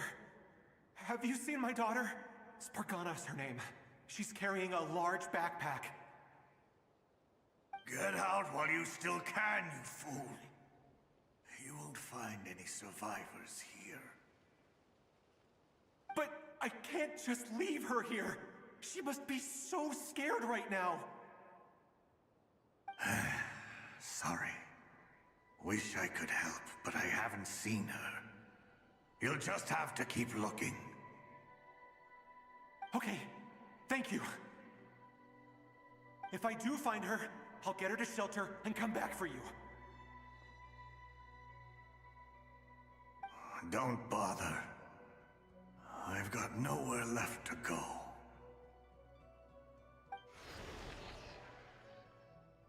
What's that noise?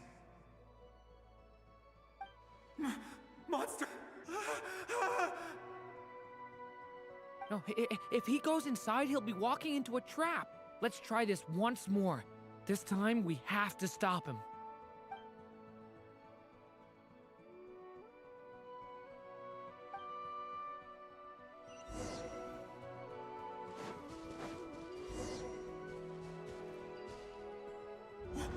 Why?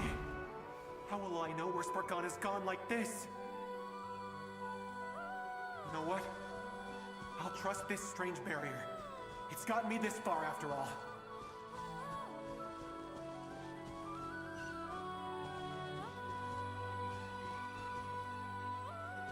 Spargana, are you there?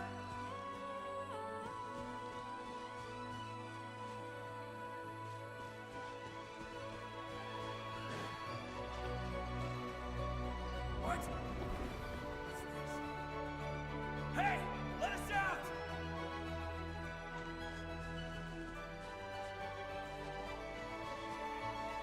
I can't.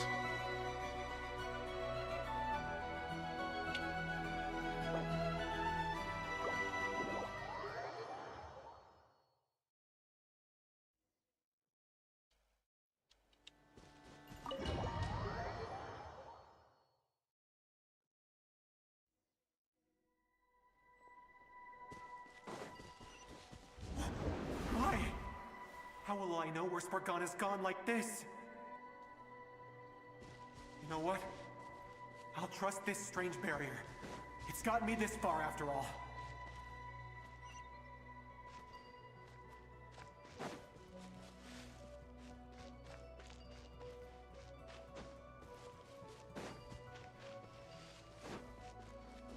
Spargana, are you there?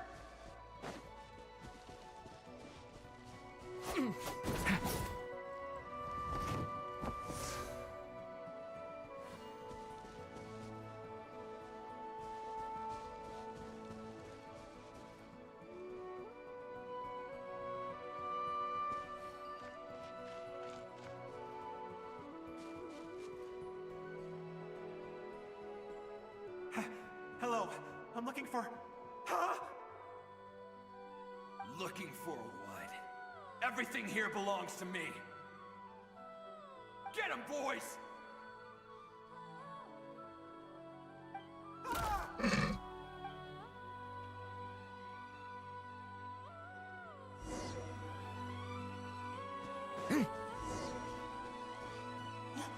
Why? How will I know where Spargana's gone like this? You know what? And I can't I'll remove trust the this barrier strange here. barrier. It's gotten me this far This is after a all. bit of a BS.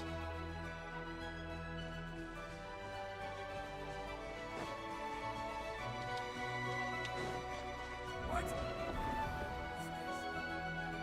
Hey! Let us out! Spargana, are you there?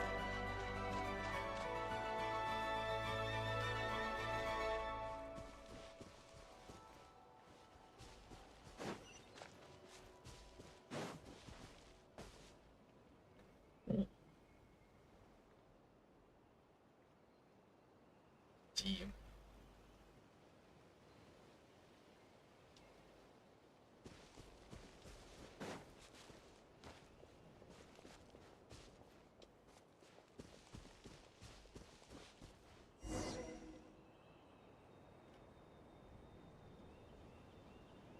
Huh?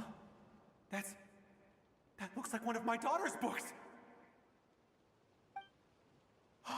Thank you. Thank you! Yes, it's one of hers for sure. That's her name on it right there. She left her backpack here.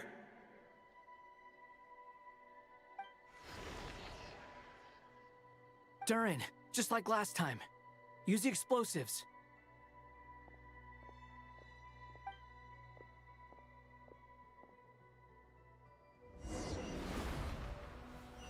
Not yet.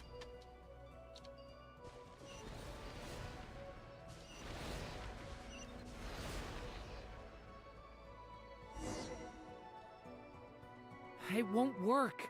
There's not enough left. If he makes it in, he'll die. But then, this clue could be the key to him finding his daughter. It might not be the only one. Better he misses that clue than loses his life. I guess so.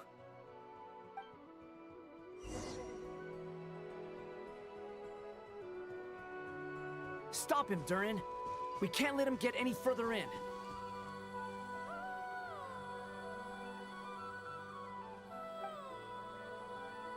But I didn't even try to blow up. It won't work. But... It might not be the only one. Better he misses that clue. I guess so.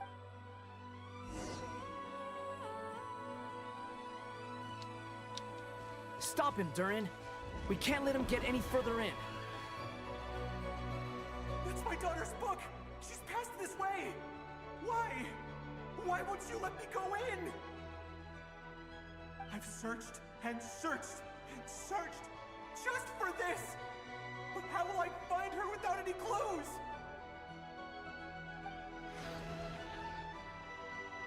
I no longer have anywhere else to go.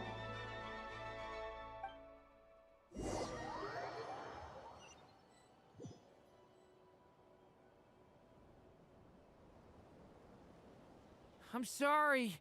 I'm so sorry. He refuses to go anywhere else. Whether he opens this door or not, all that awaits him now is death. We couldn't change his fate. Albedo? Hat guy? Let's try one more time. I don't know how we're gonna do this, but I don't want to give up either.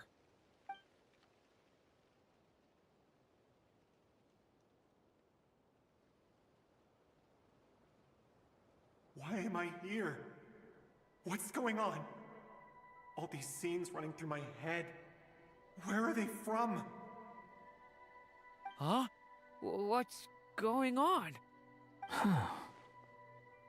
His reactions have changed. How many times have I... What's happening to me? Huh? Wait. Who are you? You can see us now? I feel like I always could, but that I only just realized you were there. I'm sorry, I don't know how to describe what I'm feeling. But you were the ones guiding me using that marked barrier, right? I haven't done anything yet, but those monsters, those deaths, they feel like memories. Like things I really did experience. I won't find my daughter. In fact, I'll ultimately die trying to find her. Isn't that right? Well, no, it isn't. Yes, it is. Even so, we're trying to find a way out of this.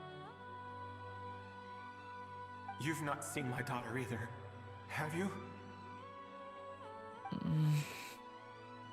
It seems she really isn't here.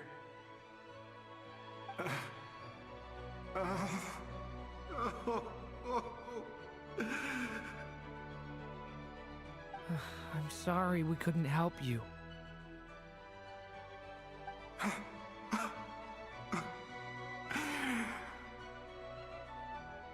just tired.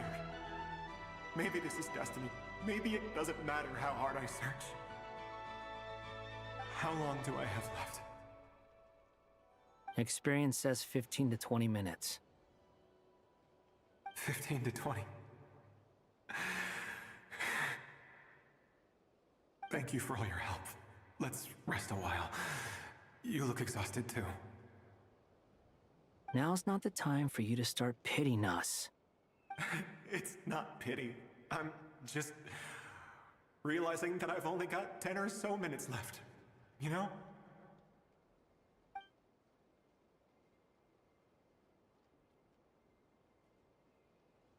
You say you're from Mondstadt, yes?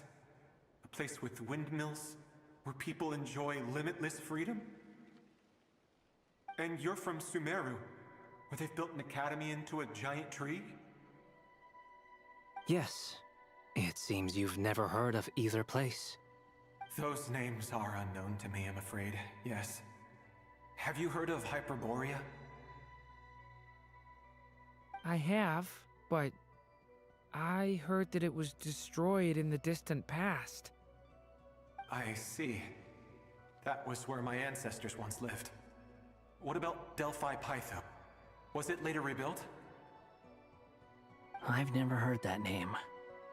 Then what about Sal Vindagnir? I have seen that name on stone tablets on Dragonspine. But I'm afraid the only things left of that place are its ruins. I see. Sure enough, there was no way to turn this around, huh? I'm sorry. I was the one who asked to chat, but it seems like we're too many ages apart. There's barely any common ground to start from. It's all right. We did hear something new, at least. From how you speak of your lives, things must be going all right for you, I guess. They are. Mondstadt is a place of freedom and happiness. There's a lot of good people in the church and the Knights of Favonius, and even outsiders find that it's an easy place to feel at home. We have festivals a few times a year. Everyone gets together to drink, sing, and be merry. Sumeru is a lot more uptight. Not really the kind of place where you can relax. It's a nation fraught with problems wherever you look. But if all you want in life is to seek knowledge, I guess it's pretty much paradise. That's wonderful. In other words, after this all-devouring black tide passed, humanity did not merely avoid extinction, but rose to build prosperous civilizations anew. I mean, I can see you all right now. That must mean the future isn't a total mess, right? That's true. Well, time's almost up. Let's part ways, I think. Might be best if you don't waste too much time on me.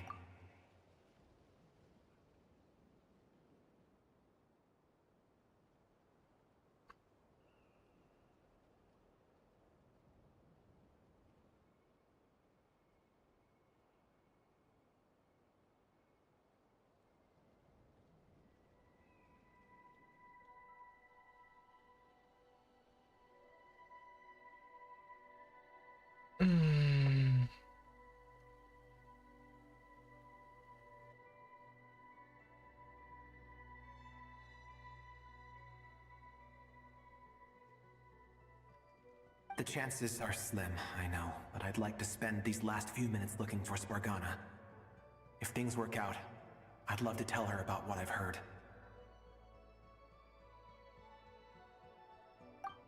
May we meet again. Well, or not, most probably.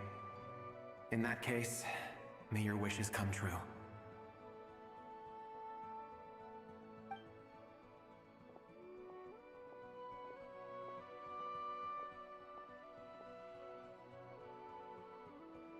He's gone. In a few minutes, he will meet the end that was his to begin with. The ending of this tale did not change, but I believe that we've just made the most progress we have yet. May your wishes come true. If only it were so simple. Hat guy, could I ask you a question? You've never talked about your past. It seems complicated, and it weighs heavily on you, too. Would you be willing to tell me about it?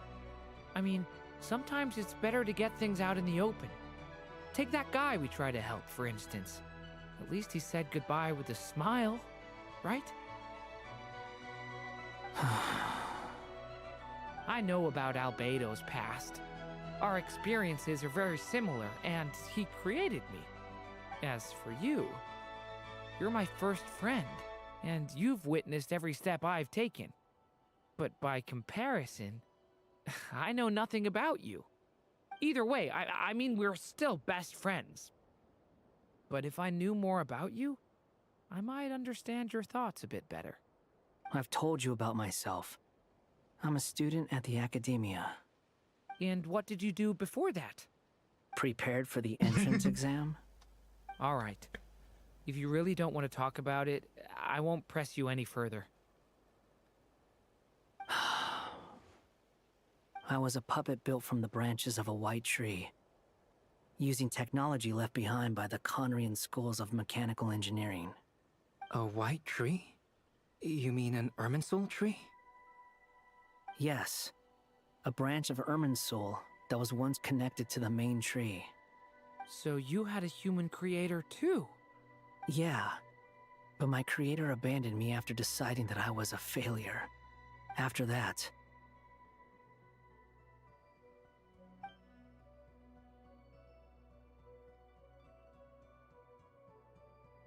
Durin. Resisting the influence of the Abyss, suppressing the urge to destroy, trying to do the right thing. None of these things are easy. But no matter how hard they are, trying to rewrite past wrongs is far harder. You asked me if you would create a new tragedy if you failed. I told you there was no point speculating about that. But the real answer is, yes, you absolutely will. That guy.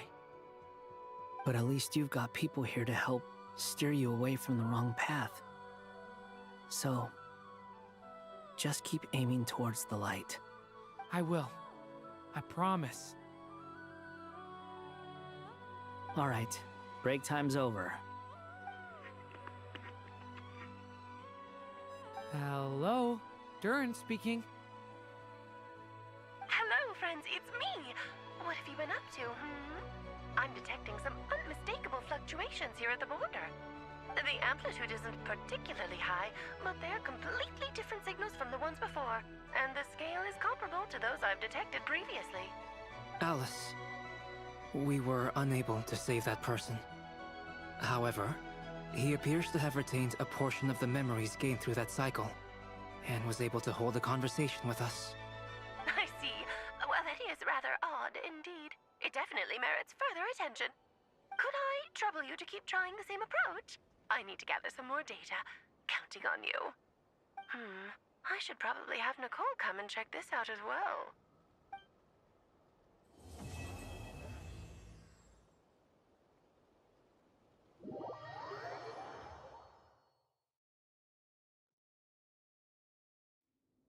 There you are. I was worried you might stop to collect treasure chests opened by the Seelie along the way.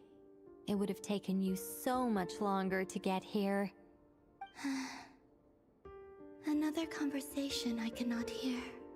I am delighted to see that you understand what takes priority, and that your adventurer's instinct has not swayed your resolve. Really, I must applaud you for it. You should know.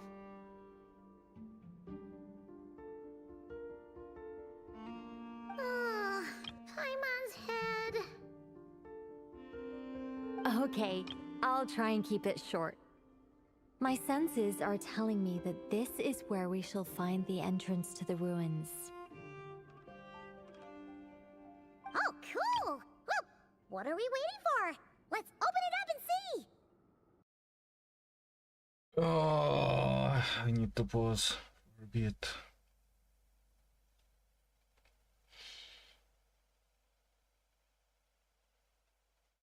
Walk a bit, drink some tea.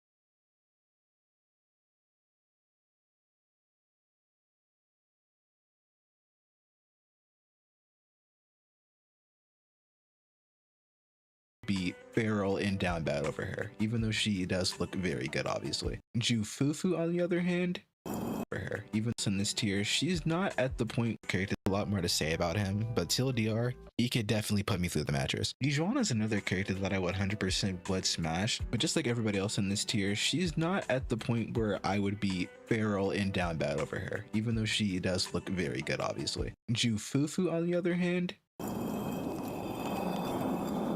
pretty sure you already knew where this was going. Like I've mentioned before, Fufu was pretty much the only reason why I'm even making Zenless videos right now as we speak. She was the character that actually made me want to reinstall the game after not playing it since release, and after I saw one too many clips of her idle animation, I was pretty much sold from then on out. From that day forward, I have always gone feral every single time I've seen Tiger Butt, and honestly I don't think anything is ever going to change that. But in conclusion though, 30 rounds, no breaks, maybe 10 children. Companion who goes pretty much right where you think he goes, for pretty much all the same reasons that I've already given before. Alice and Yuzuha are both going in the 100% wood tier, once again for pretty much the exact same reasons that I've said for pretty much all the other characters that are also in this tier. And while we're at it, let's also go ahead and throw Seed at the top of the wood tier. The main thing I like about Seed is obviously the fact that she has insane levels of jiggle physics for literally no reason, which in my opinion is pretty much the only reason why she's even this high, because it's very obvious that she is kind of meant to be the foot character, and me personally, I'm not a feet person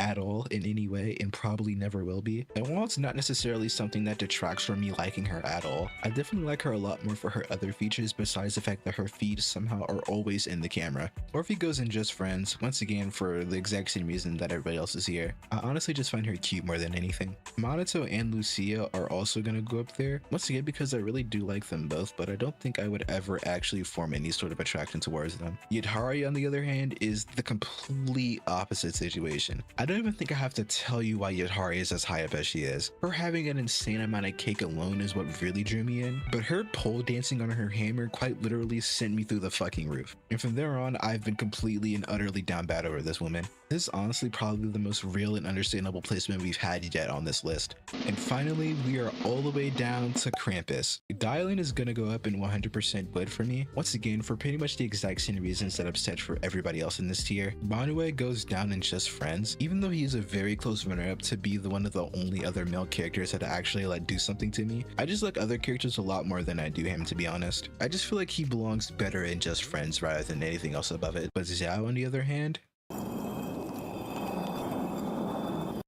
I'm gonna be 100% honest with you. I'm fucking the Labubu. Originally, I honestly didn't even feel any type of way towards Zhao. Like, I already knew that she was gonna be one of my favorite characters just because she is really cute and because she just overall seems like a really good character and is a really good character. But all of that changed the millisecond I saw that she had jiggle physics. Like, her butt has so much jiggle physics that I quite literally started ascending right then and there when I first saw it. And from there on out, I have been more or less down bad for this fucking character. In conclusion though, maybe a couple rounds and then cuddle after. No more, no less. Next up we have the GOAT and my wife herself, Ye Shengguang, which very obviously goes right up into Please Have My Children. I've been hooked to her pretty much since her event last update, and playing through the most recent story has only solidified that even more. Like, she genuinely has every quality that you've ever want in a person ever, on top of just also looking amazing and also being like OP as fuck for literally no reason. TLDR, there is literally no other place that she could have gone besides at the top of the tier list.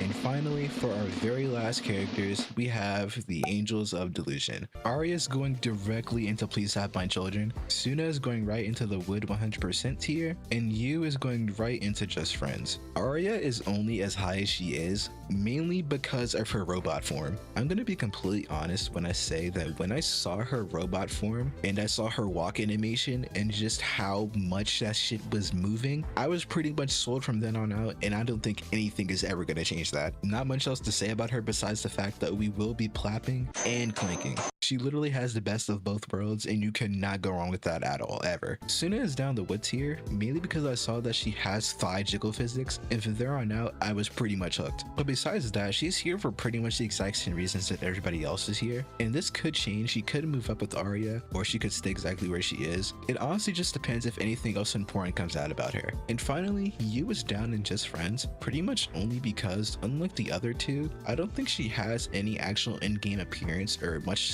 said about her at all so far. So just like Suna, she could move up a tier or go all the way up to the top, and that pretty much depends mainly on if anything else comes out about her, or if my opinion changes on them in the future.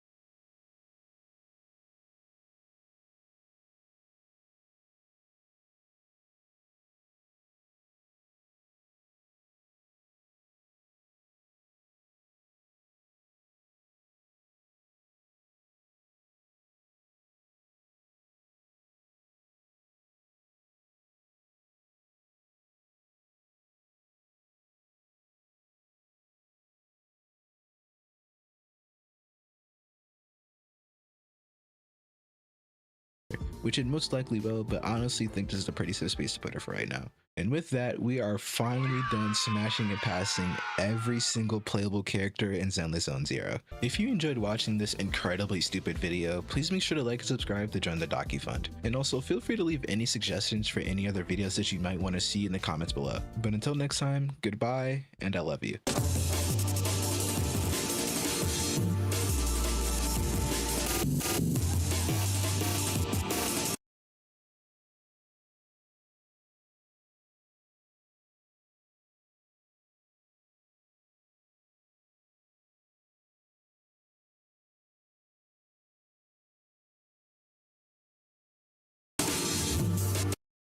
Hi, your friendly neighborhood Gooner here. Today we're doing something that I've somehow never done before, which is modding. People have been downloading and making mods for the Hoyo games and Wuthering Waves for a pretty significant amount of time now.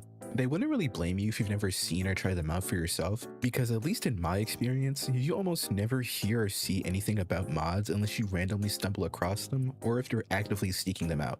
Like take me for example. I decided that I wanted to play FNF mods of all fucking things randomly one day, and then I ended up discovering the existence of HSR modding, and the very first mod I ever saw was a mod that literally just made Topaz's butt bigger, which is honestly probably top 10 uses of free will of all time, to be honest. And as you can probably imagine, with games like Zenless and Wuwa coming out in the time since then, things have not only gotten more impressive and high quality, but also even more horny and down bad as a result. And today, we're gonna go through a couple mods that I found that I think are pretty cool that won't potentially get my channel smited. And before we start, if you want to download any of these mods for yourself, everything will be in the description under its respective chapter. Starting off with our first group of mods, we have mods for Hugo and Yadhari that turn them both into William Afton, aka the Purple Guy. Purple Hugo has 4 different files that you can pick from, which range from him with white eyes, black eyes, and both eye options with a beard.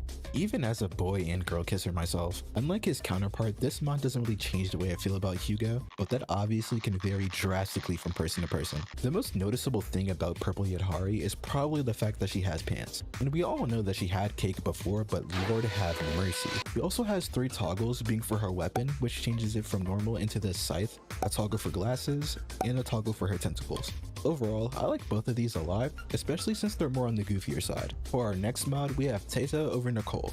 I was originally planning to pair this with the Miku Astra Yao mod, but I genuinely could not get the textures to work no matter what I do. I tried both versions of the fix on top of uninstalling and reinstalling the mod fresh, and literally nothing would work. But as a substitute, I also found a mod that lets you replace Astra's ult music with Miku songs, but I decided not to include it because I'm not too sure how high the odds of me getting copyrighted are. But if you want to look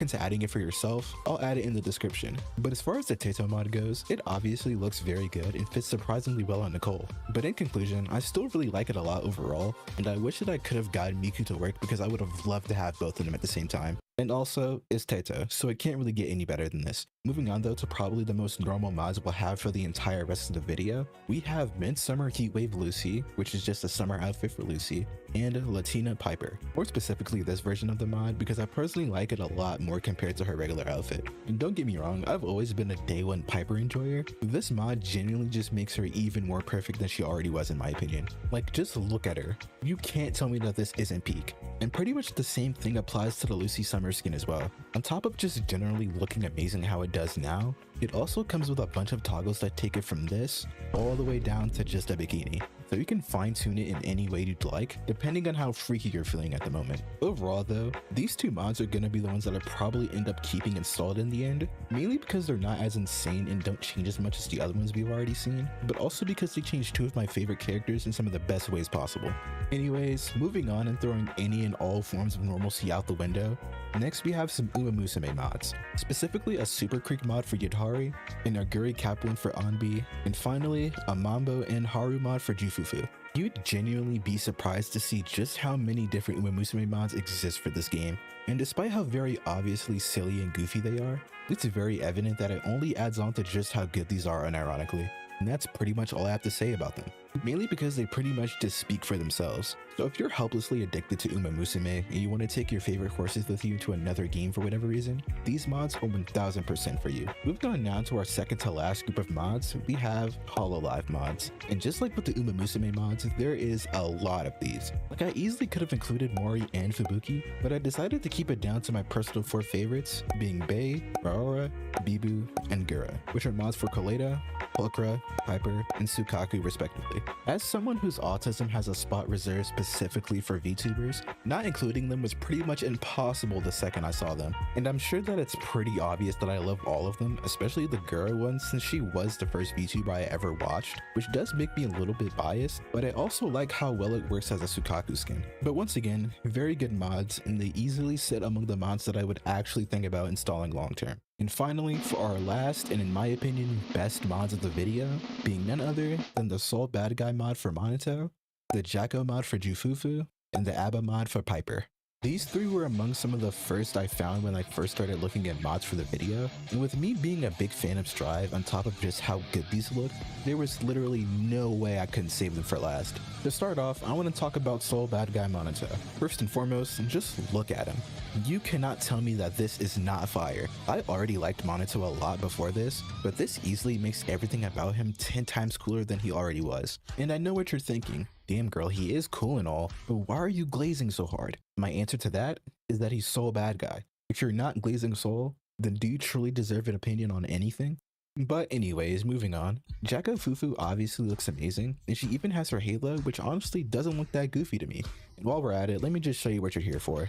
And I'm not gonna lie, this is also part of the reason why I downloaded the mod in the first place. And finally, we have Piper. I personally thought that Corrin would have made a lot more sense for an Abba mod, but Piper makes a lot more sense and just looks a lot better than I thought it would have originally. And in addition to generally just looking good, her weapon, aka her husband Paracelsus, can change models depending on if one of your characters has their special bar filled and when she ults, which is a very cool extra touch. But overall, I love all three of these mods a lot, and they're easily my favorite and overall the best mods in the entire video to me. But with that, we are officially done going through the mods I found. If you enjoyed, please make sure to like and subscribe to join the Doki Fund. And if you want to download any of these mods for yourself, all of the links to each of them will be in the description. Also, if this video gets 10 likes, I'll do this again, and I'll install the Dial-In Panty mod that replaces her shorts with underwear. But until then, I will now proceed to ferociously goon to this Lucy Summer skin.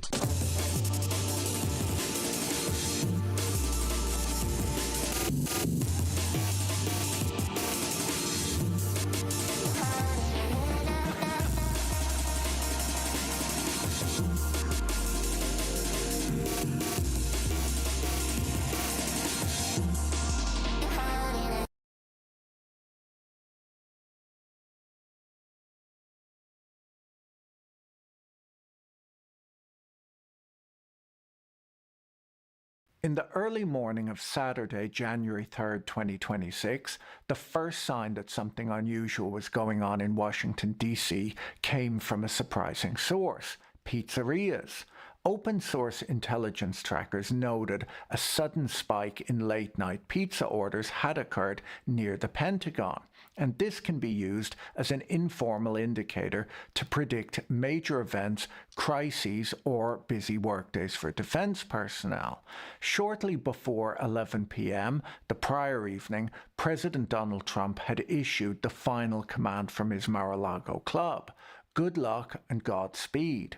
Within hours, the leader of Venezuela, Nicolas Maduro, was snatched from his compound in Caracas by a strike force of over 150 aircraft launched from 20 different locations. The assault, dubbed Operation Absolute Resolve, was a textbook display of modern military prowess. While US Space Force and Cyber Command effectively turned off the lights of Caracas and disabled the nation's air defenses, Delta Force operators were deployed via low-flying Night Stalker helicopters. Maduro, reportedly caught as he tried to reach a steel safe room, was soon photographed blindfolded and bound aboard the USS Iwo Jima. By late Saturday, he had been delivered to a New York jail to face federal charges of narco-terrorism. There is a certain irony in the administration's sudden enthusiasm for importing Venezuelans, especially ones that it claims were involved in drug gangs. Maduro may be the only Venezuelan in New York hoping that ICE follows through on its promise of immediate removal back to his home country. Maduro is being detained at the Metropolitan Detention Center in Brooklyn, joining a legendary roster of high-profile residents, including the ghost of Jeffrey Epstein and the rapper Sean Diddy Combs. I imagine Maduro and Diddy are comparing notes in the exercise yard over how much oil the US government took from them. The military managed to hit all their targets, but unfortunately the politicians couldn't even manage to hit the same talking points. Secretary of State Marco Rubio initially tried to frame the raid as primarily a law enforcement operation, but the scale of the deployment, which included an aircraft carrier and 14,000 troops, wasn't exactly a traffic stop. From Mar-a-Lago, the president was far more blunt about what had just happened, announcing that the United States would now run and be in charge of Venezuela. This declaration left allies and observers surprised. Critics argued that while the raid effectively decapitated the regime, there was a conspicuous lack of next-day planning. Capturing a foreign leader and his wife does not mean that the United States is suddenly in charge of a nation of 28 million people, twice the size of Germany. When Saddam Hussein was pulled from a spider hole in 2003, it didn't transform Iraq into a peaceful American asset. It signaled the start of a bloody, decades-long insurgency. Similarly, the 2011 ousting of Muammar Gaddafi in Libya left behind a fractured state run by competing militias, not a stable democracy. In Caracas, the regime was quick to signal that it would not go quietly, as news reported the police and paramilitaries known as colectivos took to the streets to reassert control in what was suddenly a headless state. While the raid itself was spectacular, it wasn't entirely a surprise. It followed months of visible escalation, a massive military buildup in the Caribbean, drone strikes on Venezuelan dock facilities, and the seizure of at least 4 sanctioned oil tankers. The real shock wasn't the military incursion, but the total absence of any discussion of a democratic transition or the installation of the opposition leader who won the 2024 election with more than 2/3 of the vote. Instead of the messaging focusing on a pivot towards liberty, the traditional hallmark of American intervention, the rhetoric focused almost entirely on the spoils of war. President Trump announced that the regime authorities would hand over between 30 million and 50 million barrels of crude, worth up to $3 billion, to be sold at his personal discretion. Early on, Trump had claimed that the military buildup related to the illegal drug trade, but after the raid, there was no pretense that this had been about anything other than the capture of the oil wealth of a nation that claims to sit on 1/5 of the world's proven oil reserves. By prioritizing resources over rights, the administration has signaled a move towards a new coercive regional doctrine. As a letter to the FT observed, the scandal is not that Washington used force, but that it wielded it like a raider rather than a statesman, transforming what might have been a stabilizing act of deterrence into a signal of predation. We often talk about the importance of understanding the systems that run the world, but finding the time to actually master those concepts can be difficult. Today's sponsor, Brilliant, makes this process significantly more efficient by replacing passive learning with their interactive bite-sized lessons. What sets Brilliant apart is its focus on active learning. Instead of just watching a lecture and hoping the information sticks, you're presented with hands-on problems that force you to think through concepts in real time. I'm told that this type of interactive approach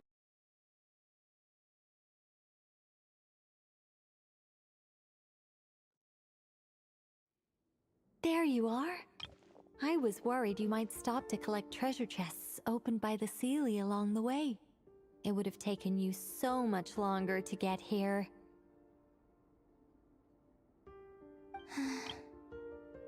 Another conversation I cannot hear. I am delighted to see that you understand what takes priority, and that your adventurer's instinct has not swayed your resolve. Really, I must applaud you for it. You should know.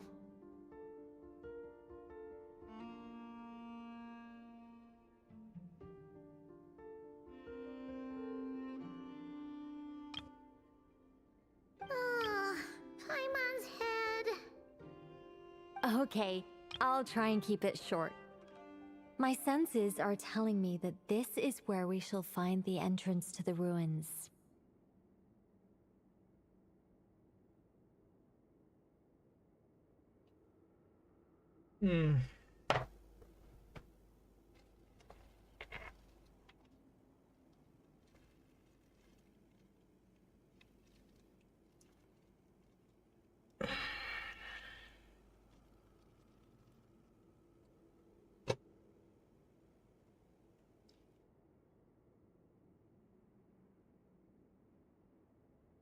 Oh, cool! Well, what are we waiting for? Let's open it up and see! Patience. This was a sanctuary of great importance to the Hyperboreans. A special process is required to open the gate. Oh! Like the place that housed the Eternal Moon's Marrow?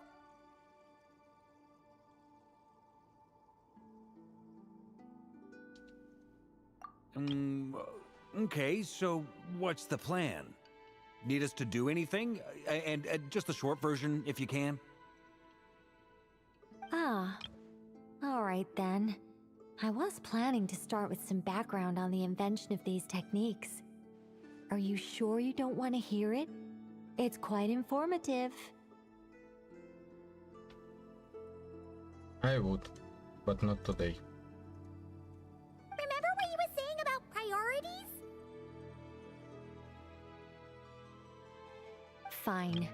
Simply put, we need 3 human representatives to successfully undergo a process of Kuvaki resonance.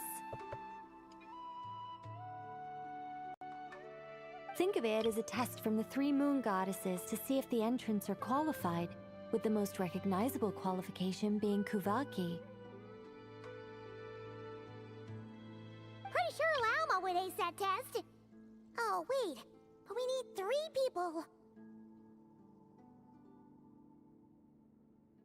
I also have no doubt that the Moon Chanter would be qualified, but we would need 2 other people with the same constitution.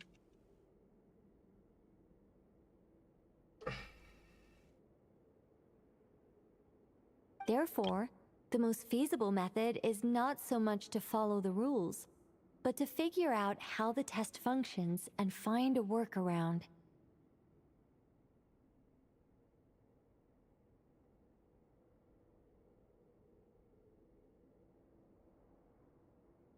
I've done some research, and it turns out the mechanism is rather crude.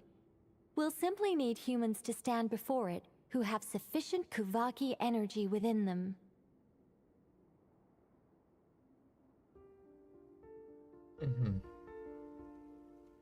I'm with you so far. How do we get the Kuvaki in them? The easiest way would be transfusion. Take some Kuvaki from Nodcry's soil, put it into the bloodstream, and get it circulating in the body. So we're going to cheat on the test? Precisely. There are other methods, but this is the simplest one. Cheating the system is much easier than trying to hide from it.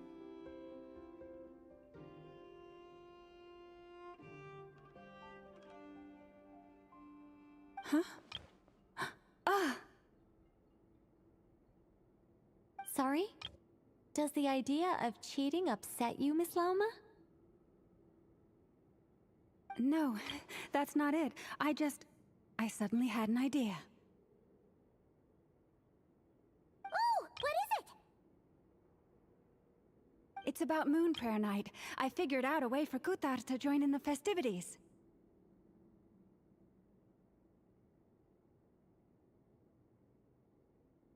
Huh? But as Paimon said, we need to have our priorities straight. Let's get back to the test. I'll follow up with Nefer on the festival arrangements. Oh, okay. Anyway, is this really the best method we have? A Kuvaki transfusion sounds dangerous, no matter how you slice it. If you think that's dangerous, wait till you hear the other methods. I'd be more than happy to go through them if you'd like. There are several.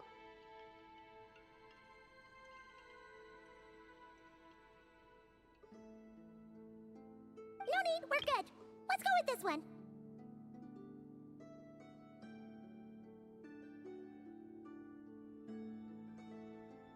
Very well. Kuvaki transfusion it is. Now, I should mention that the risks can be greater or lower depending on individual compatibility. It would be rash to simply infuse the Kuvaki and hope for the best. If the body rejects it, the reaction can be quite severe.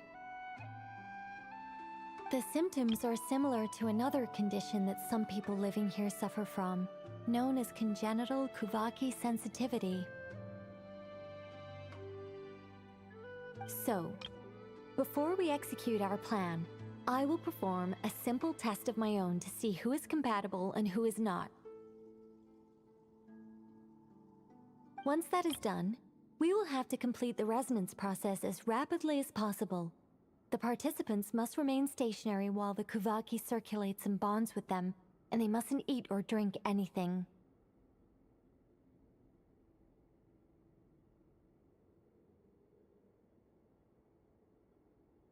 What? No eating or drinking? That's some hardcore fasting.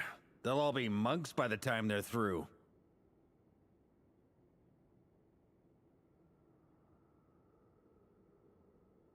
"3 days.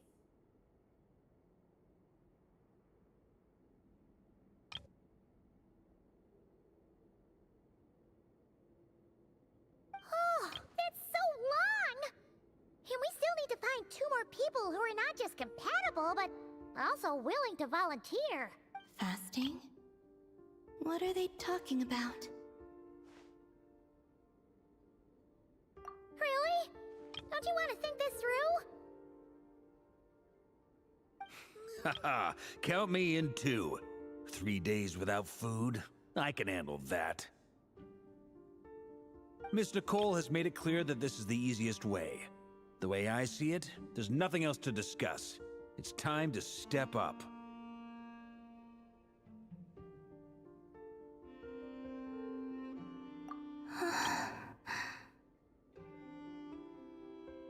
Yeah, you're right. In that case, Paimon volunteers to be captain of logistics. She'll keep the fires lit and grab some spare clothes to keep you comfortable.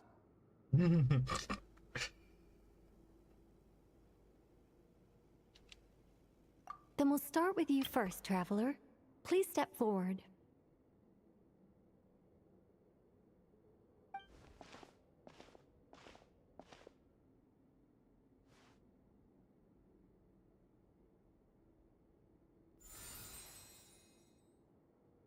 How's it going? Do you feel anything?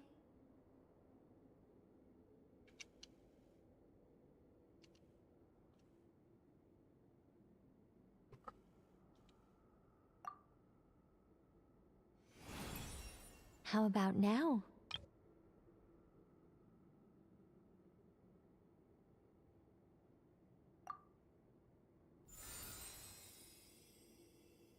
And now?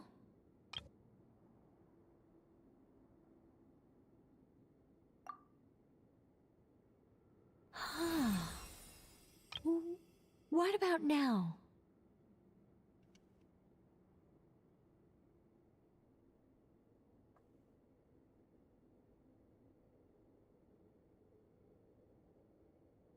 You guys, it's not a competition, you know. All right, I'm officially impressed. Even as a descender, you can withstand far more than I imagined. It's like I summoned a giant stone titan to arm wrestle you, and your arm hasn't even moved an inch. In my last attempt, I infused 5 times the amount of Kuvaki required.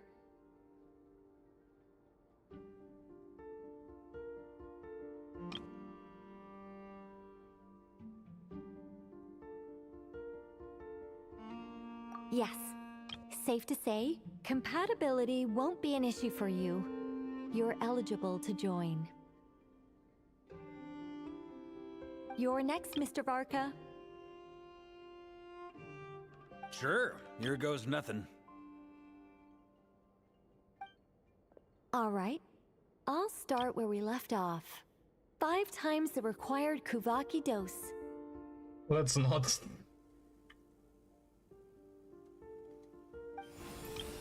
Whoa, whoa, whoa, hey, wait a minute.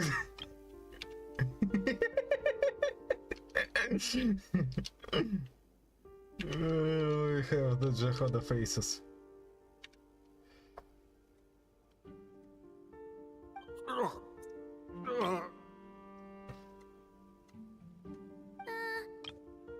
it going?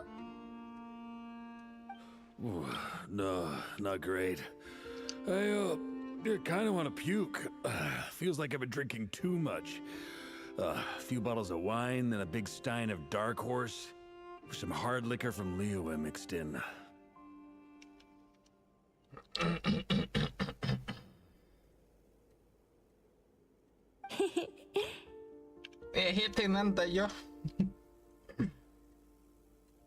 You think this is funny? I just lost to a young lady in an arm wrestling contest. I'm never gonna live that down.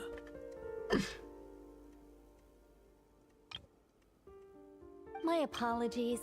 I'll lower the concentration and try again.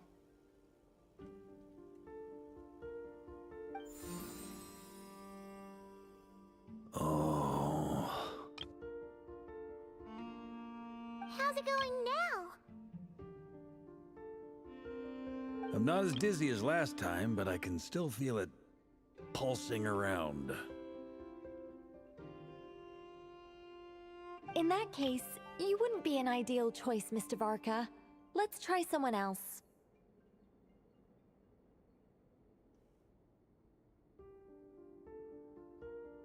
Okay, let's go ask some of our other friends then.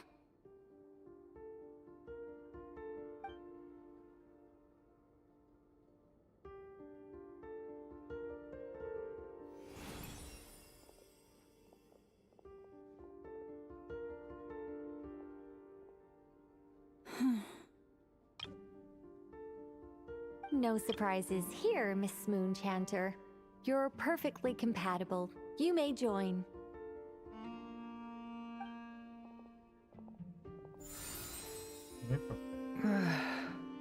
Not never. I'm getting a slight headache. Shame. You were so close.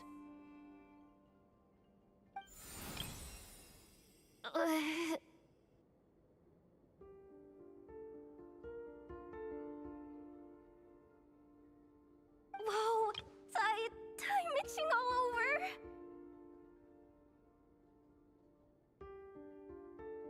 Allergic reaction. We can't have that. Shame. Huh?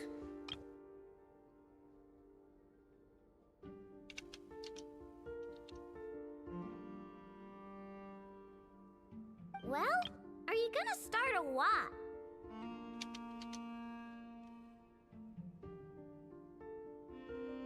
Hexen Circle is an organization that cares for and protects children. We will not have them do dangerous things, not even tests.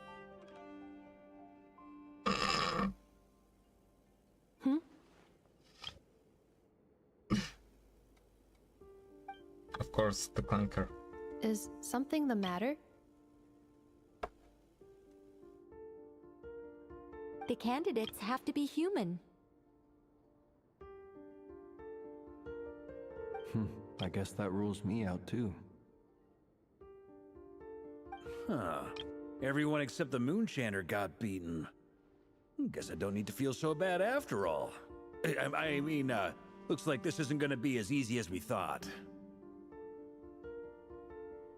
Perhaps I could ask for volunteers among the Frost Moon Scions. I'll see about talking to some trusted Lightkeeper colleagues. Itlua springs to mind.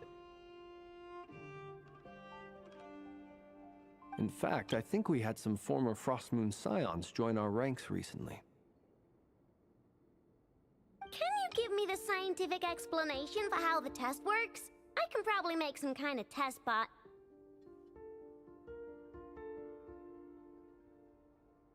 Then, we can just zip through Nasha Town, going up to people and pressing a button to check their status. Wouldn't that be way easier? No. Wow! No elaboration for once. How about I contact the Knights of Favonia's garrison in the Wave Chaser plane? Shame that Lohan's already left. And that guy's even tougher than I am.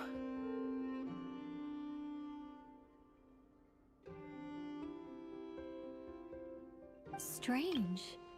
The moon goddess is clearly revered by many people. So why is she on the brink of disappearing? She mentioned that the world has rejected her from the very beginning.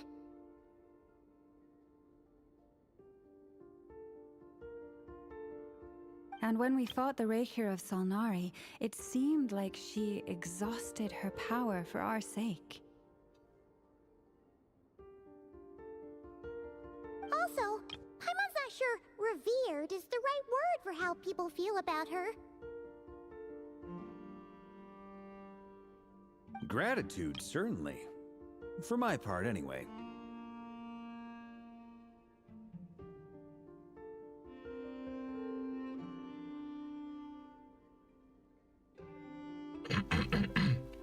It's basic reciprocity. She helped us, so she deserves our help in return.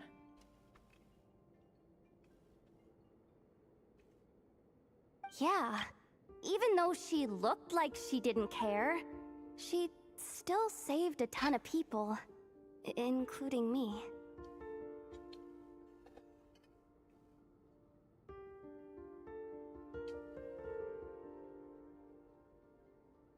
A review of the relevant data leads me to conclude that Miss Columbina is a good person.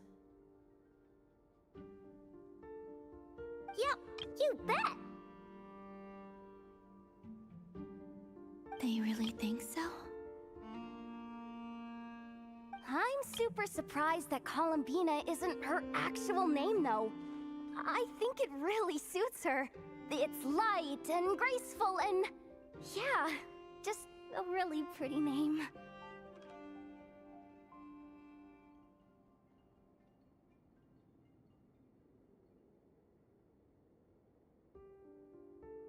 I know, right? Unfortunately, that's not our decision to make.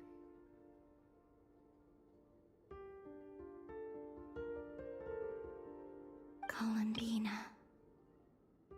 That was the code name the Fatui gave me. But it also came up in the song I heard when I was born.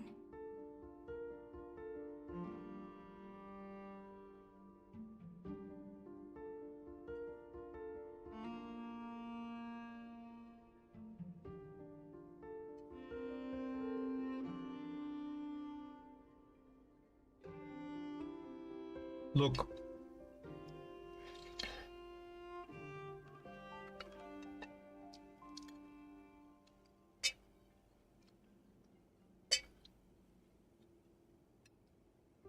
It's better than becoming what's head game became. So just taking a head guy name.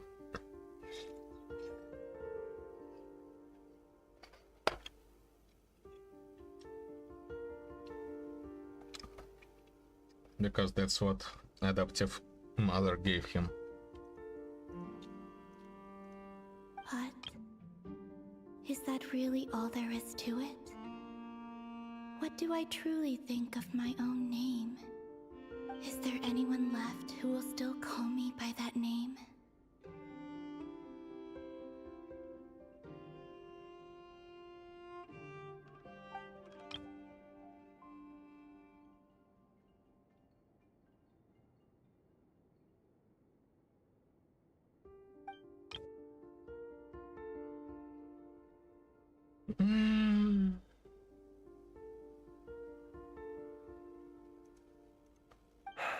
Moon Prayer Night is getting closer by the day.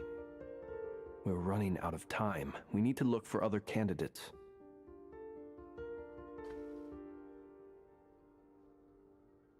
Then allow me to try. Huh? What are you doing here? You contacted your friends via the Adventurers Guild. Sandrone has been keeping an eye out for something like that, so she informed me.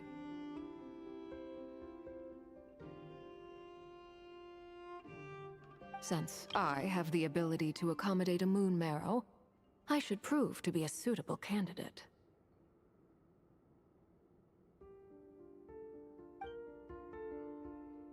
Arlecchino.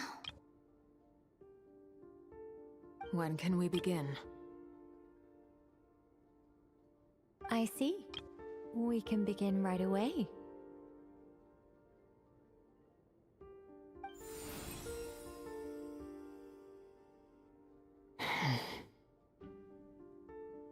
How was it? Did you feel any discomfort? Not at all. Then it seems we shan't need to look for additional candidates after all. Great! Cool. All right, like Paimon said, the rest of us can take turns making sure the three of them stay warm and comfy.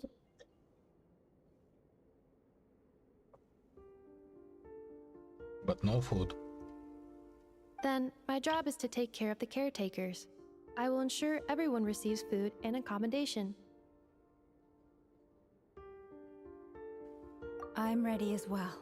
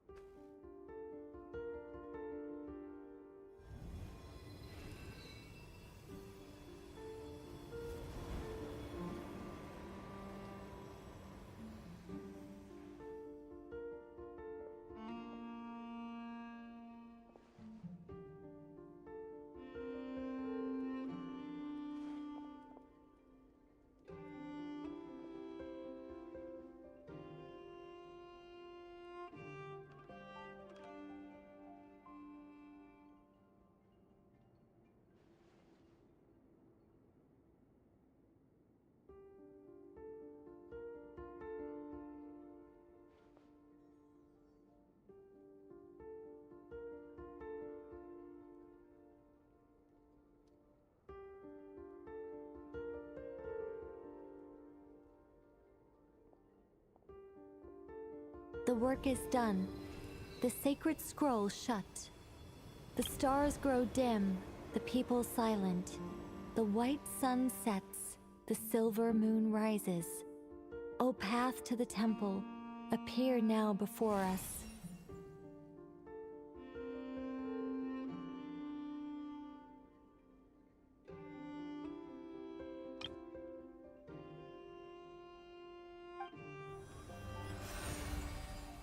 Wow! It really opened! So that's what all this is about. They've been trying to open this gate. Come, let us enter. It might be best to eat something first. Take care to chew properly and swallow slowly. It will give your body time to readjust to the digestion process.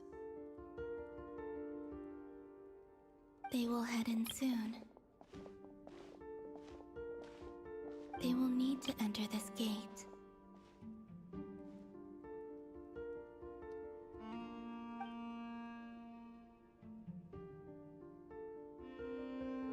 Huh? I cannot pass through. Is it because I have no physical body?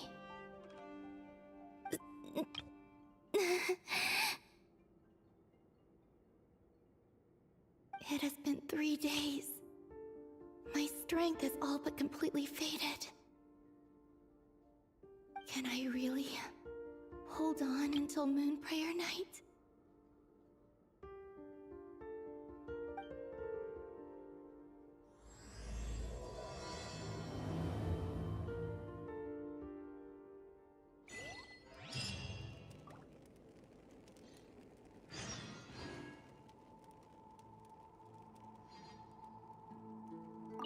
I have confirmed that you are all in good health.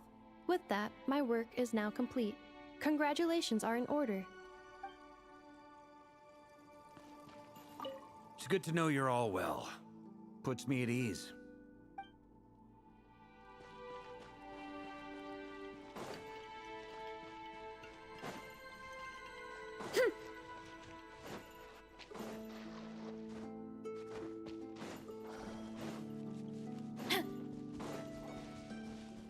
Running late again.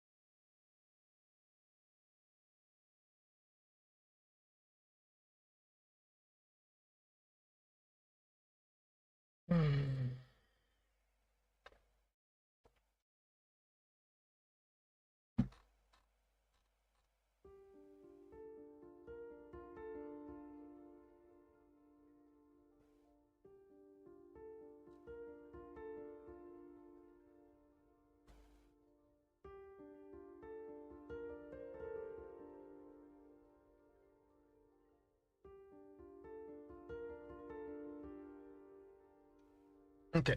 I'm gonna live.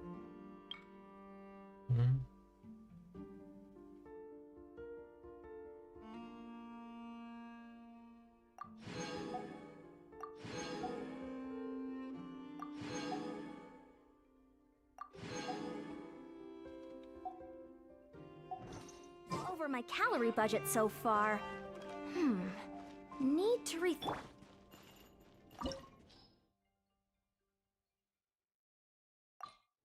Yeah, I have Durin.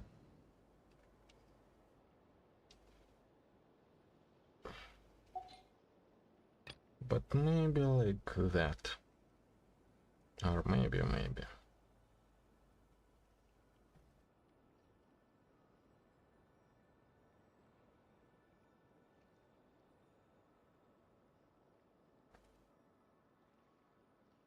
Uh...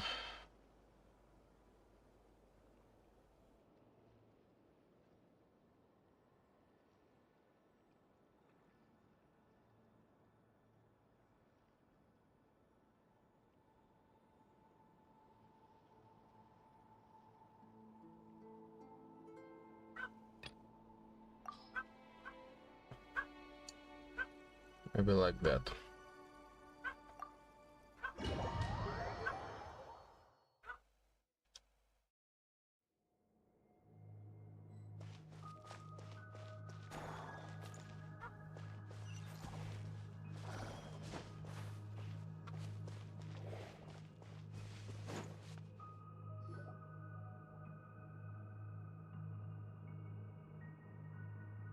Are these people... Judging by their clothes, they appear to be phantom Hyperboreans from the distant past. That could mean they have some clues about the moon goddess's name, right?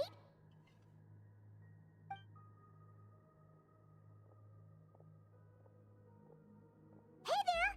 Could you tell us what the moon goddess's name is? Sorry. That's probably a weird question, huh? How do we explain this? The moons are long gone, and their goddesses are dead. Their names no longer mean anything. When a new moon goddess is born, we will surely know her name. We have used every last resource at our disposal. All that remains is to wait, patiently and quietly.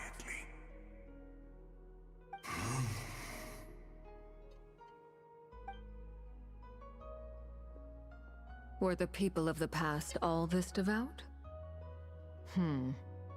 It looks like this phantom doesn't intend to converse with us any further.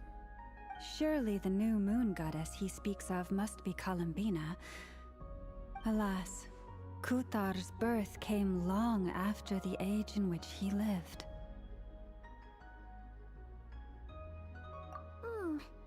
But, maybe if we find a phantom from a more recent age, they might know Columbina's real name. True. Keep an eye out. We should be able to tell which era they're from by the clothes they wear. Yeah, you've been pretty talkative this whole time. What changed? Oh, nothing. I'm fine. You all make good points. When the Hyperboreans speak of moon goddesses, they mean the three from truly ancient times. I can't imagine they would know anything about our current moon goddess. There once was a time when the moon goddesses blessed them greatly and protected them from harm. So, when the war between the gods and dragons plunged the world into chaos, it seems they looked once more to the moons for help, praying for a new goddess to be born. Yeah, that checks out. Let's continue on. Who knows what else we may discover?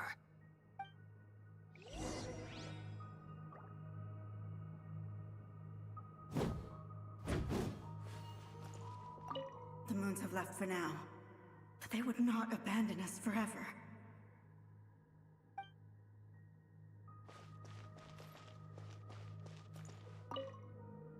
When the moons rise again, we shall receive their protection once more.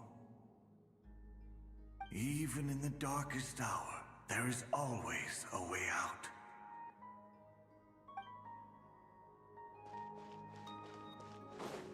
Full throttle!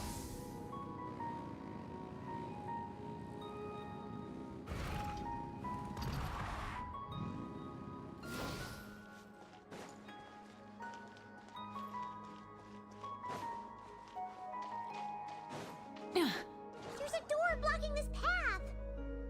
Not a problem. Try this.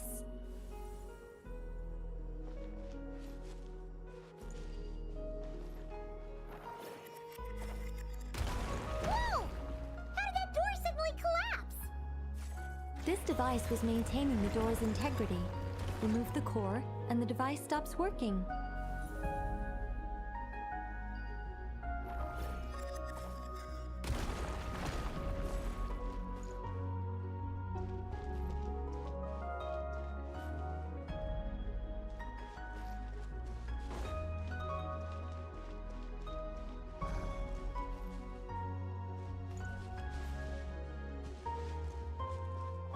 Is this our destination? Impressive. More precisely, this is a device that will help us reach our destination. Let's go. We still have a long distance to cover.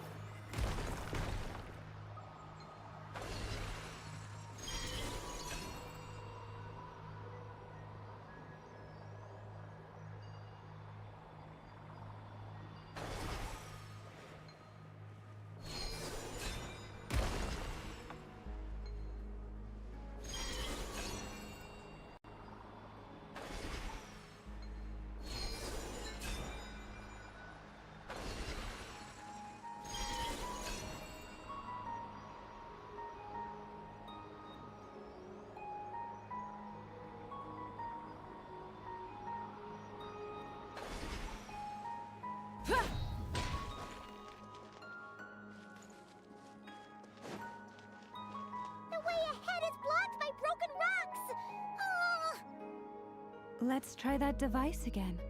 Remember the door from earlier?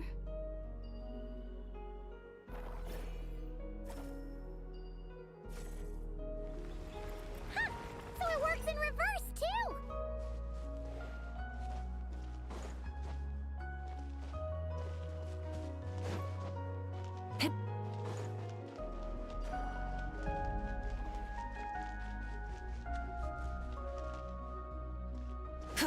Try and stop me!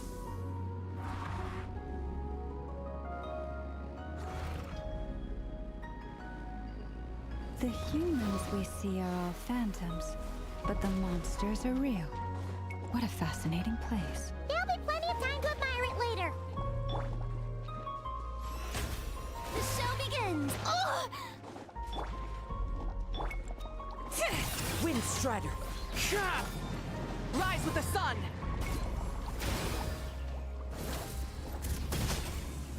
Ah!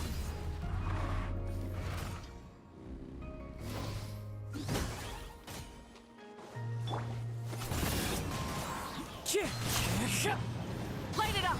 Try and stop me!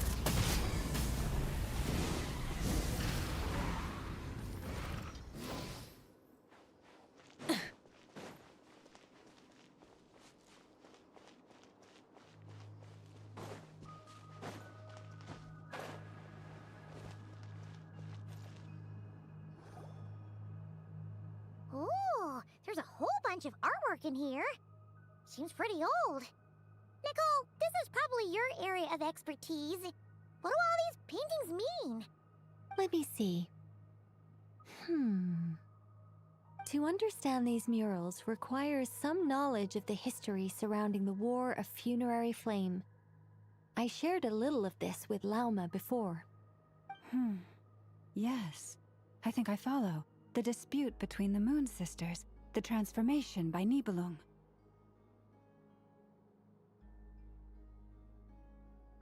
Oh no, it's no trouble.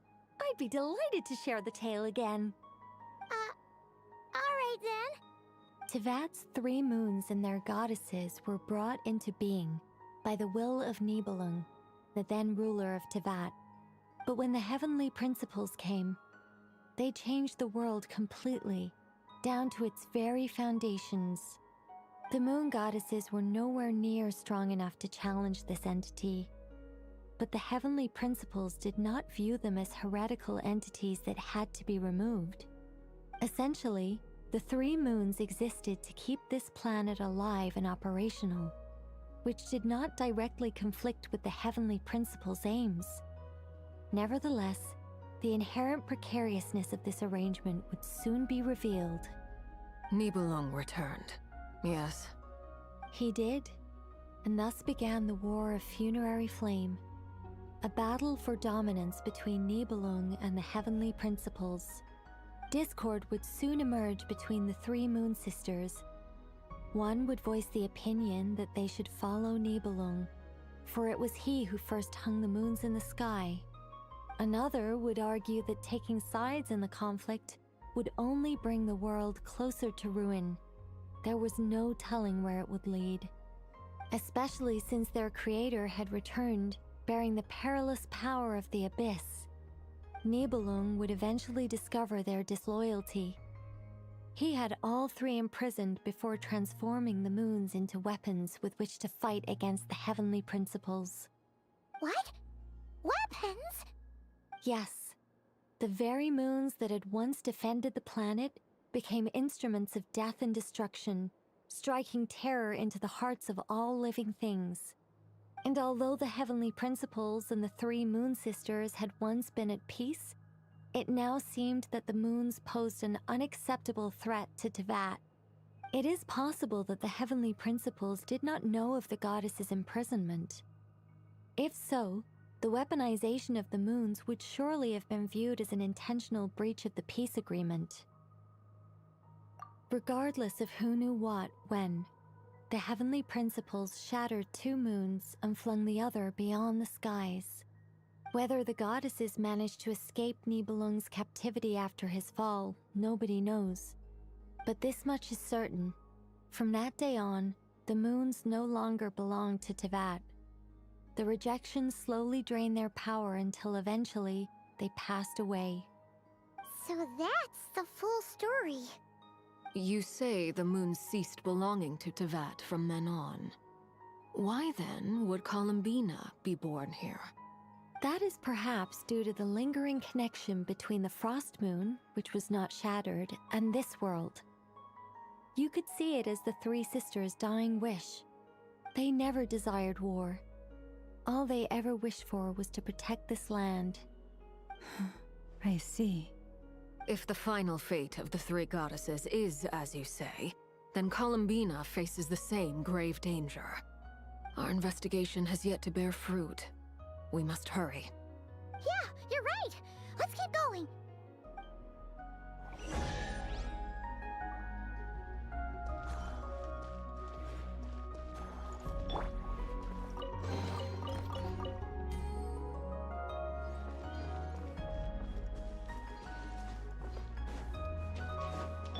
Full throttle!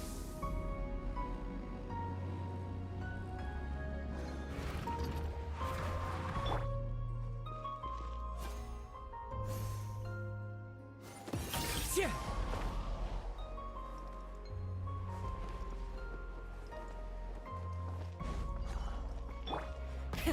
Rev the engines!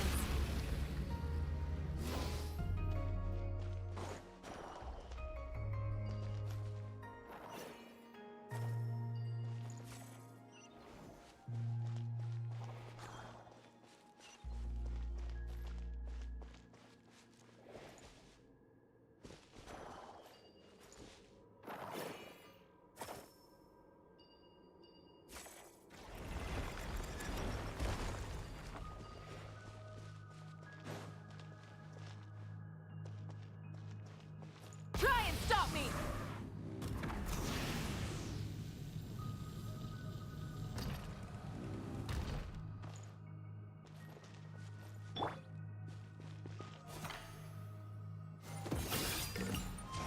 Follow the wind.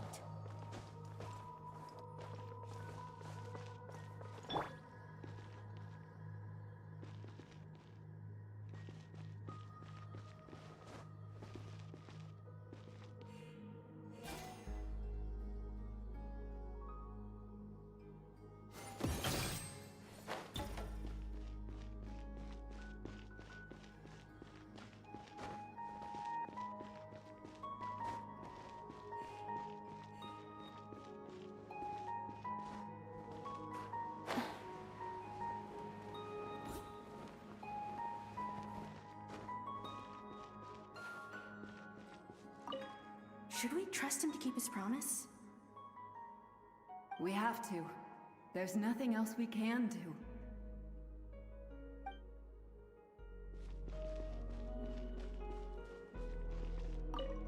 Why? Why do the creators of this world no longer show mercy upon their people? Remember his words. We must change our fate with our own hands. Wait, that's odd. Who is he? Is something wrong? No, not really. It's just that over 30 possibilities emerged in my head, so I can't be sure who he is. It's been too long. My memory isn't as sharp as it once was. Okay. 30. Wow. Impressive.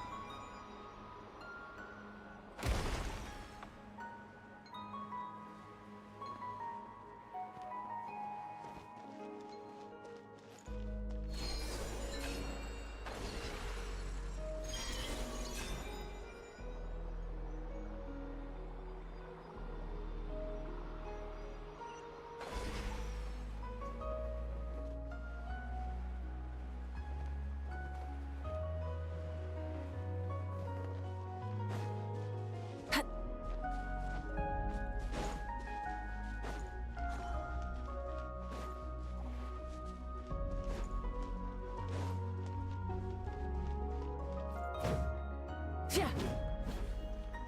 Full throttle!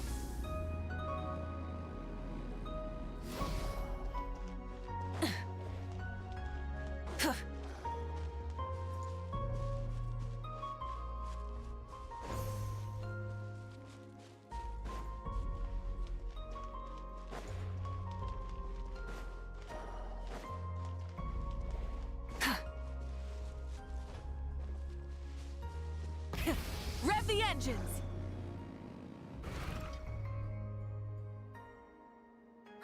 We're finally here. Guessing we'll need to activate this thing? Indeed. I was a little worried about that at first, but as we got closer, I sensed that the Kuvaki within it flows unimpeded. It should be functioning normally. The only issue is how to activate it. It's looking a little worse for wear.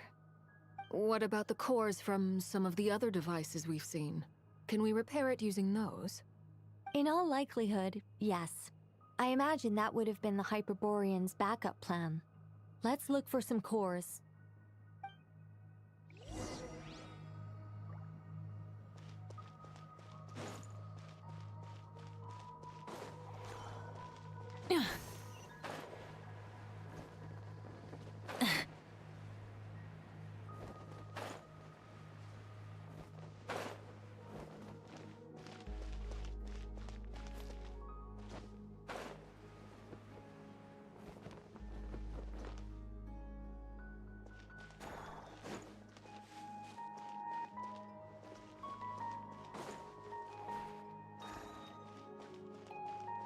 throttle!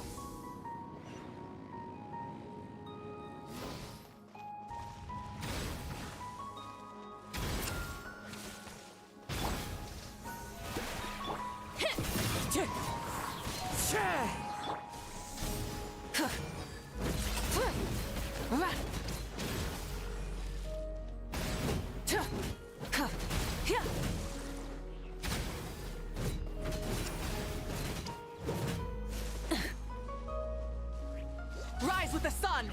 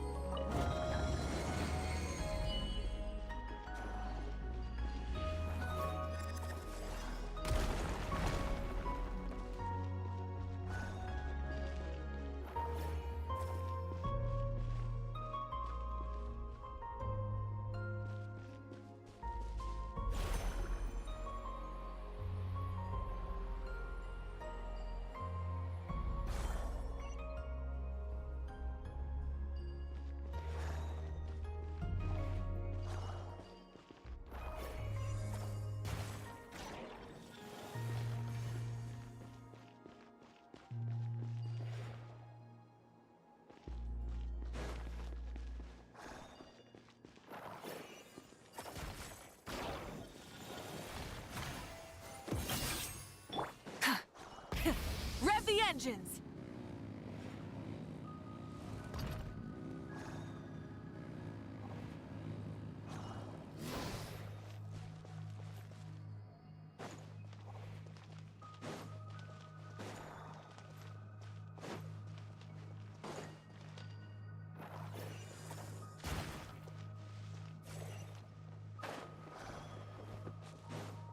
Full throttle!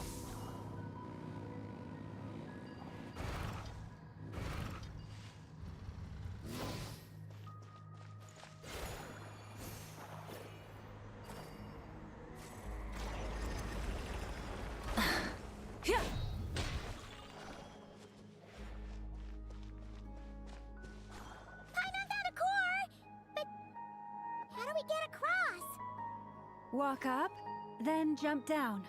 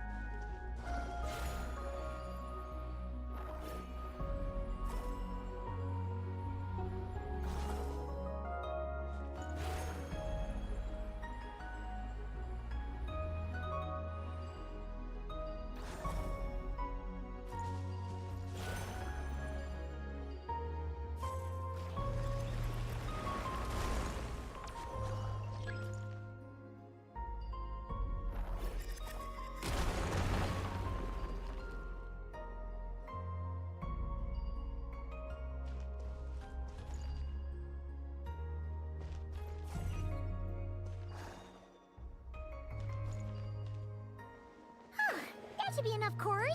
Let's head back.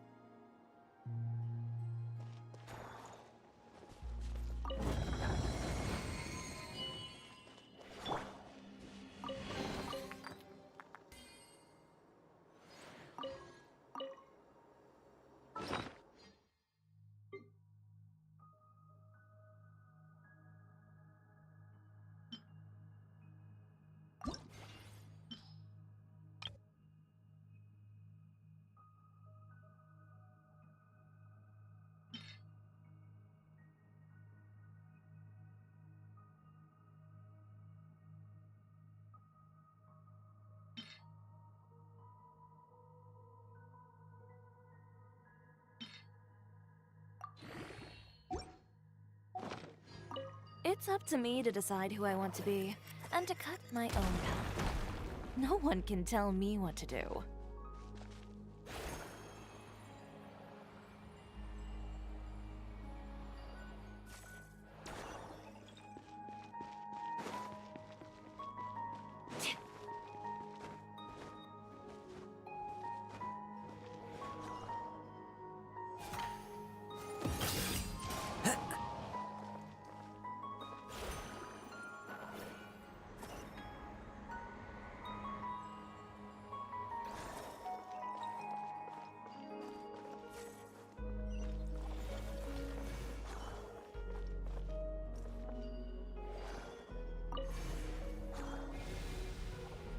The device is up and running.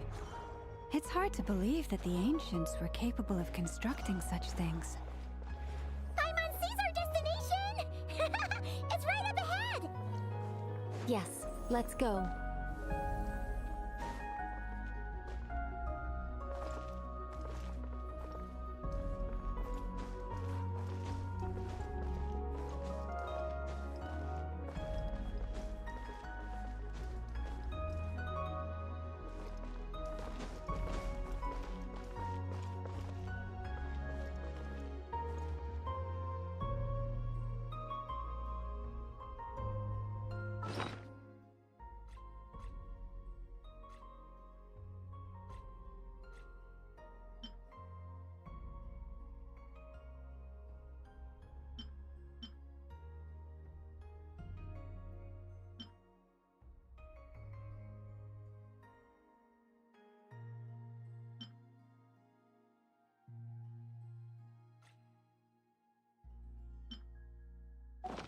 Wherever in this world I roam, I carry memories.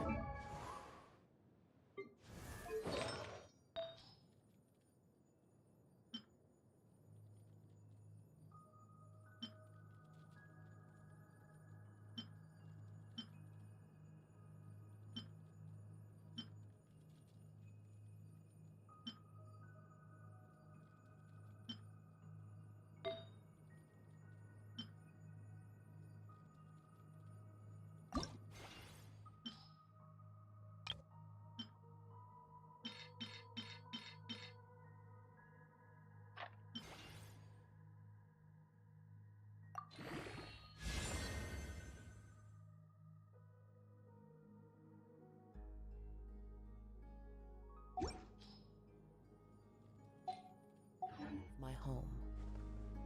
This blade. It is the last link I have to the land of my birth.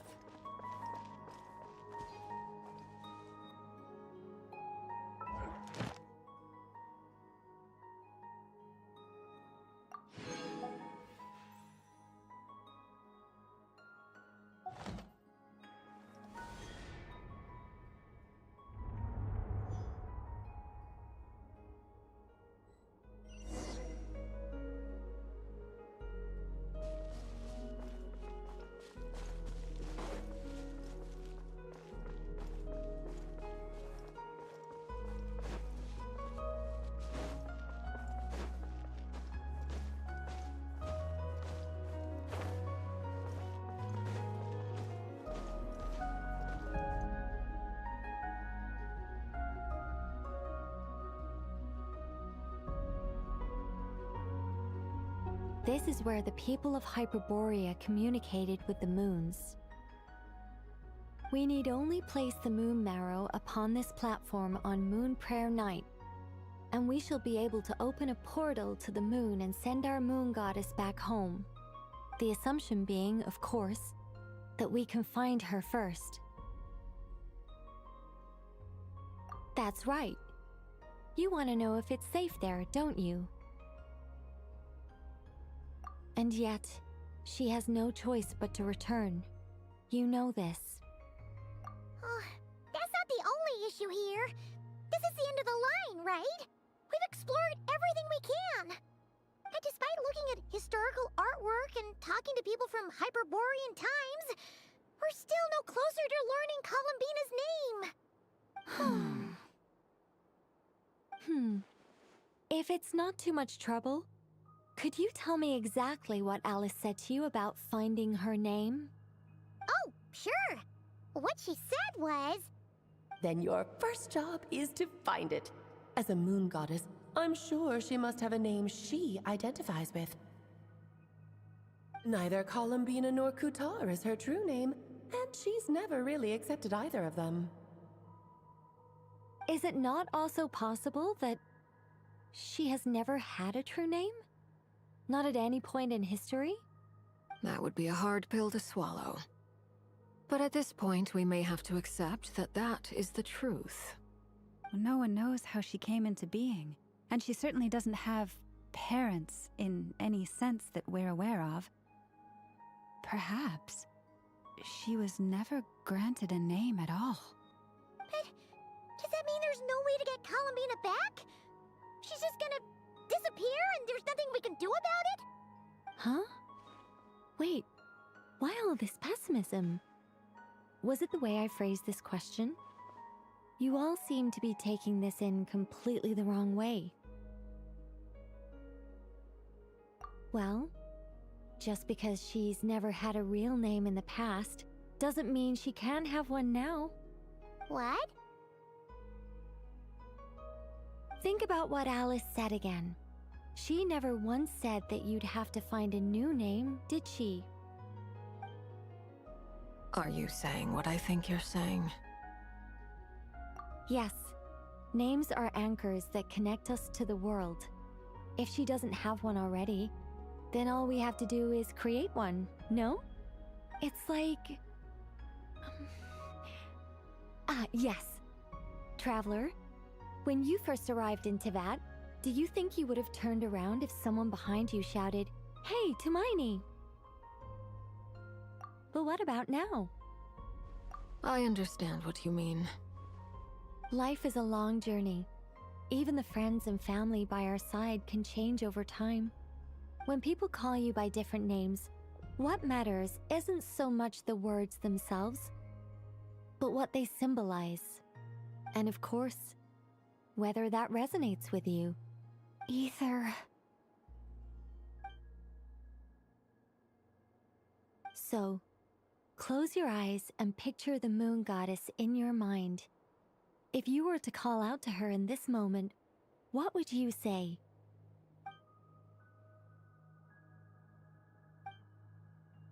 Columbina. Columbina. Paimon would call her Columbina too. Well, she has long forsaken everything that Kutar represents. I think from now on I should call her Columbina too. Well, it sounds to me like you found your answer. Are you sure? Is it really that simple? We haven't found her this whole time, and not for lack of trying. For a journey like this, the process is every bit as important as the outcome. Had you not searched far and wide, rejecting every other answer you were offered? How could you have come to an answer you felt was finally correct? Oh, it all makes sense now. This has Alice's fingerprints all over it. Are you suggesting that Mage knew from the start that Columbina never had a real name to begin with? I can't say for sure. But I can definitely imagine her chuckling in satisfaction somewhere right now, saying, "Ah, what fun."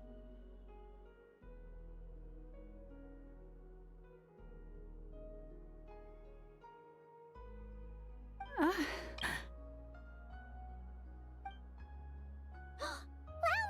Your antlers! You should hurry. The festive moon has begun to rise. Do not worry, for when you called the name Columbina just now, I could sense that the power within was enough to summon back the moon goddess. The power within what? The name? Yes, so, the thing is...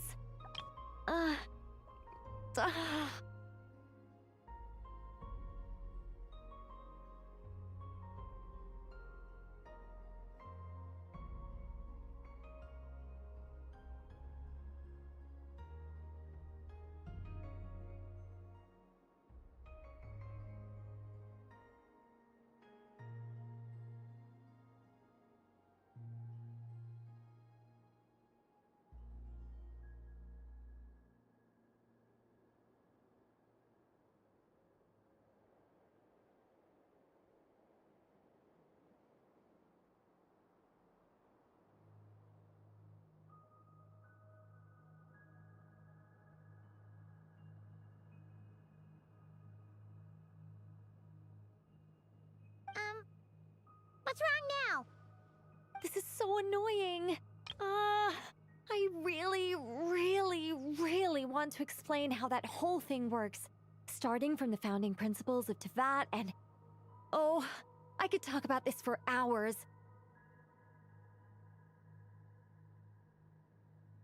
But... Deep breaths, Nicole. Deep breaths. You're an angel. A sober, sensible, solemn angel who has her priorities straight.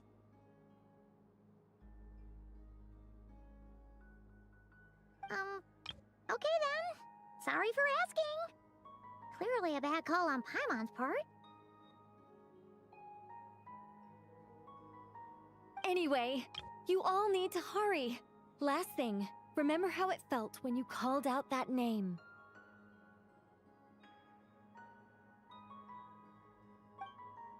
Then it is agreed. By the name Columbina, we shall find her. Then we'll throw her the best Moon Prayer Night party ever! And at last, we will send her home.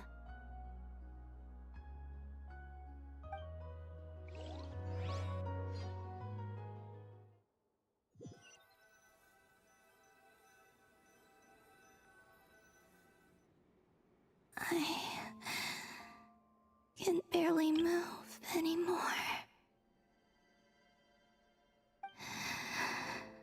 My consciousness is fading away.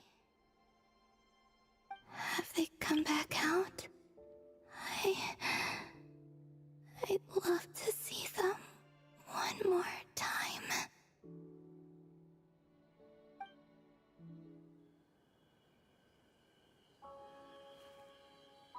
They didn't make it.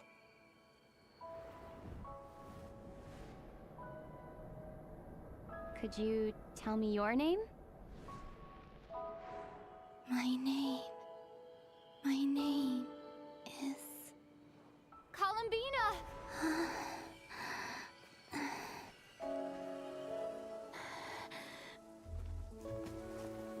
Columbina! Are you here? Columbina! That's the name you gave when we first met. And it's what I've called you ever since. Columbina. It's a fine name. I have many fond memories of Columbina, and so do all of your friends.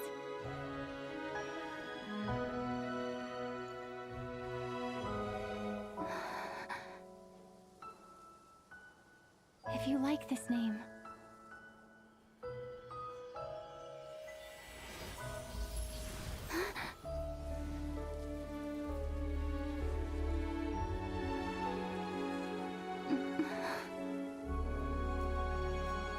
looking for me?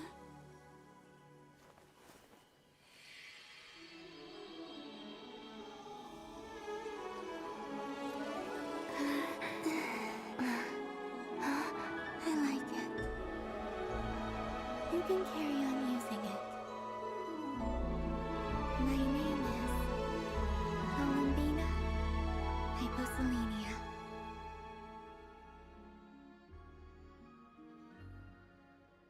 Columbina Hyposelenia. That's a wonderful name. Why hyposaline? What does hyposaline even mean? Like, oh god. Hypo. Oh, that is perfect. Silly. Hypo, I'm not sure, but Selene is probably something with moon. So like, Columbina, loom over. Moon over? I never thought that Columbina would become my real name. But after I met you and my other friends, the things that this name stood for slowly began to change. It went from being a Fatui code name to something my friends call me.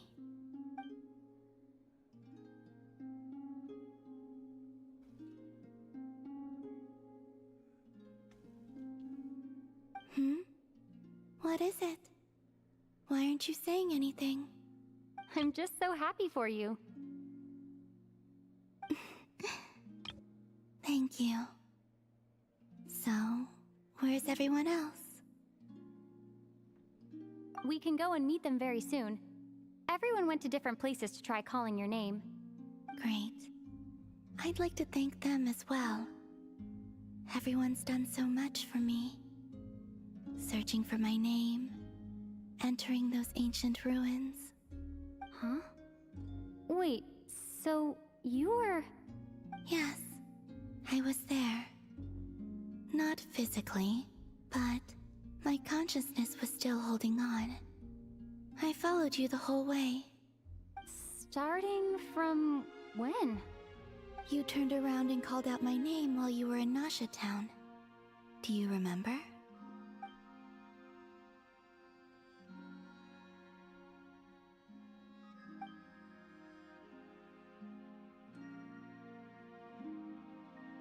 Let's go. We don't want to keep them waiting.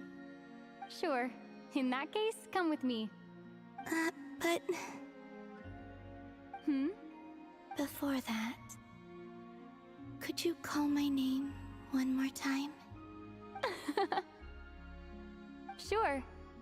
Come with me, Columbina Hyposelenia.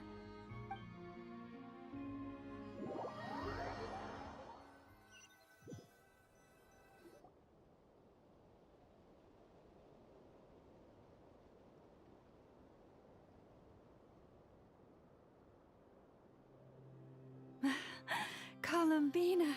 Oh, this truly is wonderful. Llama, I can't breathe. Ha-ha! Just in time for Moon Prayer Night. It's good to have you back, Miss Columbina. Yeah, we were worried sick.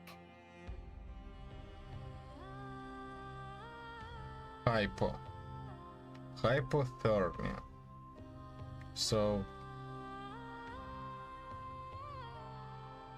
Columbina under moon? Thank you, my friends. With your help, I now have a name that belongs to me. Columbina Hyposelenia. Where's the second half from? You added it yourself?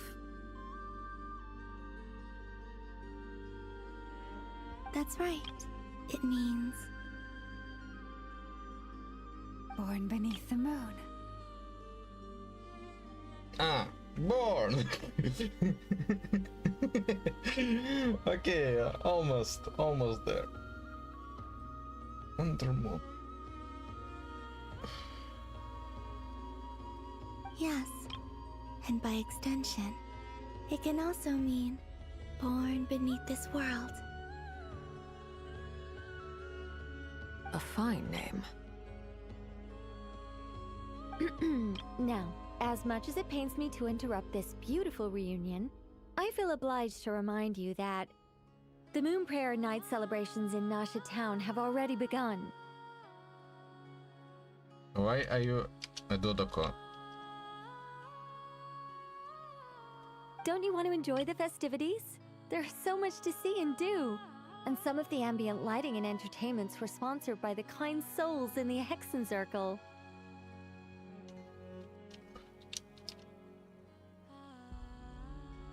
Nicole? Why have you turned into Dodoko? So you're Miss Nicole. Thank you for helping us, and for helping me find my name. It's nice to finally hear your voice. You're quite welcome. Guiding lost people to hidden treasure is what we Seelie do.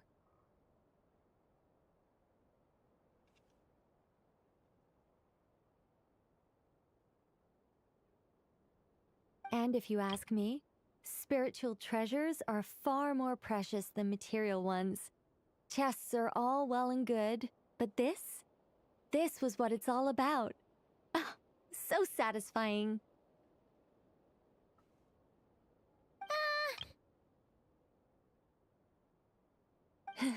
Anyway, I had to go help Alice. It seems like she ran into some trouble. That's why I couldn't be here in person.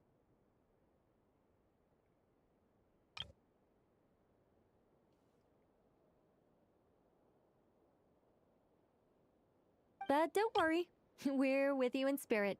We'll be celebrating right along with you. Keep an eye out for the Hexen Circle's festive stalls in Nasha Town. I think you'll like what we came up with. Alice said she even managed to rope B in this time. The Frost Moon Scions have also prepared various attractions. I believe Aino, Ineffa, and their crew are setting things up as we speak. On that note, Nefer, about that request I made. It's all in hand. Yehoda is on site to ensure that everything goes off without a hitch. Wonderful. In that case, Traveler? Huh? Come on, Columbina. It's time to celebrate the best Moon Prayer Night ever.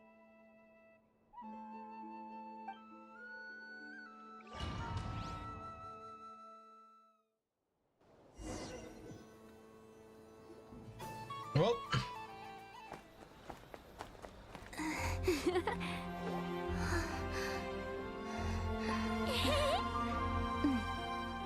Hey, young lady.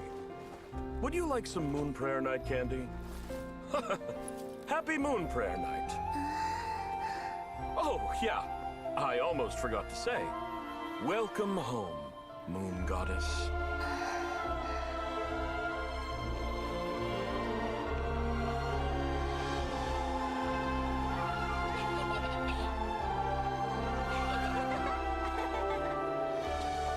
Welcome home, Moon Goddess. Welcome home, Moon Goddess. That's cute. Welcome home, Moon Goddess. Turning Nasha Town into her home is a festive gift. A rather brilliant idea. Perhaps this is what Nodcry, Columbina's home, should have been like all along.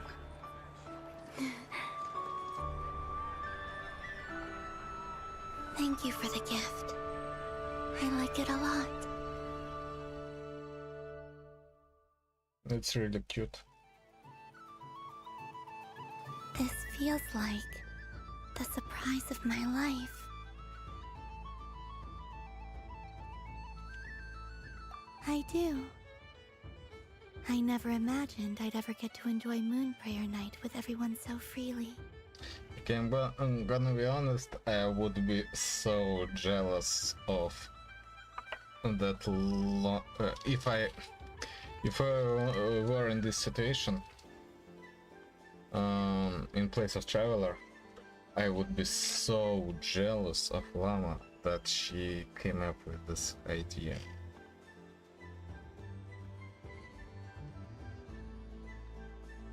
Because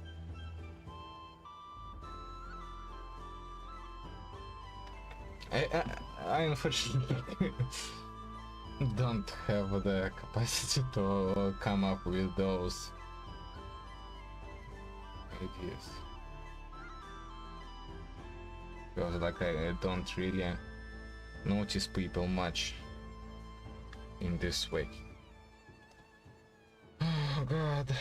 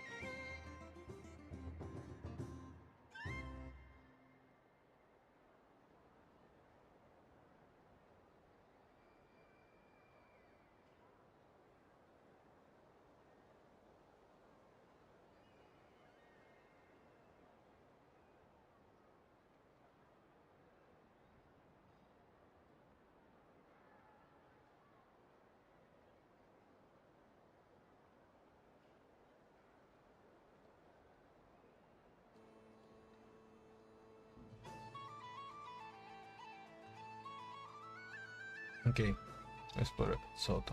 If you're happy, we're happy. Quite a strategy you came up with. Hide the tree in the forest. It's not your usual style, Lauma. Is there something about Moon Prayer Night that enhances what's in your head as well as the antlers on top? Apparently so. It even inspired a perennial penny pincher to use their resources for a greater cause. It truly is a magical festival. I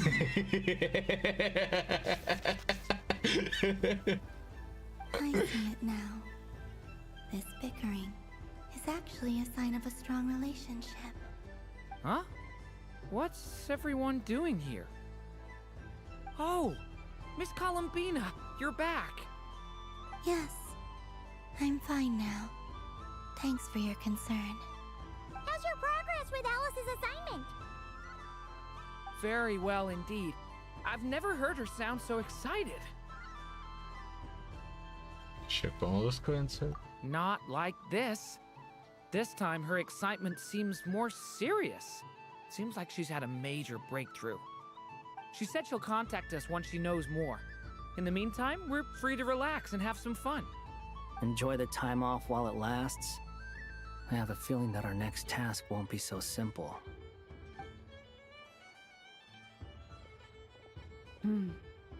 I should go. I still have a few things to attend to at the Frost Moon Scion stall. And I think I'll take a look around.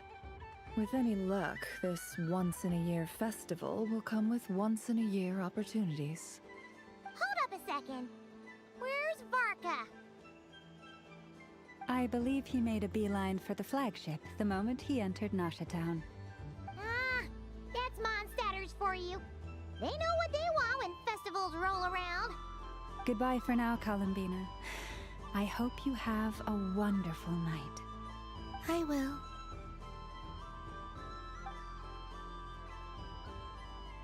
Well, in that case, don't just stand there. Get out there and have some fun. You'll definitely get a warm welcome at every stall.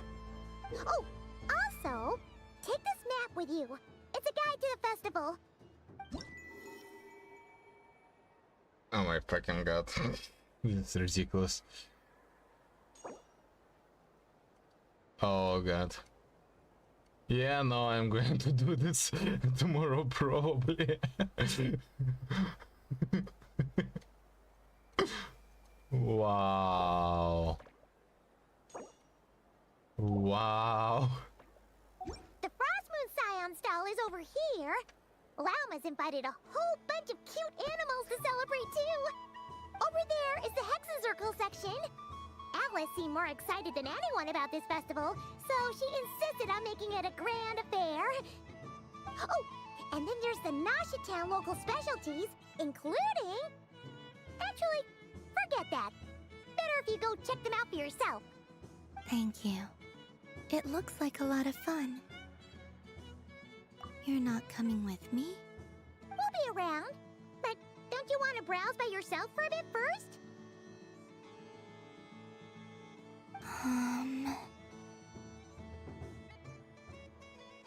Yep.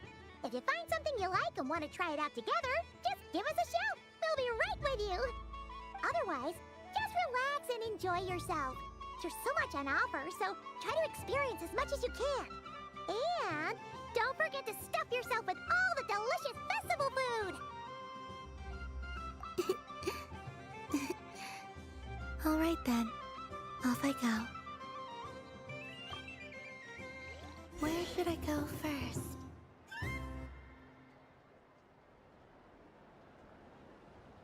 This must be the mage's stall. It feels like I've entered a fairy tale. Ah, how lovely.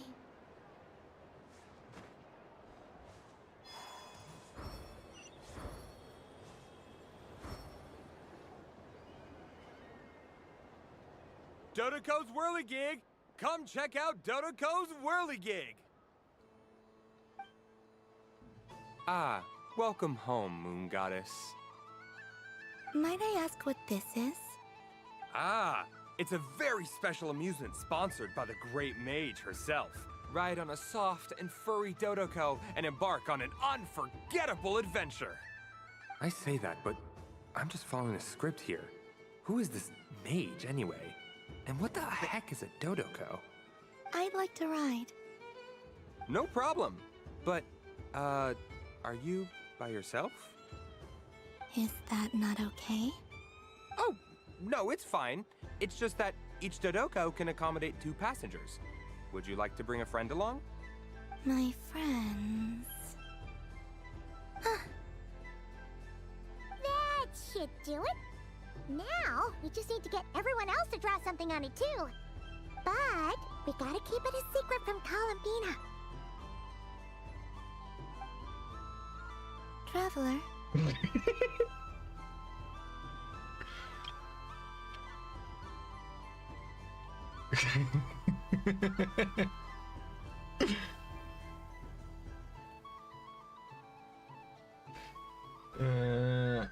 Sure.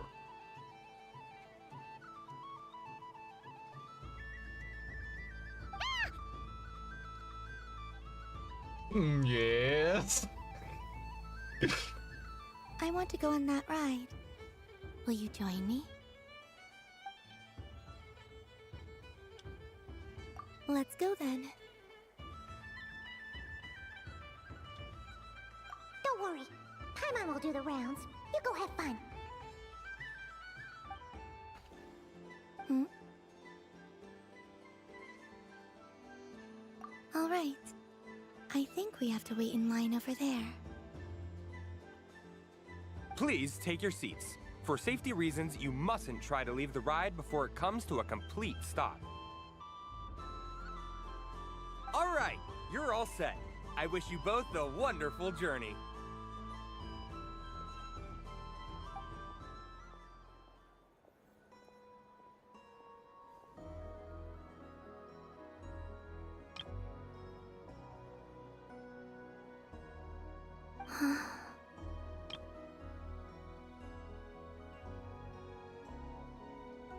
Not bad.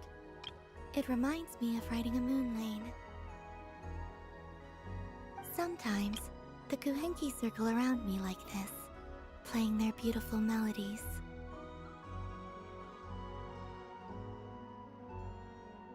Yeah, I'm going to miss them.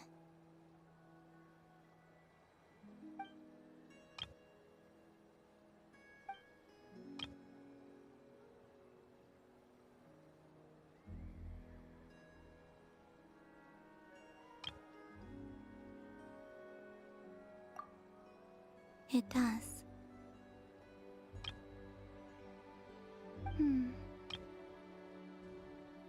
I've felt scared in the past, too. But this is a little different.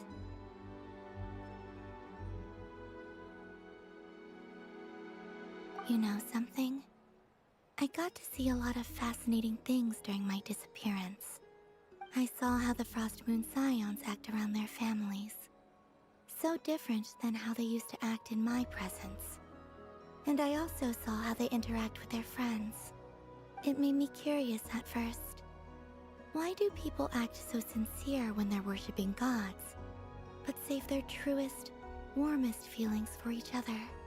Slowly, I came to realize that It's because they trust one another. They know, deep down, that they'll be accepted for who they are. All of it. The good and the bad. I know.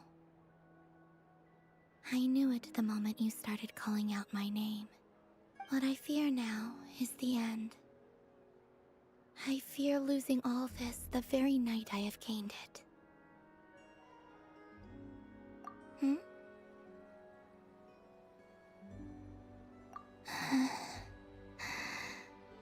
Thank you for this conversation. Thank you for listening to me. Don't worry. This fear I have, and the unknown that awaits me, they cannot hurt me.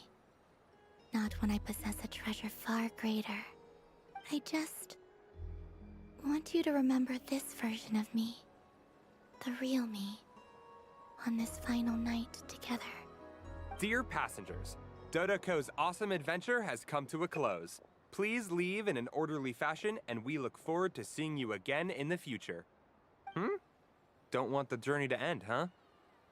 Don't worry, you two. There's always another adventure waiting just around the corner.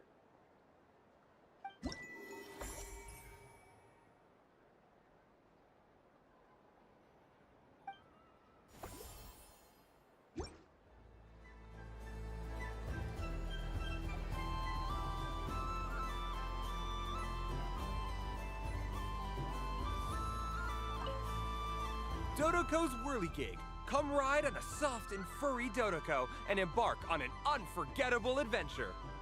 Of course, Moon Goddess. This way, please.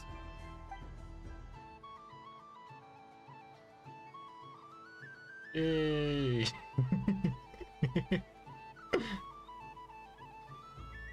Woo! Yay! That's cute.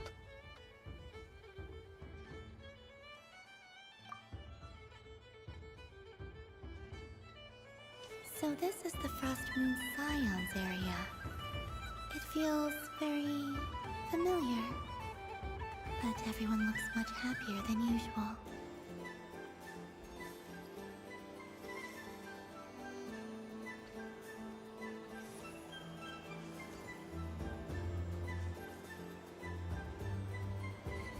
But I was aiming right at it!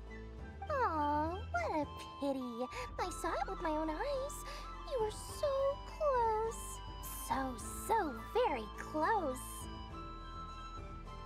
That's not true!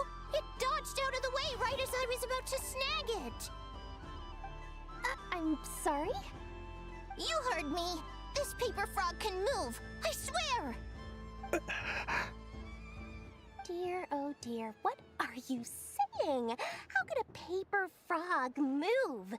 Unless you believe there really is magic in this world. There is. But even if I, the mere humble merchant that I am, knew such magic, surely I would not use it on a paper frog. I'd sooner give Mora legs, so he could walk right into my purse. My dear, dear customer, why not have one more try? This time Let's try this again. And the ability to make a few screenshots.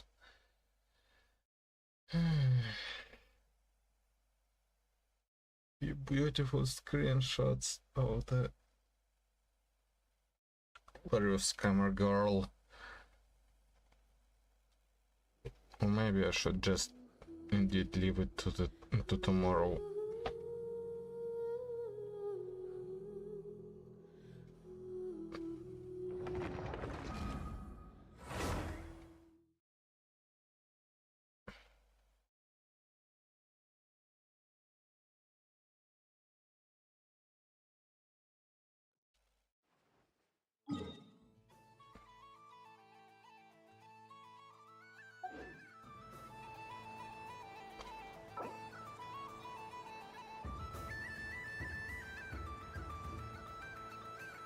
That's fine. I'm not against experiencing the content again.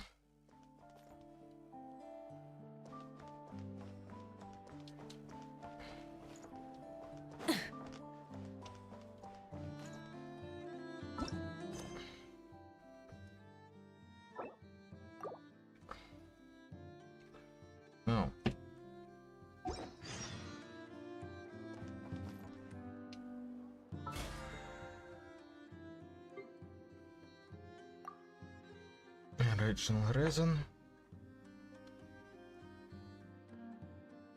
Trans domain, maybe.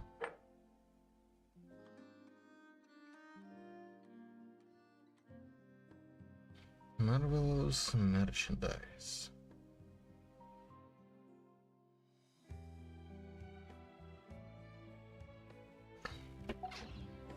Exploration and trials.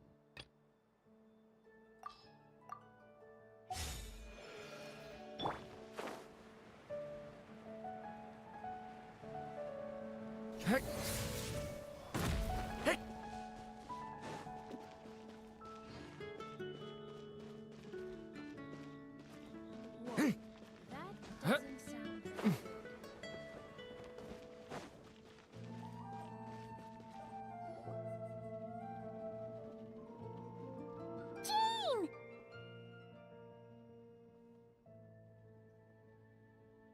Hello, you two. I'm glad you got my letter. Durin's awake and waiting on the bench over there. I'm here if you need help. Just give me a shout. Don't worry about us. We'll be fine.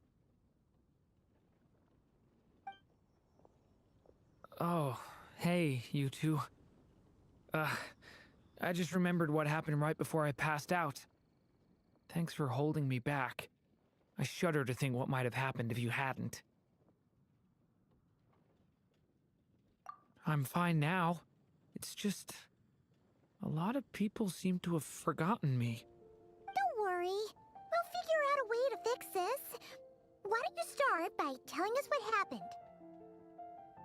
It felt so strange. After I realized no one recognized me anymore, I suddenly felt like I'd completely lost contact with my body. Abyssal power lies sealed within this body I inhabit. So when I lost my connection to it, I lost control of that power too. It wasn't until I heard everyone calling my name that I was able to reconnect with my body. You lost contact with your body? Does that mean there's something wrong with it? Sounds like we need Albedo more than ever. I don't think the problem lies in Albedo's alchemy. Huh. But then, why are people forgetting you? Guess that's what we need to figure out.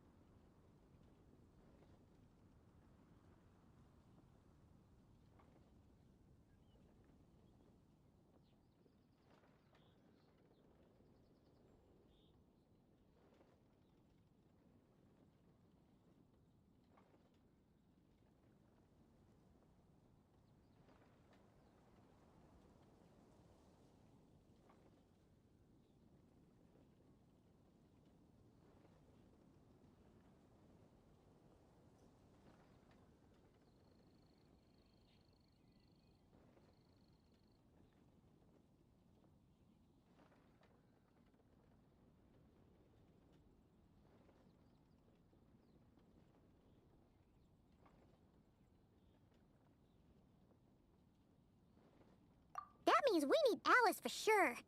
But it's been ages and she still hasn't been in contact. Now would be a really good time for a hint.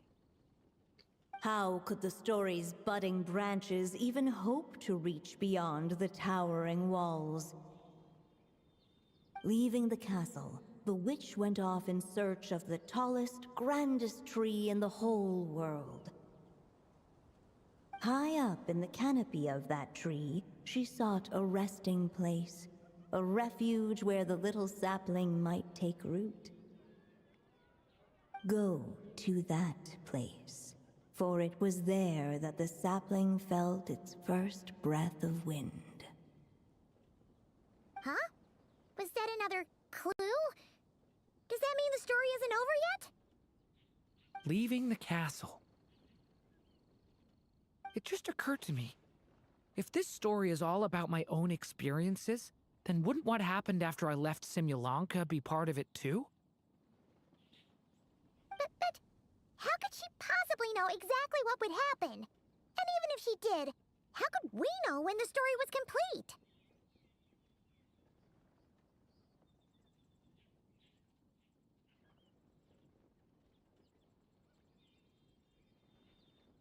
Yeah. Since we can't reach Alice right now, we'll just have to get to the bottom of this ourselves. But first, we gotta figure out where this riddle wants us to go. The tallest, grandest tree in the whole wide world. Huh. The only place that ever gave me that feeling was the one I ended up in right after leaving Simulanka. They had great coffee there, too. And so many books you'd never run out of things to read.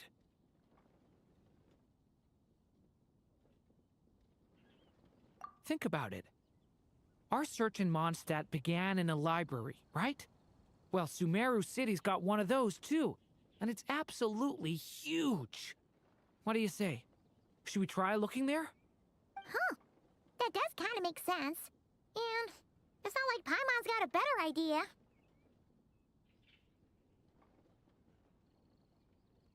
Alright, let's just give Jean and the others a heads up first. Well, it sounds like you've got a plan, so I won't interfere. All I ask is that you stay safe. Albedo won't be back for some time, and until he is, we can't know for sure how dangerous Durin might be in his current state. I'm so sorry about what happened before. Believe me, I'm not blaming you, and neither is anyone else here. If anything, it's the opposite.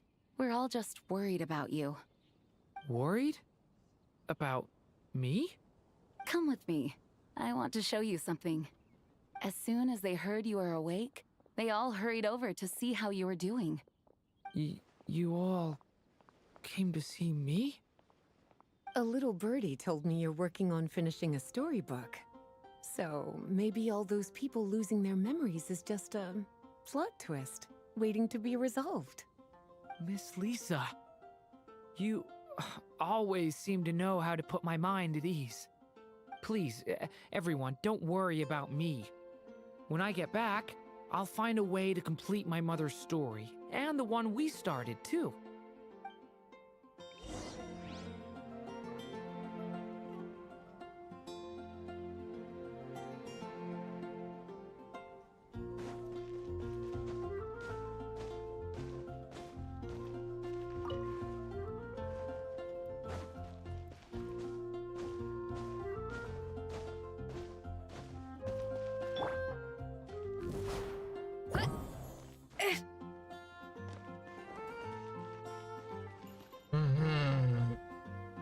Okay, so the important thing.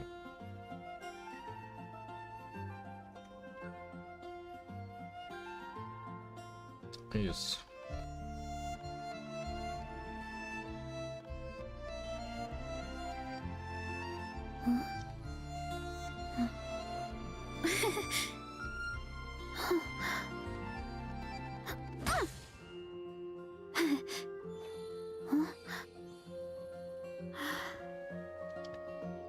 What's the quest name?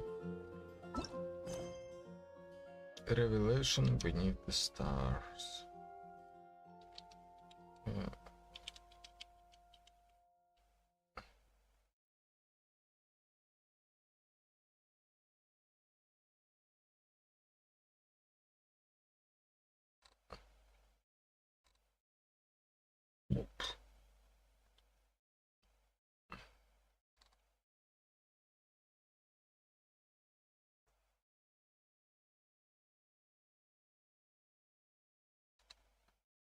Okay. Nothing bonus here yet.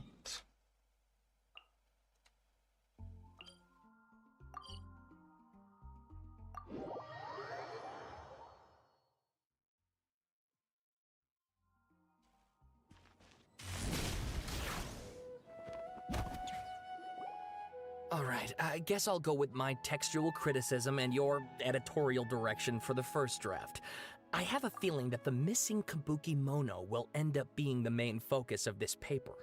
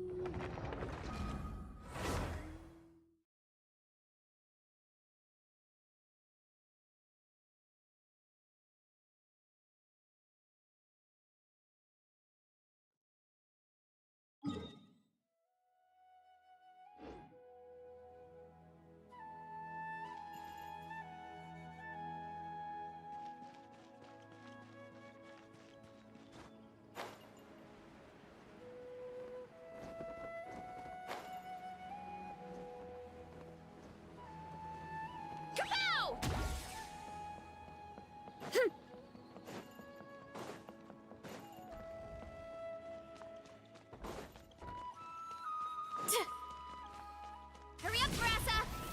Gotta steer clear of other people.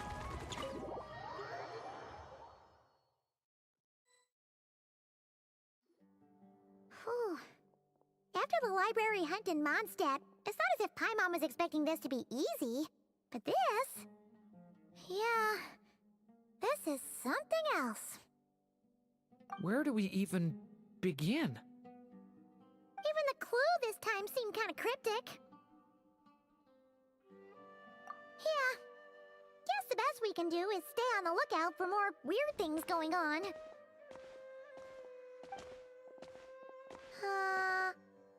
Huh? Sorry, what was that? I'm here to return Volume 5. According to the catalog, Volume 5 of this series is not available for loan. I can't accept the return of a book that was never checked out in the first place. Let me put it this way. My copy is complete. Yours, on the other hand, is missing large amounts of content. So you should swap it for mine instead. Sir, you have to understand. Managing a library is a serious business, and we have protocols in place for this kind of thing. I can't just replace an important volume in our collection based on nothing more than your word. Hey! Look what the Wandering Tom dragged in! Oh, it's you. And, what is it you're doing here?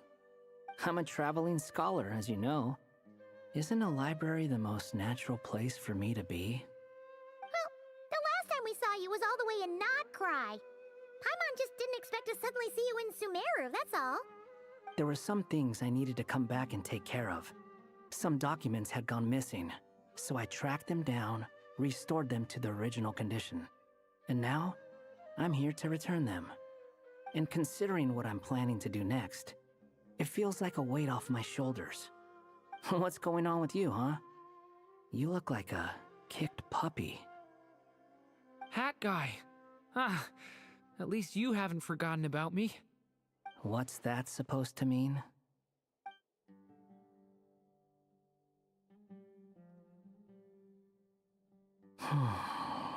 So it's been getting worse. Sounds like you know something we don't. After he left Simulanka, he spent some time traveling Sumeru with me.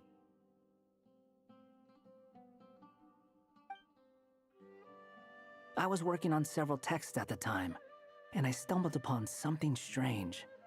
Anytime Durin of Simulanka was mentioned, Before long, the record would disappear, which means all the remaining records on Durin are about the evil dragon that fell on Dragonspine. How did you even discover that? If I remember correctly, Hat Guy loved the time he spent in Simulanka so much that he started writing a travel log. That's besides the point. The fact is, you're not affected by the ley lines of this world.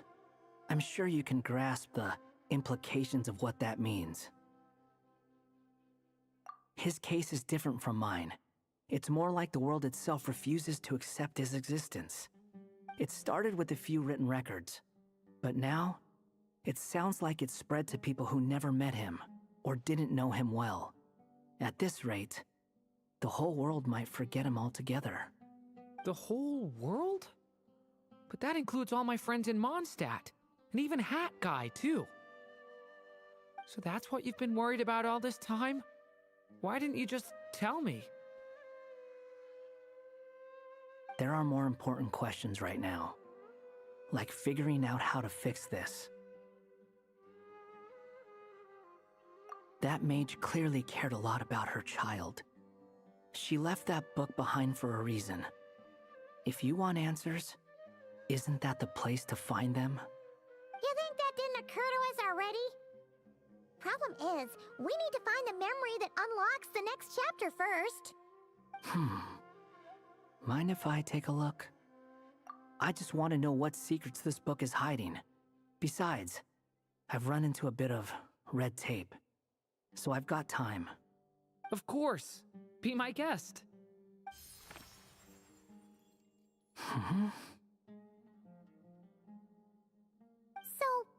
the memory we've been looking for was about you? All along?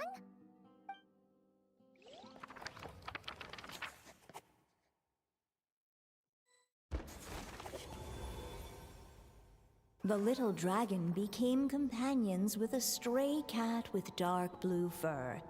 It was a friendship born of all they had in common. He left his castle at the stray's invitation, setting out to explore the world beyond its walls.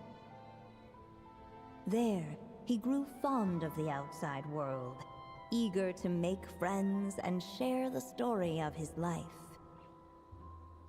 Taken by the dragon's story, the stray tried to write it down. But he soon realized that no matter how he tried, it would always warp into the evil dragon's tale.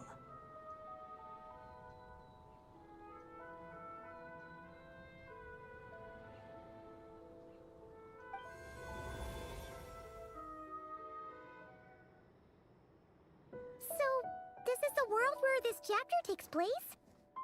Looks like we're at the top of some kind of gigantic tree. This one must be about what happened to me when I first arrived in Tevat. No wonder the memory that unlocked it was about Hat Guy. Most of my memories from that period were. Hold on. Anyone want to explain how I ended up looking like this?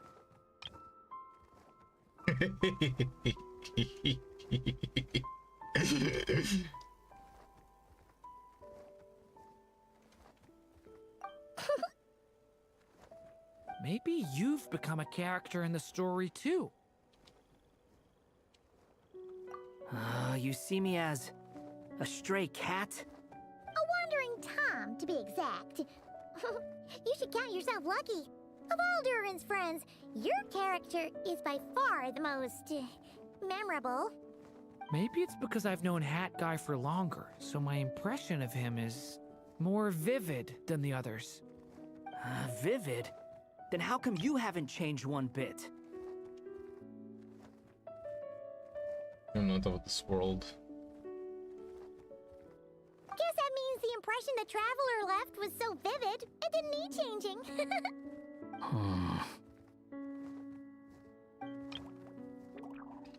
Hello, everyone! Ready for today's adventure? It's the storybook, Durin! Oh. So you're not playing yourself in this one?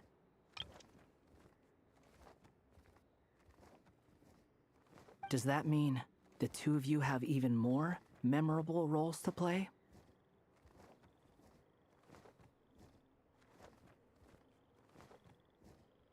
Where are we going today, kitty cat? Whatever. Just follow me. Same as always. Okie dokie. Can we chat along the way? If you have something to say, just say it.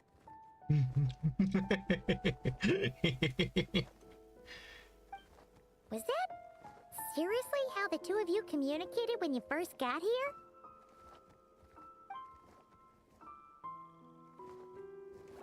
Yep. Anyway, how do we get ourselves out of here? Usually, the narrator gives hints to help us figure out what to do. Speaking of which, about time we got some of those, don't you think? The story's vines had woven themselves together into a giant tree, the boughs of which a little storyless dragon now paced, homeless among its leaves. He had to find a way to leave this place and set off in search of a home of his own. If he stayed, the world would erase him from its memory altogether. To leave this place? But where am I supposed to go? The little dragon felt completely lost. Just like the vines, the road ahead branched off into different directions, twisting and turning before disappearing into the mist. But as luck would have it, a prophetess waited up ahead. Perhaps she might know where each path might take him.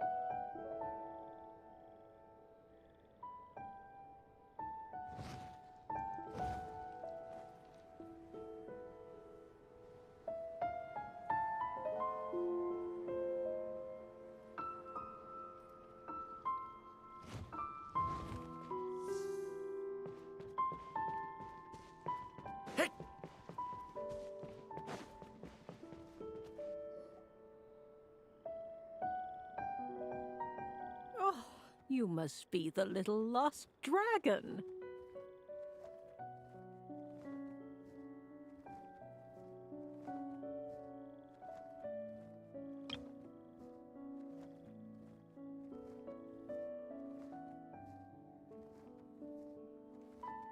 It's true. My friends and I are lost. This meeting was no accident. The prophetess was in fact the seer witch, here to present her promised gift. The seer witch? Oh yeah! That's Mona's teacher, right?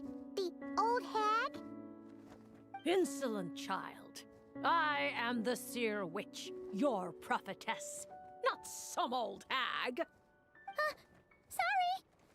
Now, little lost dragon, I have come to bestow the gift I once promised. A prophecy. A prophecy? Hear me now, for my prophecy is this. One day, the dragon from beyond the castle shall be reborn, and none may avert its coming. The wind took the prophecy and swept it off into the distance. And so, the little dragon was shown a path to wander. As far as I remember, once that alchemist from Mondstadt learned about the prophecy, he chose to stand with you against the evil dragon. So, what does any of this have to do with you being forgotten? Oh, wise witch of prophecy. Could we trouble you with another question? As enigmatic as she was elegant, the seer witch spoke no more, for her thoughts had long since returned to the starry firmament above. Ah, Chizami actually needed her. The Seer Witch was my mother's friend, so the prophecy she just gave should turn out to be helpful. Well, it's not like we've got better options. But if all we need to do is leave this place, which path should we take? Why don't we take a look around?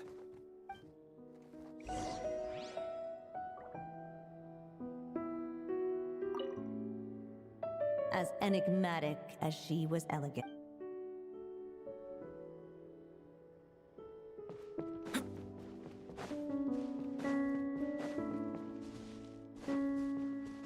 Ah!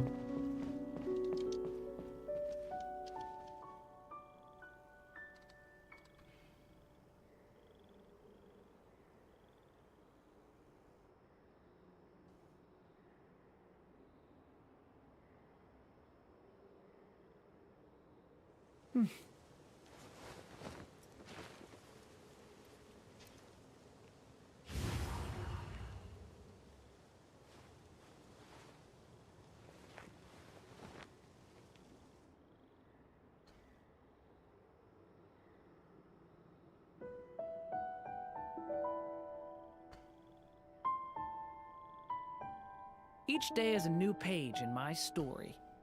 I want to savor every scene, every footnote, before I turn to the next one.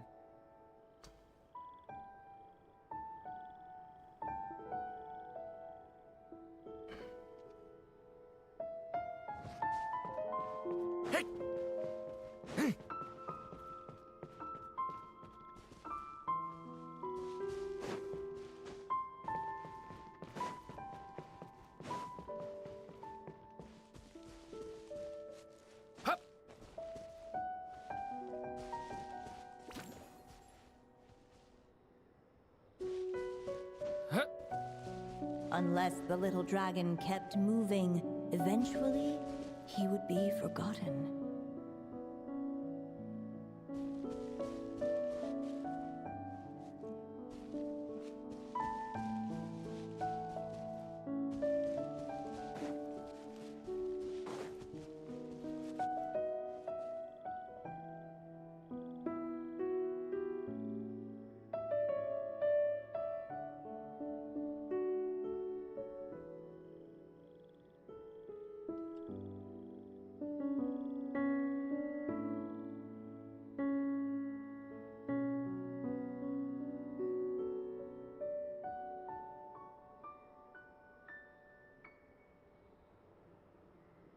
I still have so much to learn about human interactions. Like, where should I put my hands when I'm nervous? I just really want to make friends with everyone.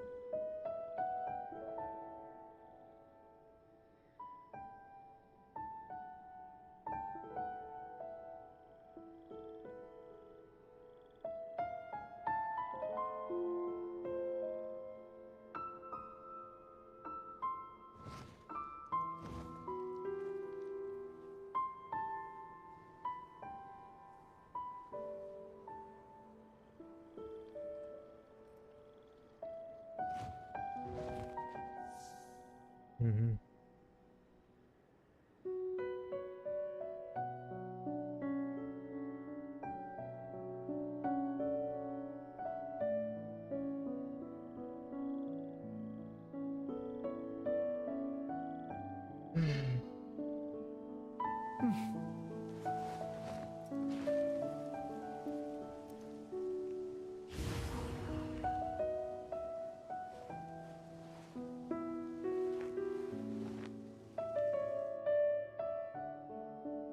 Okay, let's... Looking back the way he had come, the little dragon saw a gentle glow, a warm light that reminded him of somewhere familiar. The castle his mother had built for him still stood tall as ever, and in the paradise behind its walls lingered many joys of the past. Its gates were always open for him, a haven where no tales of wicked dragons were told.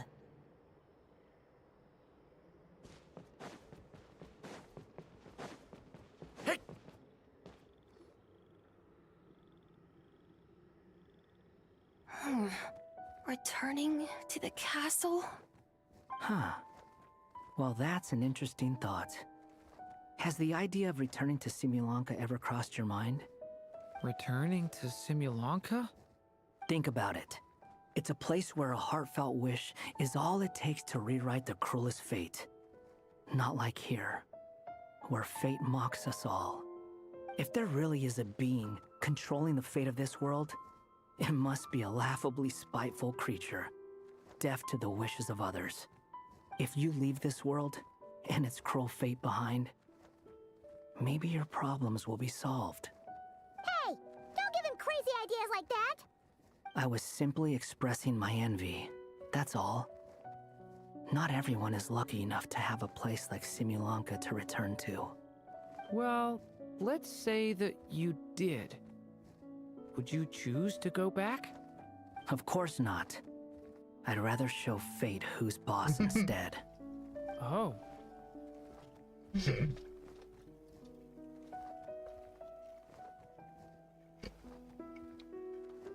I just need some time to think this over.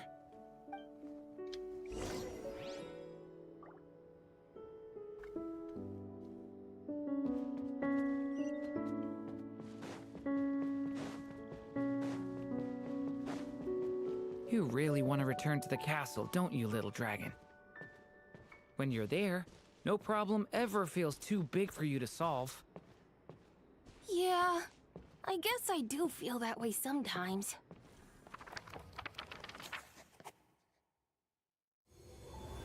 As the little dragon slipped back inside the castle's walls, the clamor of the outside world fell away.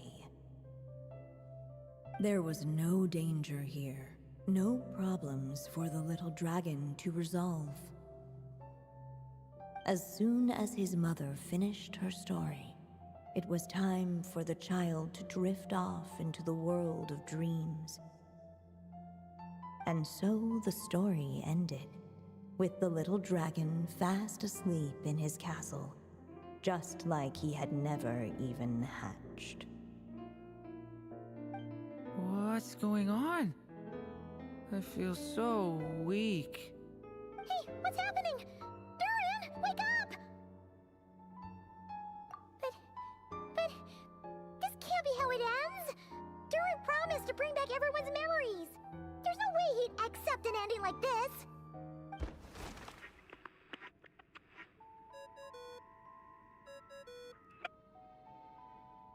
Hello, children.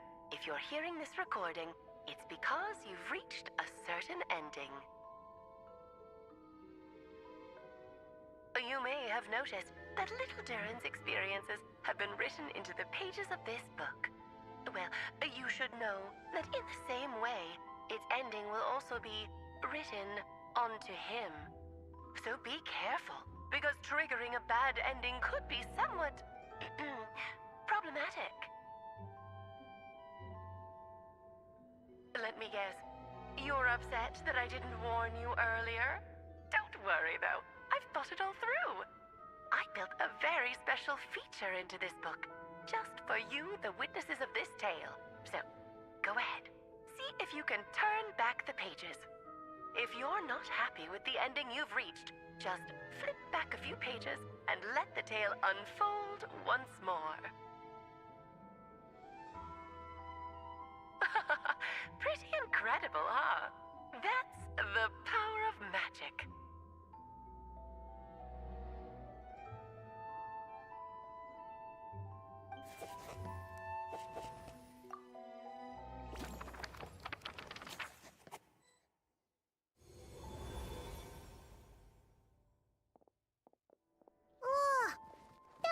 time was awful. No way we're picking that path again. What are you even talking about? Hurry up and pick a path so we can get out of here. Let's pick one together. Sounds like the others aren't aware of what just happened.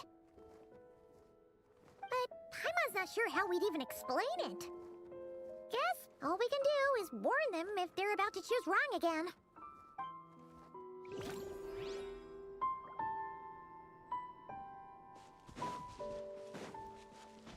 Looking back the way he had come, the little dragon saw a gentle glow, a warm light that reminded him of somewhere familiar. The castle his mother had built for him still stood tall as ever, and in the paradise behind its walls lingered many joys of the past. Its gates were always open for him, a haven where no tales of wicked dragons were told.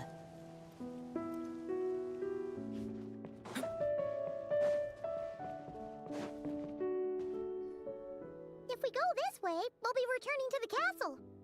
Returning to the castle.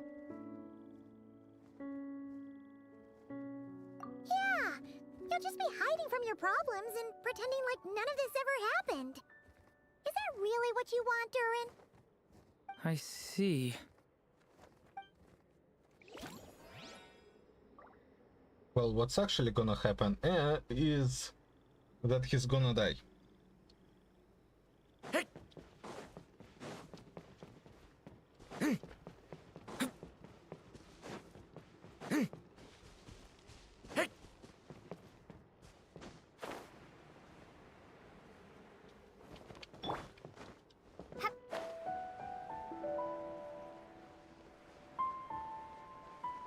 The witch.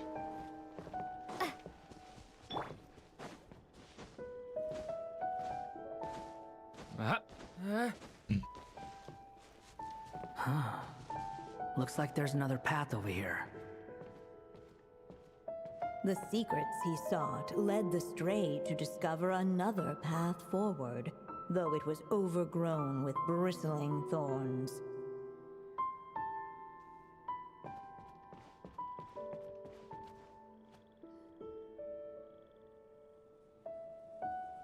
It seemed to lead away from this place, but each time he tried to follow it, the branches of the tale sent him back to the start.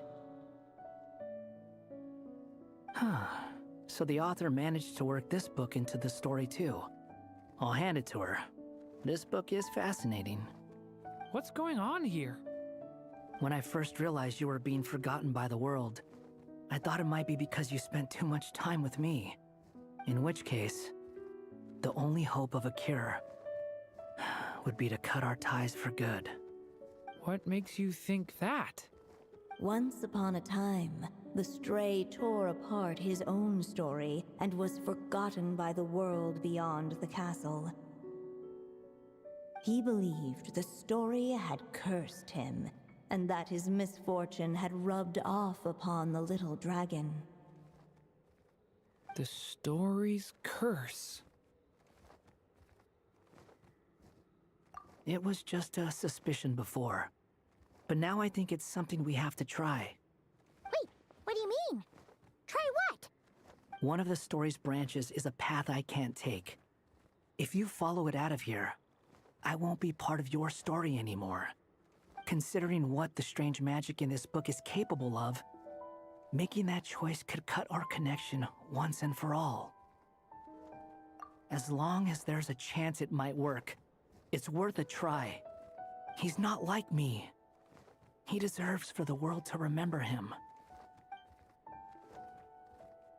Well, maybe Hat Guy has his reasons for thinking that way, but that's not the kind of decision I can make so easily.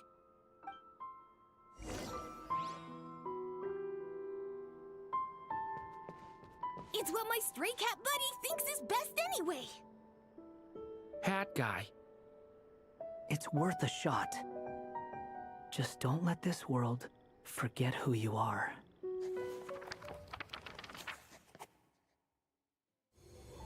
The little dragon left along the path his companion could not take, and from that point forth, the stray was no longer part of his story.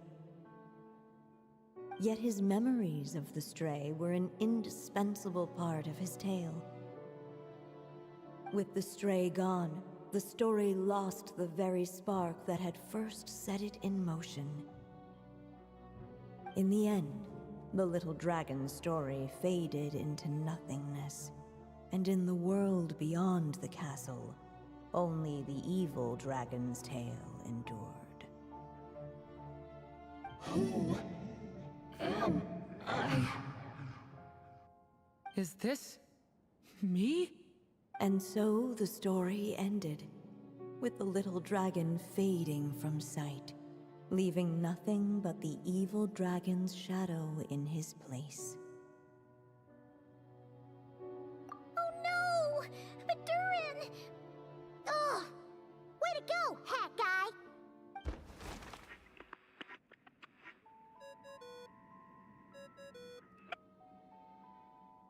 Remember, if you're unhappy with this ending, try thinking of a way around it.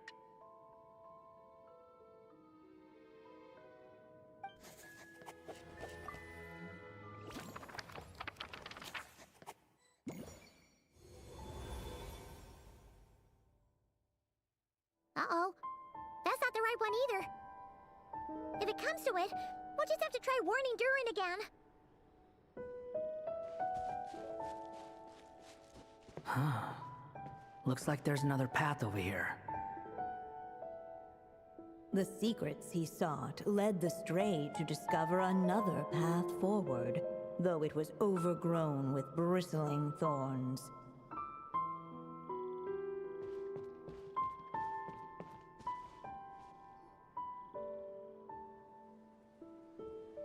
It seemed to lead away from this place, but each time he tried to follow it, the branches of the tail sent him back to the start.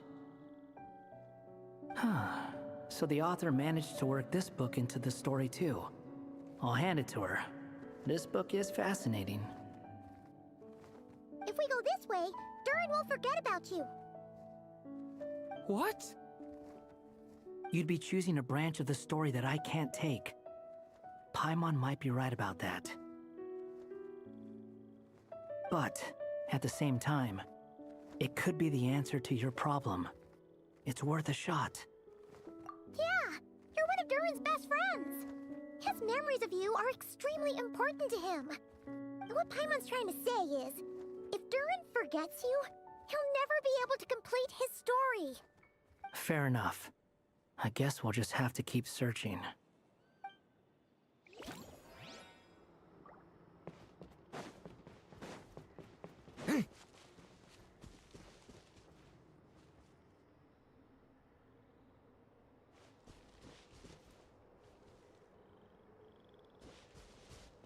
The wind kept blowing, but the little dragon had not yet resolved to follow it. Before him lay a foggy path, and where it might lead he could not tell.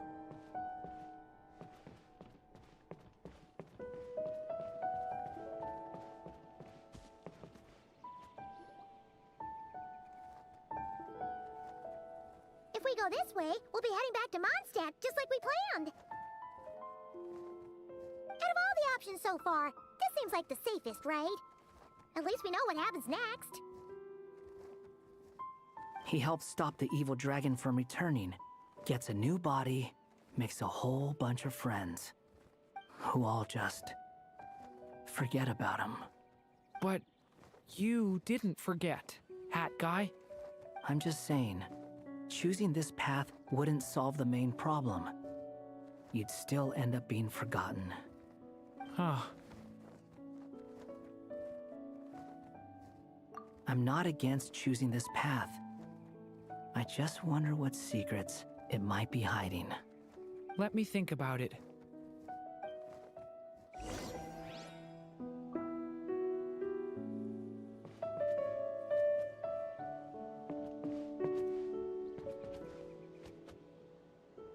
location.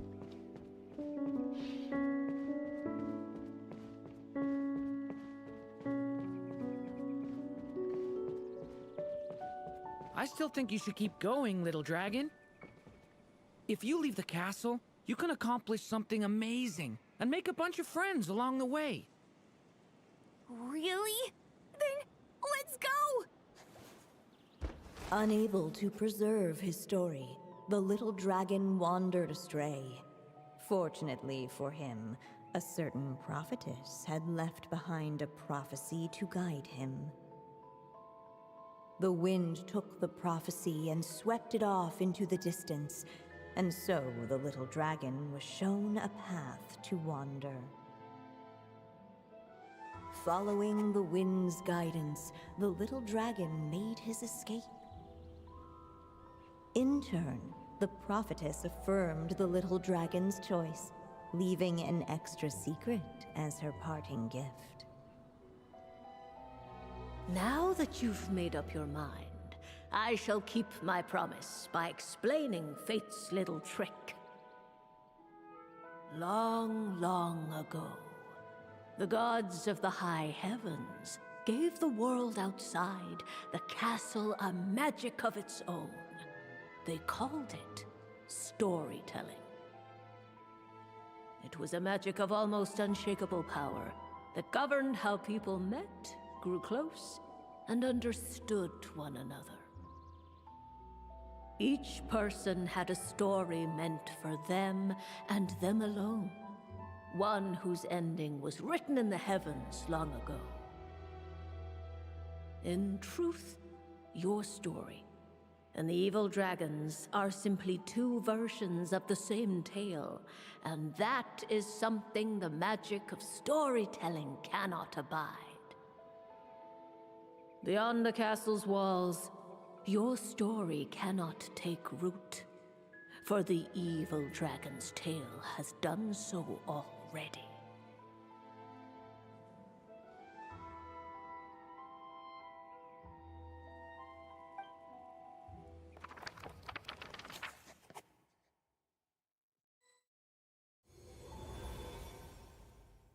So, that was the secret? Huh.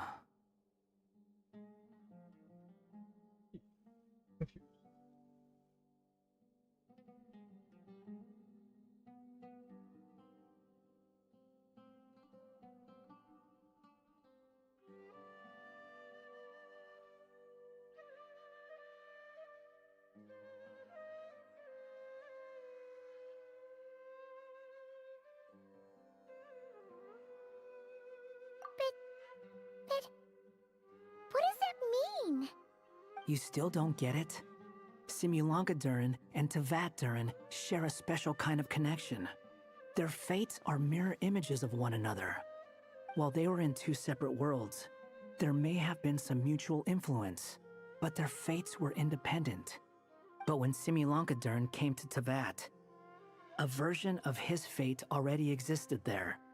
So, how can two fates exist at the same time? The answer is, they can't. The rules of this world don't allow it.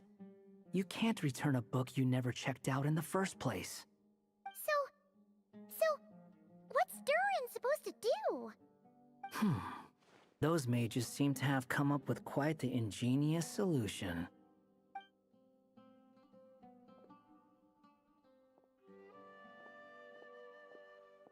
I'm here to make a return. As I said, there's no record of Volume 5 of this series ever being checked out. Then just think of this as Volume 6. Based on what I know, the author was planning on publishing another volume anyway. The catalog does have a slot reserved for Volume 6, so this is it? Sure, let's go with that. All you need to know is, I'll be the one writing this series from now on. You... Dude.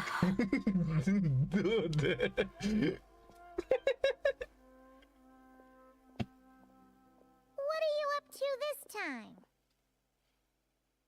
Remember the red tape I mentioned before? Well, I just took care of it. Now, I guess you'll be off to see your alchemist friend? It should be pretty obvious by now. He has the answers you're looking for. Well, we do have a whole bunch of things to confirm with Albedo, that's for sure. But didn't Jean say he'd be gone for quite a while? I'll join you. Just let me know when it's time to go. Hat guy? Don't sound so surprised. I'm part of this story too, aren't I? I'm just playing my role. Well, yeah. But it's not that. I just feel like you want to help, but something's holding you back. When I first realized you were being forgotten by the world, I thought it might be because you spent too much time with me. I even thought cutting our ties might be the only way to fix it. Why would you think that?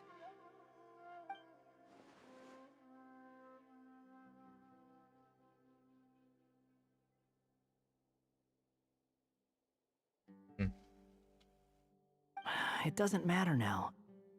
Judging from the answer this book has given us, I was probably overthinking it. Just as well, with the ley lines rejecting him like this, the people who still remember him are his only remaining connection to this place. If that last fragile tie was broken, who can say what devastation his unbound body might unleash?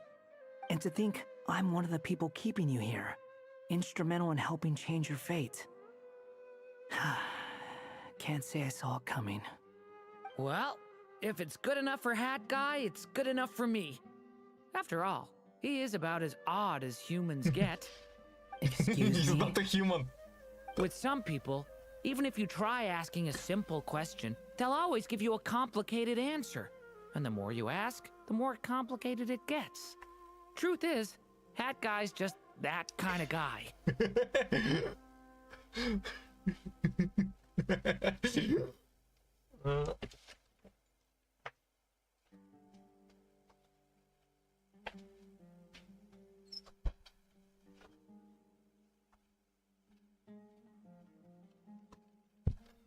Look at that, I'm actually enjoying myself.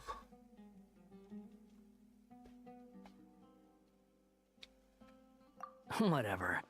All I needed was a yes or no, so we can quit it with all the back and forth.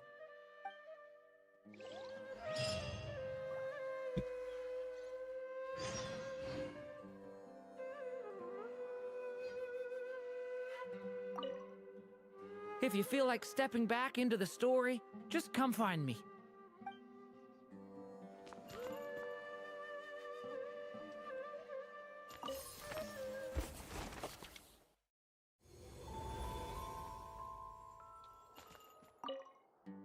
I'm sticking around for the next few days.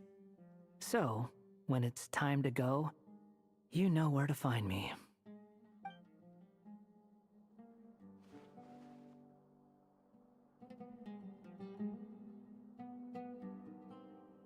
Maybe I'll borrow something to read.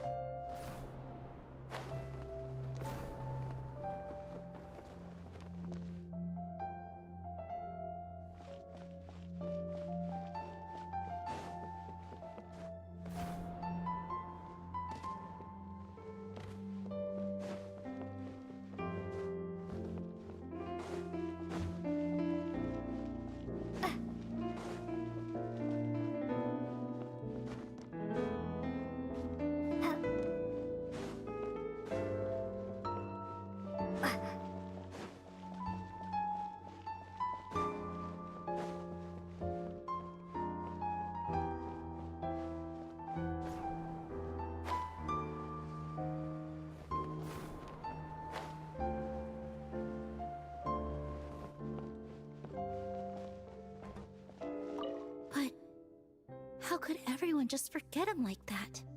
Does he need another blessing? He was bound to face challenges in the world outside the castle. It would have been a pretty boring journey otherwise. If you ask me, the less eventful a journey, the better. If he ever runs into real trouble, he knows where to come looking.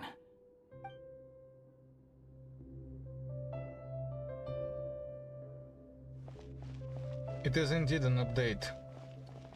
It came out. But how could it? He was bound to face If you ask me. If he ever runs into real trouble, he knows where to come looking.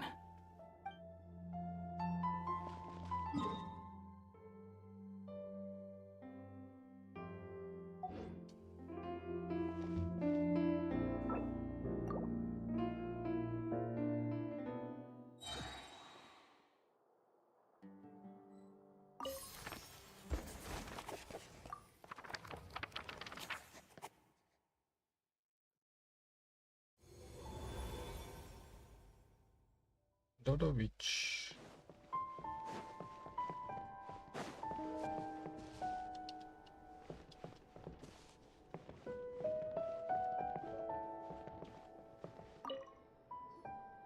Hey, it's Mona's the Seer Witch. How come she's still here? Who goes there? Can you not see? I am busy stargazing. Hey, since we've got the chance, why don't we ask her to read our fortunes too? After all, according to the book, her prophecies are meant to be super accurate. The only thing is, Paimon's not sure how we're gonna convince her to do that. How dare you? You take my fortune telling for some kind of street performance? Sorry. Paimon's just curious how accurate it is. Very well then. I'll show you what my wisdom can do. Come forth, Silver Sprite. Let me see what fate has in store for you. You truly wish to know your own fate. Come on, enough with the suspense already. Is it good or bad? Oh.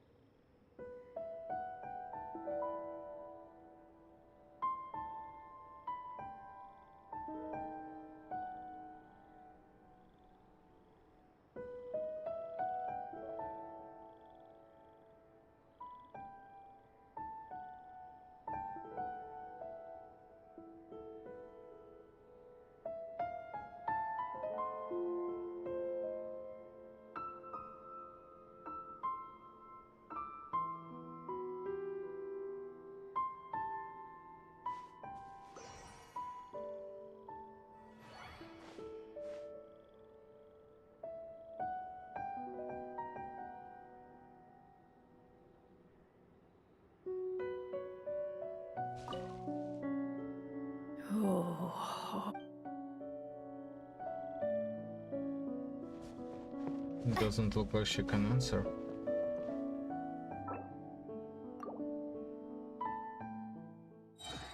Let's look at day 2 again.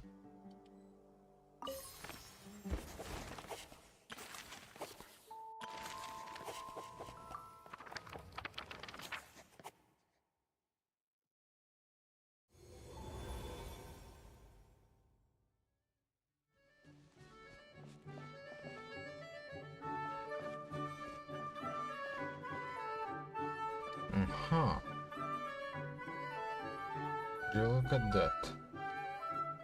Here's them.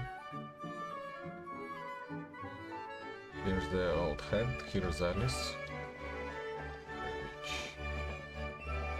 This one is someone we don't know. Oh, interesting.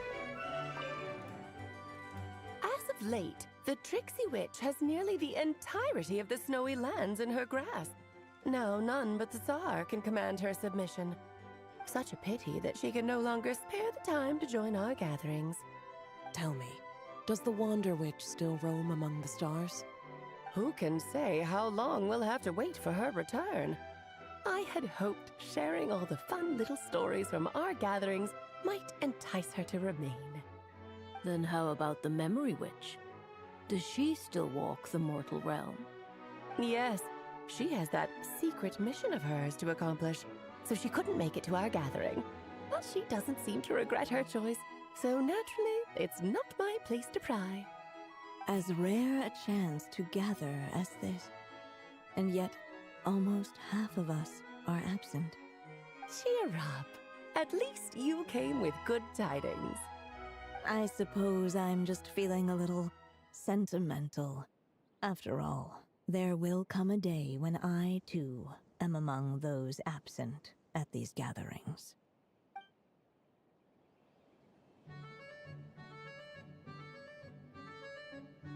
Story, which is probably one of the only one who is, well, really mortal.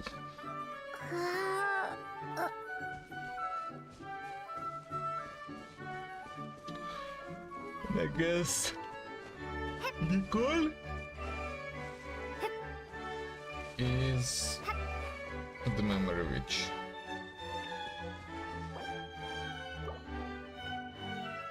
N.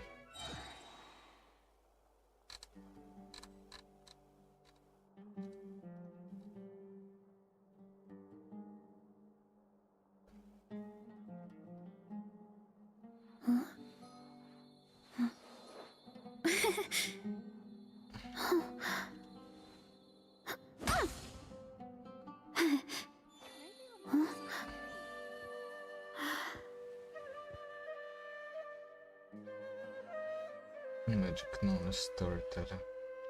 Well, looks like this is the quest. Tomorrow is going to be a pretty big day for all of that. Time to roll!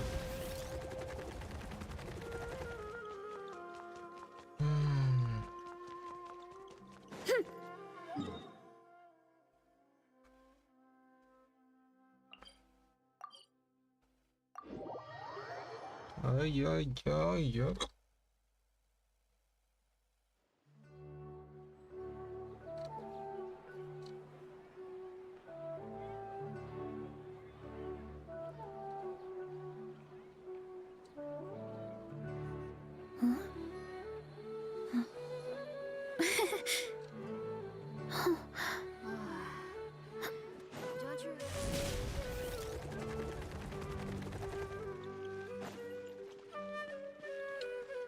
Okay, so yeah. One.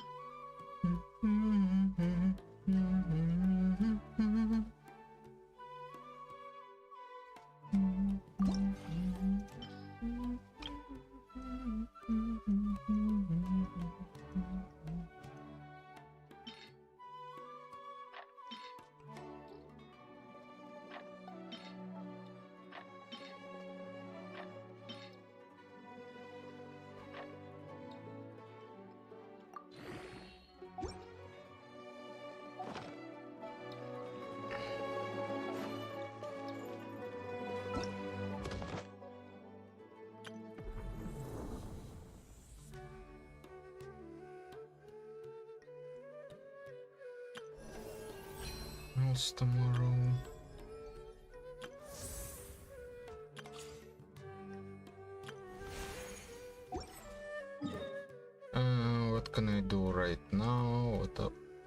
to do right now.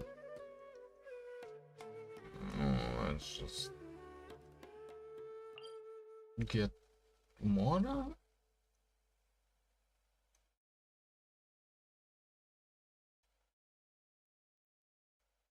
Or something.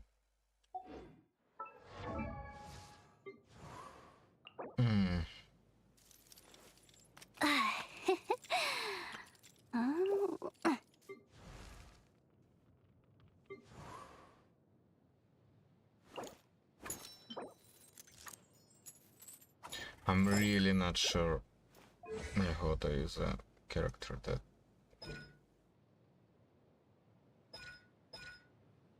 has any chance.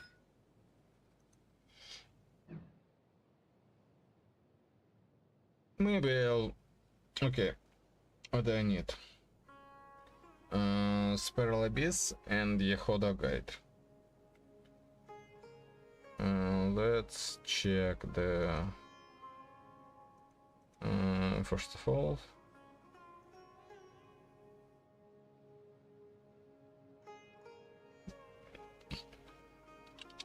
Run min-max.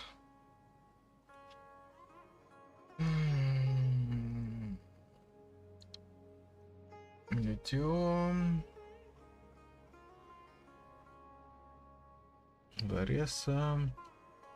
Бездна 6.2.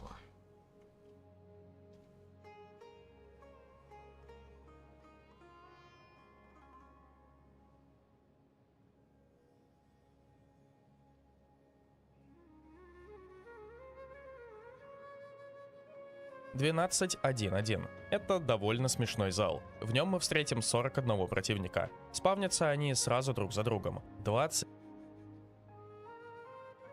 Далее. 12-3-1. Сверхтяжелый сухопутный крейсер, он же просто Бобик. Это новый для бездны противник. Давайте разбираться. У Бобика много хп, 4,5 миллиона, но зато никого другого в этой комнате не будет. При этом у босса одинаковые резисты ко всем элементам. Далее, когда мы будем их обсуждать, держите в голове, что это касается вообще всех стихий, даже физы. В самом начале Бобик входит в особое состояние. Рядом с его хп появляется кружок. Кружок заполняется инстанциями пира урона, и для полного заполнения их нужно 120. Пока кружок не заполнен, у босса 150% резиста ко всем элементам. Когда заполнили наполовину, резисты снижаются до 50. А когда заполним полностью, босс поставит на себя криощит. Он также лучше всего ломается пиростатусом, и его нужно не очень-то и много. Если вы довели босса до этой стадии относительно быстро, вам точно хватит статуса быстро сломать и его криощит. Его, кстати, нужно сломать за 18 секунд. Если мы сломали щит, босс получает урон в размере 30% от своего текущего хп, а также все его сопротивления снижаются до минус 20. В таком состоянии он пробудет 15 секунд, после чего вся эпопея с кружком начнется заново.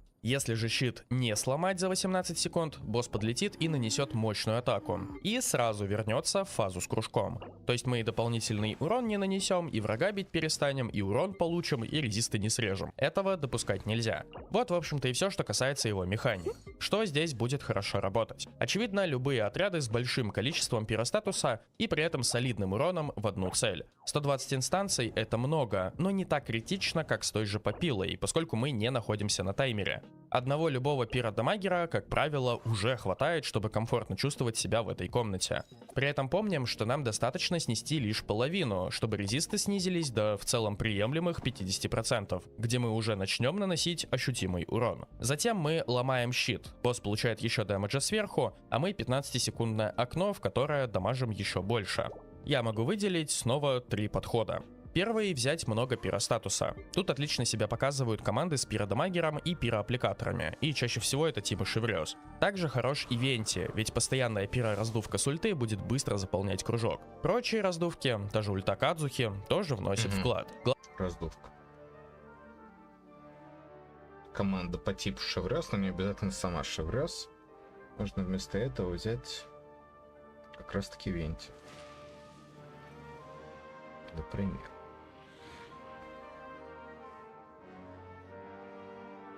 и чаще всего это типа Шеврёз. Также хорош и Венти, ведь постоянная пира-раздувка с ульты будет быстро заполнять кружок. Прочие раздувки, та же ульта Кадзухи, тоже вносит вклад. Главное, чтобы у команды все еще было достаточно обычного урона в одну цель. Убить босса только его собственным уроном не получится. Второй подход — это компромисс. Высокий урон в одну цель с возможностью хотя бы как-то заполнять кружок. Наша цель будет заключаться в том, чтобы как можно быстрее довести босса до середины кружка, а затем вносить в него основной урон. При этом нам обычно даже не хочется заполнять кружок дальше. При наличии в отряде аномасета или шелонен можно снизить резисты до еще более низких значений. В качестве примера могу привести Муалани. Используем ультянки и анимешника, чтобы быстро заполнить шкалу до середины. А затем будем использовать только Гобу и до самого конца боя драться с боссом в этой фазе.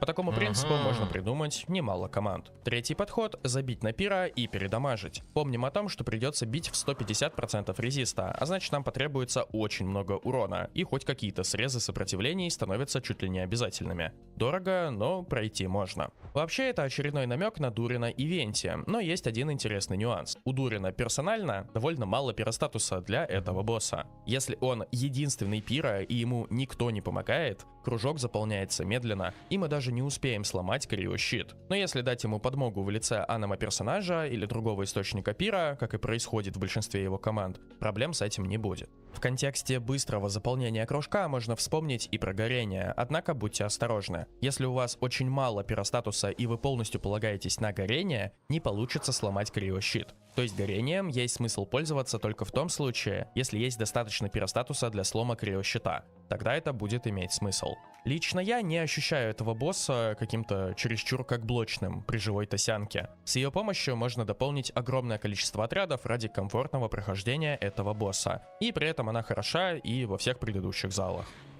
12.3.2. Старый добрый кальян. Его уже очень давно не было в бездне, поэтому давайте вспоминать, как с ним сражаться. Во-первых, на нем все могут прыгать высоко, следовательно, использовать атаки в падении. У босса есть геощит, который все так же ломается с помощью геоурона и тяжелых атак. После слома щита можно будет наносить урон, однако спустя 2 полные ротации ударов щит вновь восстановится. Отсюда следует, что добивать щит следует в самом начале ротации ударов босса, а всего их у него 3. Он может выпустить кучу камней, которые полетят в активного персонажа. Еще у него есть 3 атаки по земле, которые нужно перепрыгивать. Ну и самое приятное для нас — долгая бомбардировка камнями, когда на полу будут подсвечиваться области поражения. Сломать щит на этом боссе сможет любой персонаж с оружием ближнего боя с помощью атак в падении. Лучше всего это делают двуручники, чуть хуже одноручники и еще хуже копейщики. Среди одноруков сильно выделяется Беннет, который по какой-то неведомой причине совершает планш-атаки заметно быстрее остальных. Босс без каких-либо проблем проходится как без геоперсонажей, так и без классических планжевиков. Нужно лишь, чтобы хотя бы один персонаж в отряде мог эффективно ломать щит прыжками, а прыгать тут смогут все. Однако наличие условного Джуна Ли еще больше облегчает процесс. Тут даже фишка есть. Если просто нажать щит деда и ульту, то у кальяна останется немного щита. Но если предварительно наложить на него какой-нибудь статус, а уже потом ставить столб деда, то можно снести щит моментально. Лишний урон по щиту наносит реакция кристаллизации.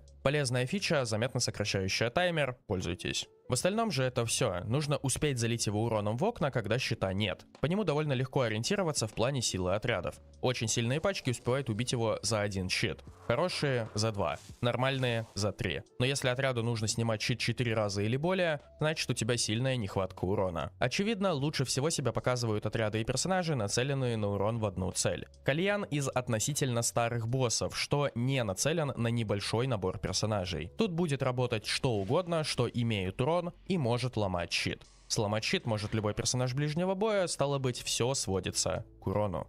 Нам осталось рассмотреть бафы бездны, и мы можем делать полноценные выводы. Общее благословление в этот раз такое. Когда активный персонаж вызывает рассеивание, наносится волна истинного урона, срабатывает раз в 2 секунды. Собственно, это еще один баф под Венти. Этот урон не очень большой, но зато часто срабатывает, и это позволяет неплохо поднять урон отрядов с постоянными раздувками. В первой половине получаем 75% бонуса для персонажей, что наносят пира урон из кармана. И тут я долго смеялся. Баф, очевидно, сделан для Дурина, но все же сразу подумали и о Сянке, да? А вот на нее он работать не будет. Сянлин снапшотит статы для взрыва стихий, будучи на поле боя, и в итоге ее шашлык просто не получает этот бонус. Остается лишь Ешка Мавыйки, которая не то чтобы много дамажит, там гораздо больше урона на поле, ну и там Тома, Синьянь, ПГГ, в общем, ничего серьезного. Полностью и с максимальной пользой этот баф реализует только Дурин. Я поражаюсь, как они до сих пор умудряются делать бонусы так, чтобы их нормально реализовывал лишь один персонаж, когда в игре их уже больше 100.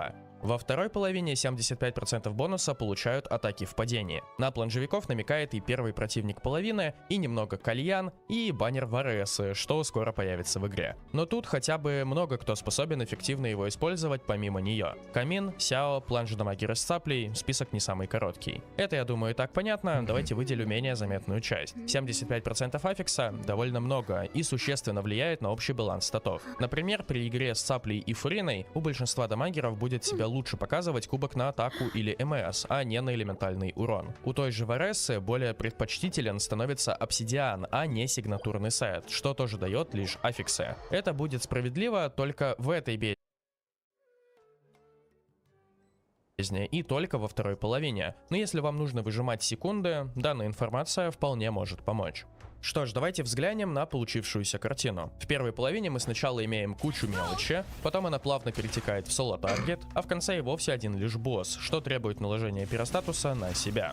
Очевидная связка Венти Дурин показывает себя в этой бездне отлично, и именно для них она и была сделана. Однако тут все еще может работать довольно много разнообразных команд, причем в каждом из залов, просто подход нужен немного разный. Та же Сянлин вообще ни разу не уступает Дурину ни в одной из комнат, а на бобике часто будет даже лучше.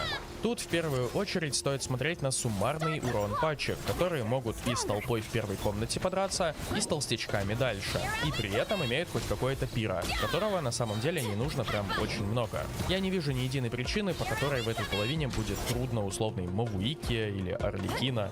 Невилет тоже будет окей, если закинуть в сквад Сянлин или Дурина плюс анимешника, ну и так далее.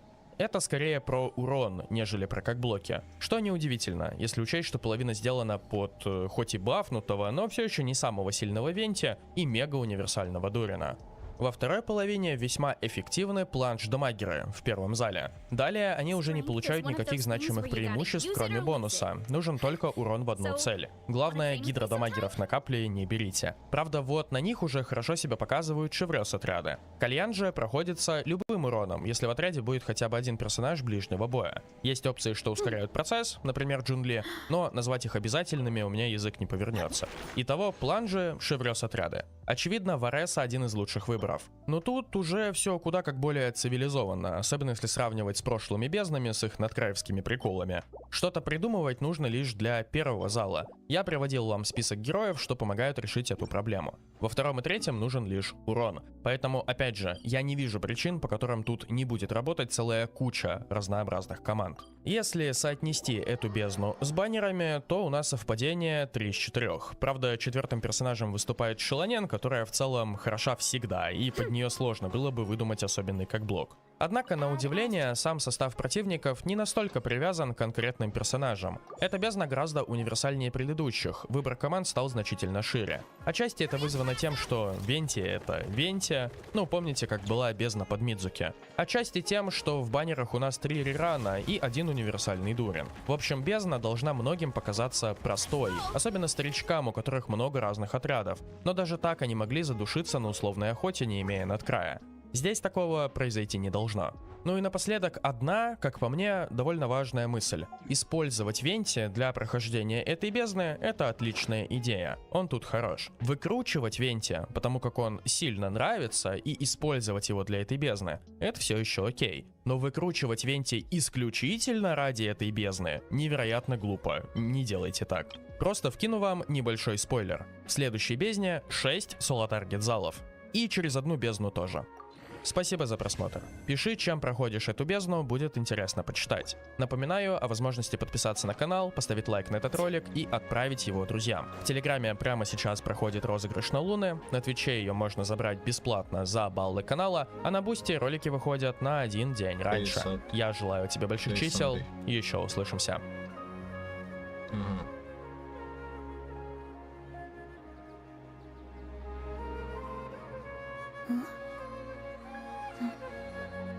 I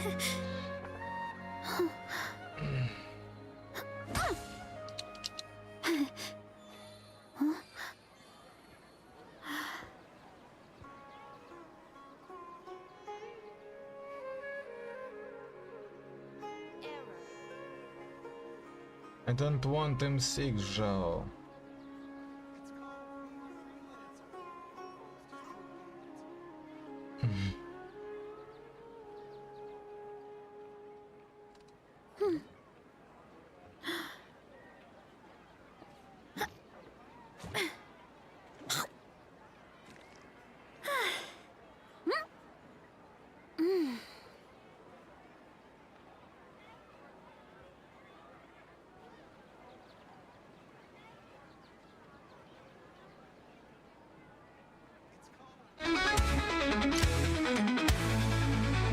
My parents always say, no matter how busy life gets, you should always sit down and enjoy a proper meal when you get hungry.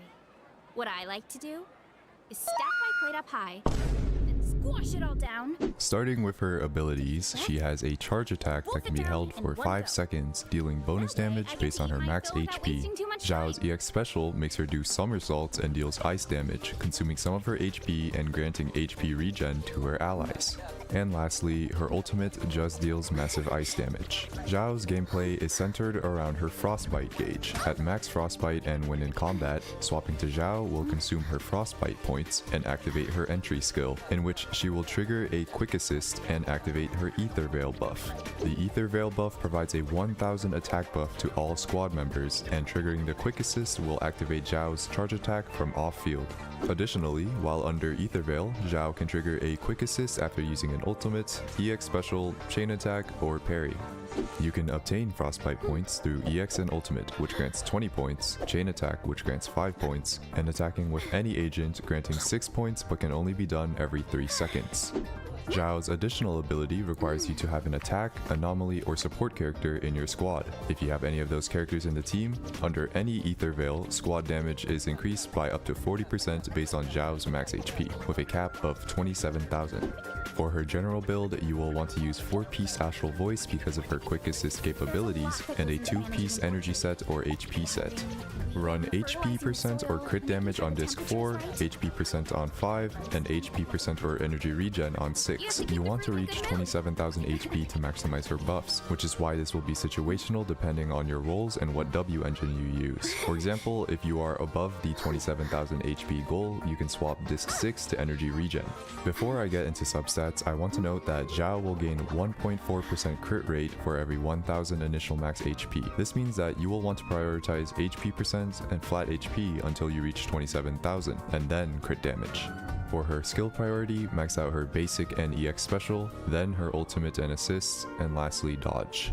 For her W engines, Zhao's signature will be her best in slot due to the HP percent, energy regen, and crit damage buffs it provides, but her second best option will be the original Transmorpher, as it also provides HP percent and can be bought using W engine chips. Caesar's signature is also an option if you have that, but I much prefer the original Transmorpher as it easily helps you get to the 27,000 HP goal. And that's about everything you need.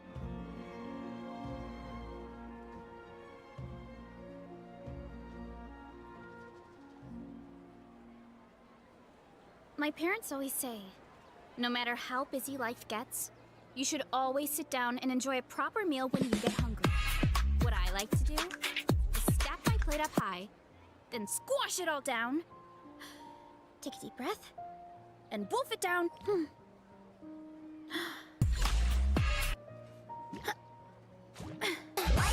What you like in me?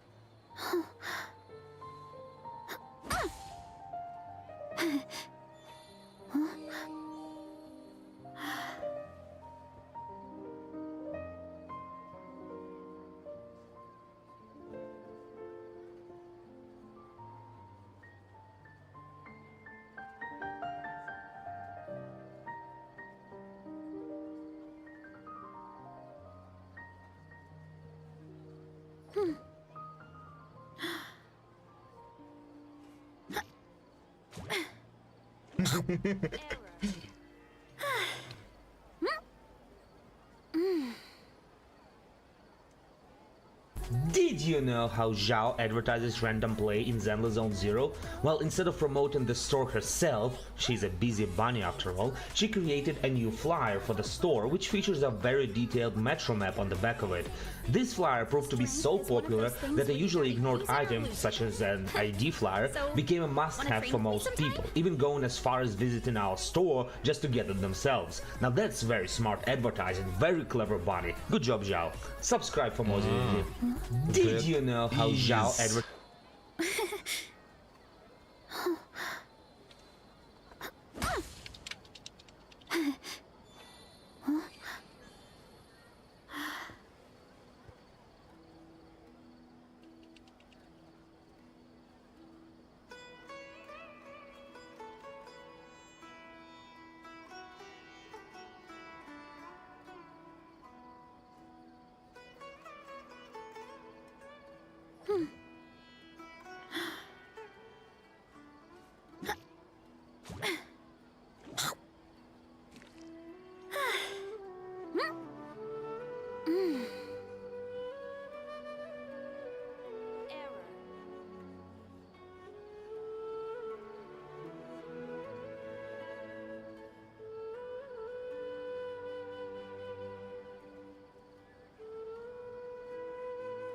There's a lot that goes into managing an orchard.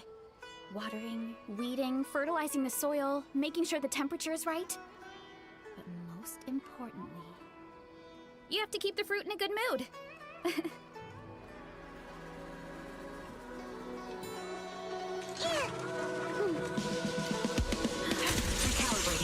Yeah, I'm pulling north as soon as possible.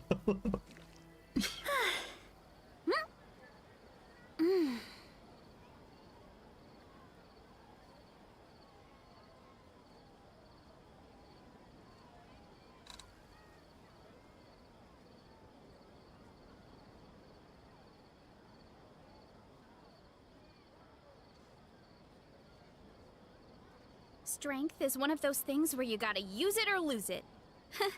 So, wanna train with me sometime?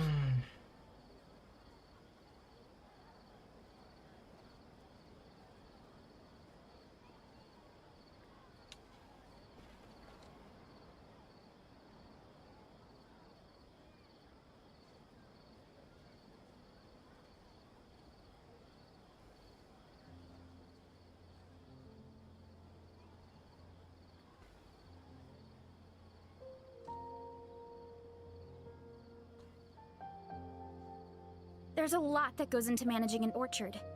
Watering, weeding, fertilizing the soil, making sure the temperature is right. But most importantly, you have to keep the fruit in a good mood.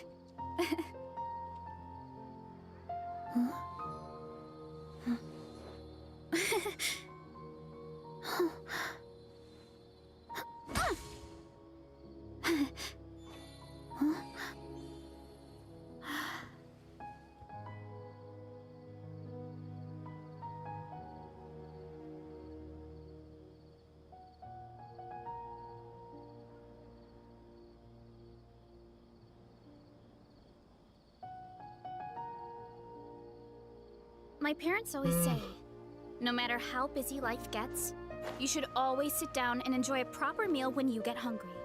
What I like to do is stack... Hurry up, Grassa!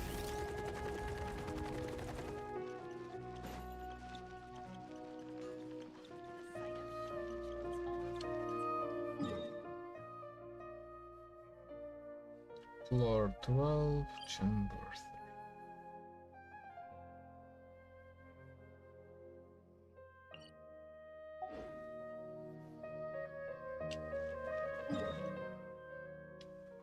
I'm not going to do it tomorrow or day after tomorrow. I still have lots of days to do it. I'm gonna leave it for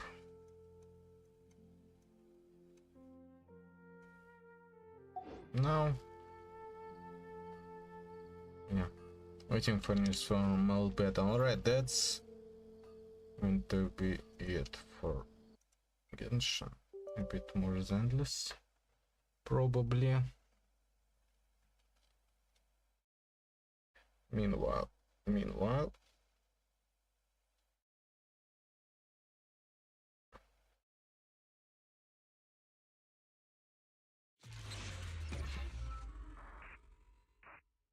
I need to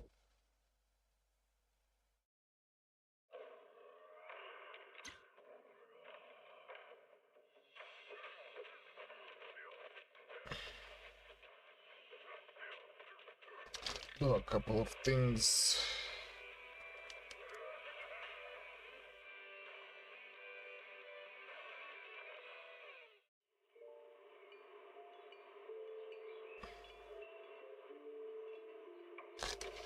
Morning, Mr. Rob. Can I have a latte, please? Extra sugar, extra milk. With all those edges and that sturdy look, Mr. Rob might seem a bit cold and standoffish, but he's actually paying attention. Quietly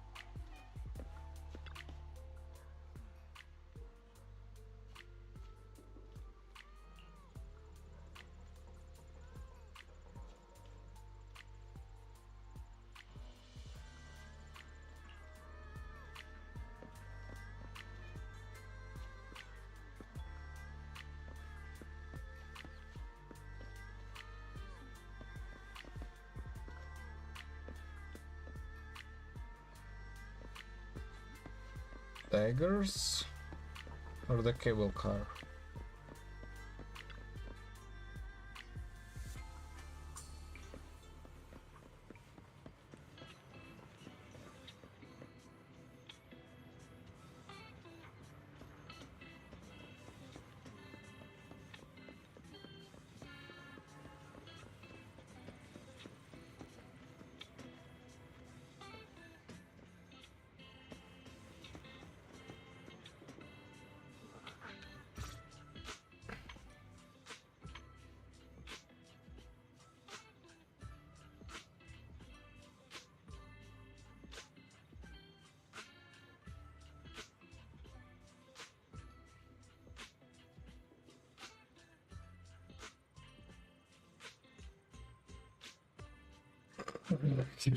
Oh god.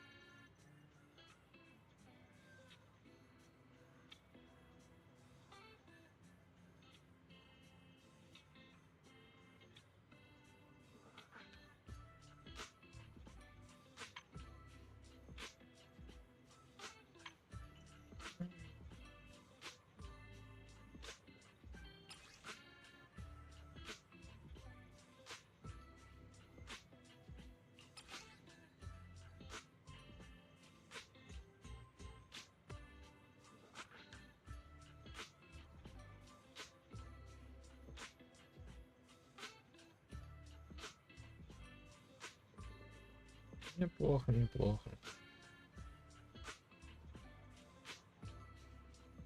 This weather's perfect for a little exploring. Mm-hmm. Mm-hmm. Mm-hmm. Mm-hmm. Mm-hmm. Mm-hmm.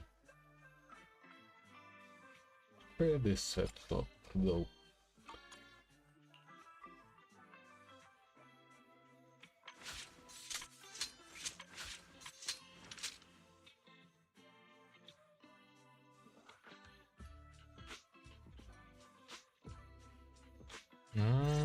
Смотрим.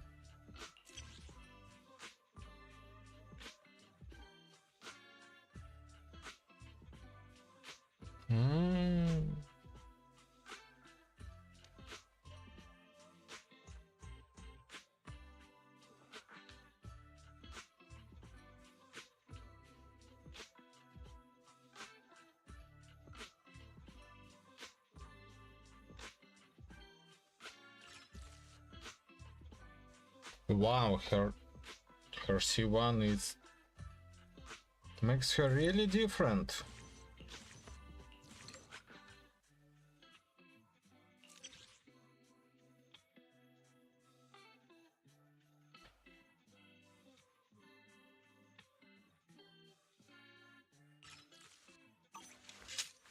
How about a little late night adventure? I promise you'll love it.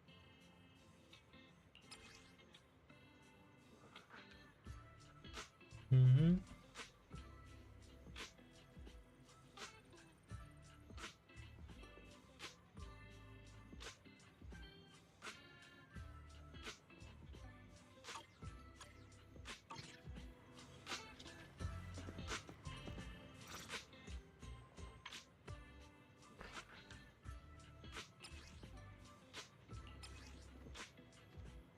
Mm-hmm. So she's still the one player.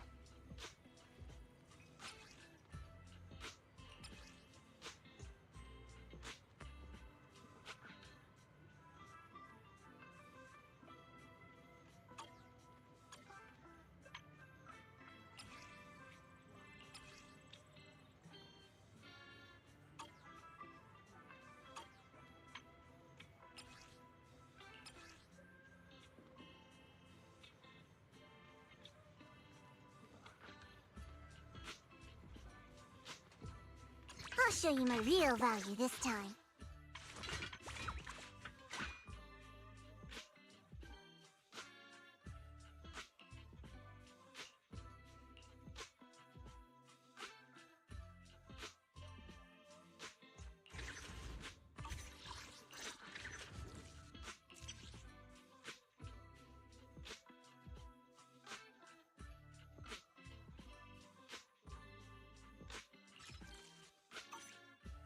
Touch my Just a tail, bit. and no. Less stress to play her. Ah, crap.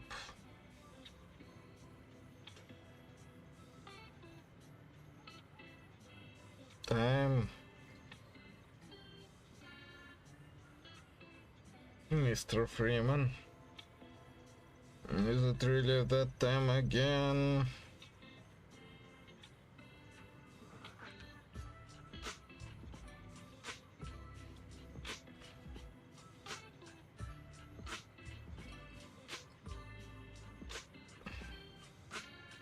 Let's play a quick chess match.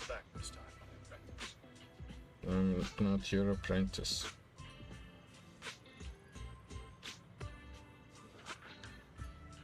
Mm-hmm.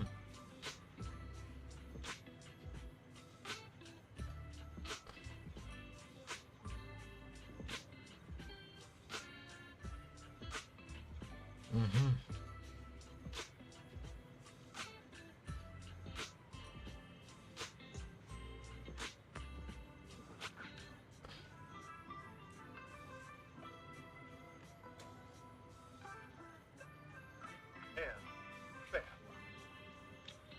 So be it.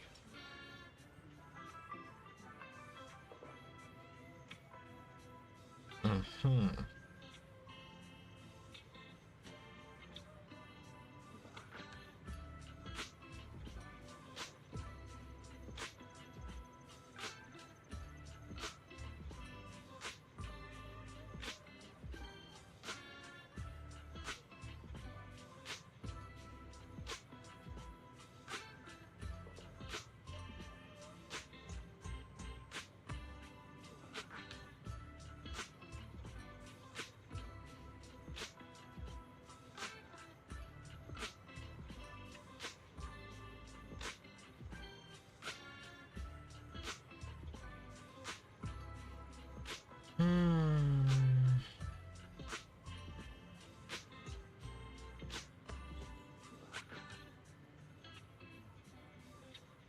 Giddy up. You took my bishop.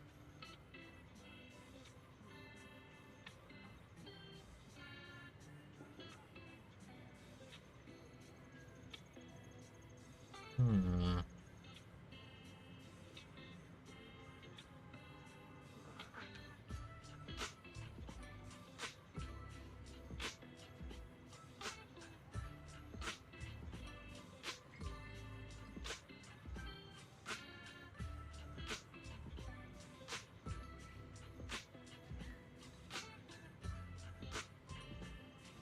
I'll take those points. Equal and opposite reaction. I'll admit it. That will hurt.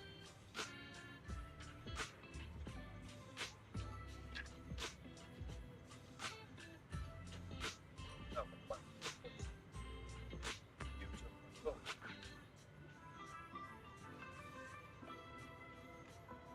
Mhm.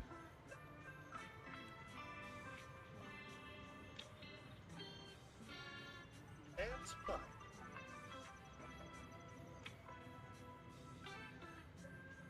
Oops. Queen Serena is done.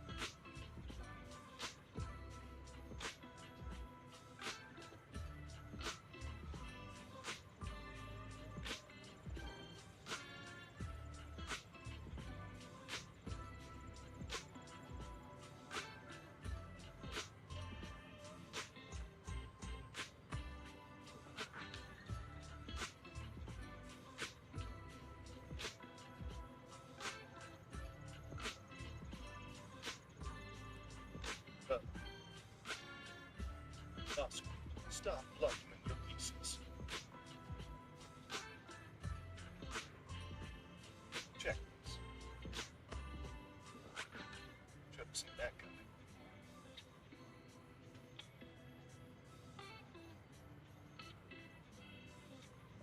Not bad.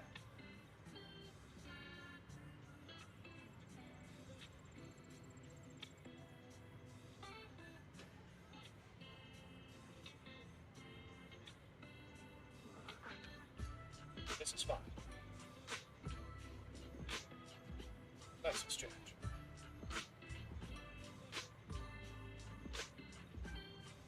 Some pawns aren't built to last.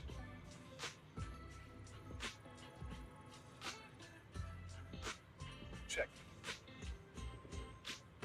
Check. Check.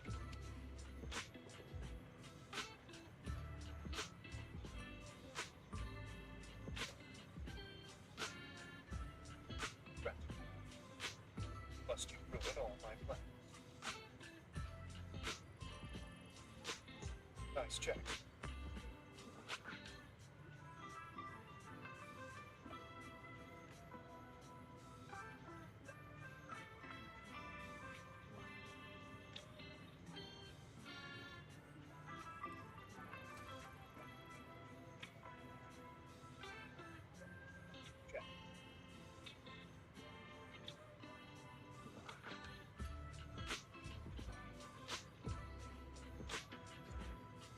Check.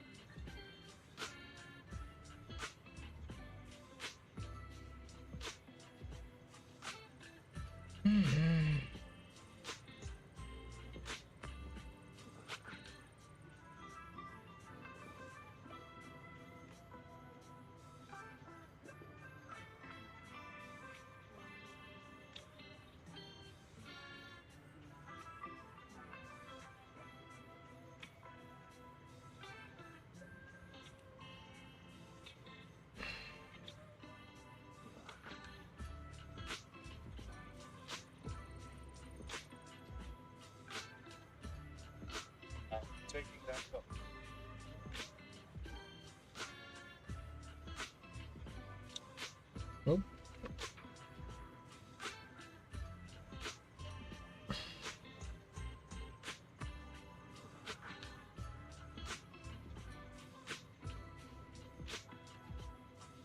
what? I won't be controlling that diagonal.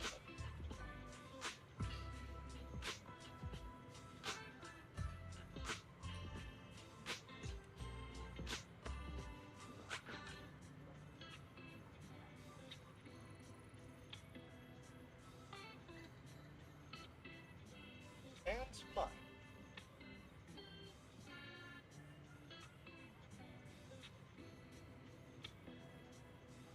You monster. It had a name. Equal and opposite reaction.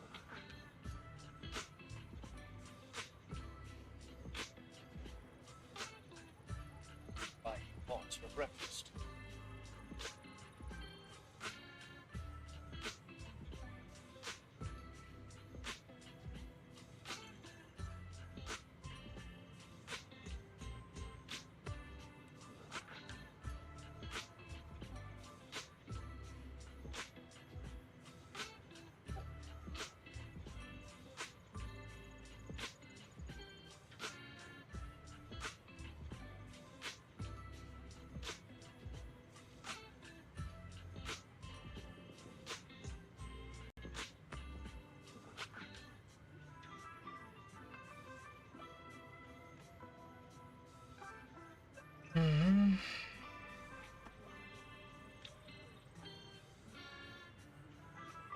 What a nightmare.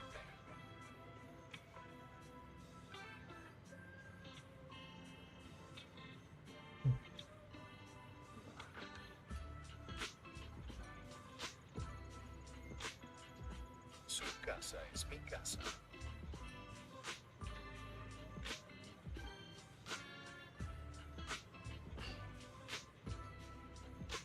Mom is that.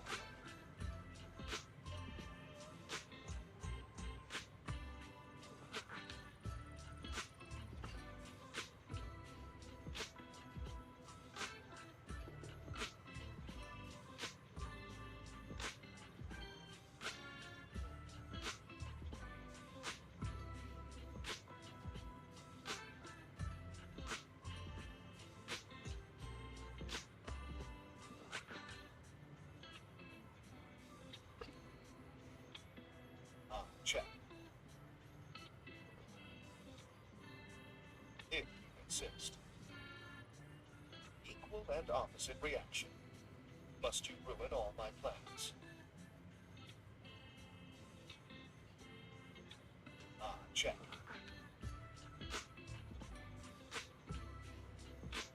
A pretender to the throne.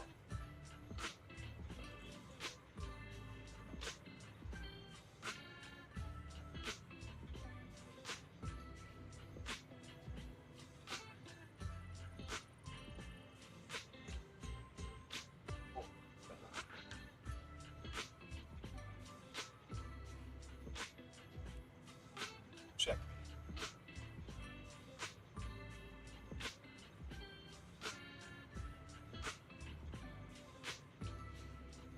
Check. Just don't let it go to your head.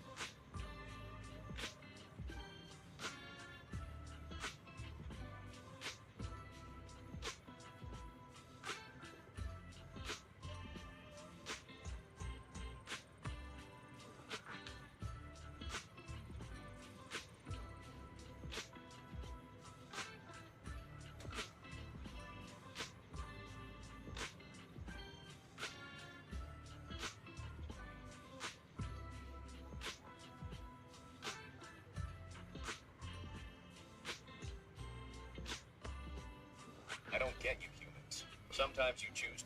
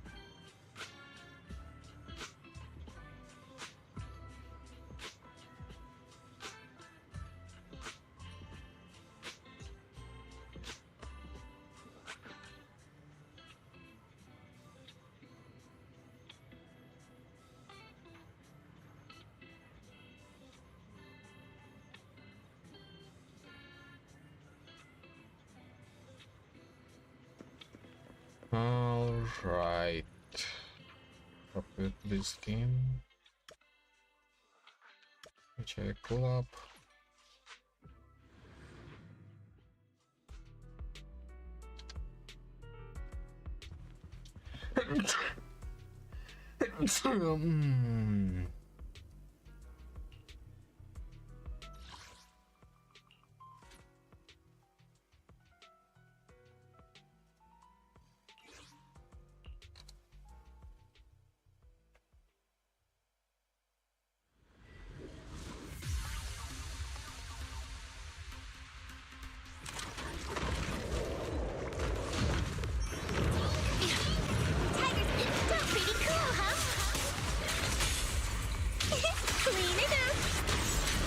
This part to me.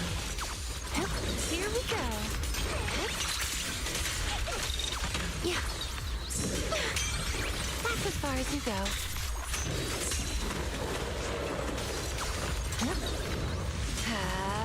Are you ready for this? Watch the blind spots.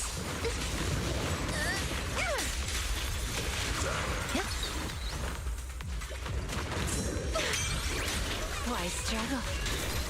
Noise, be gone.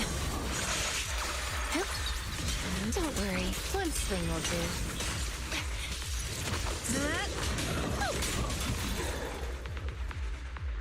Как сказал бы Сергеич,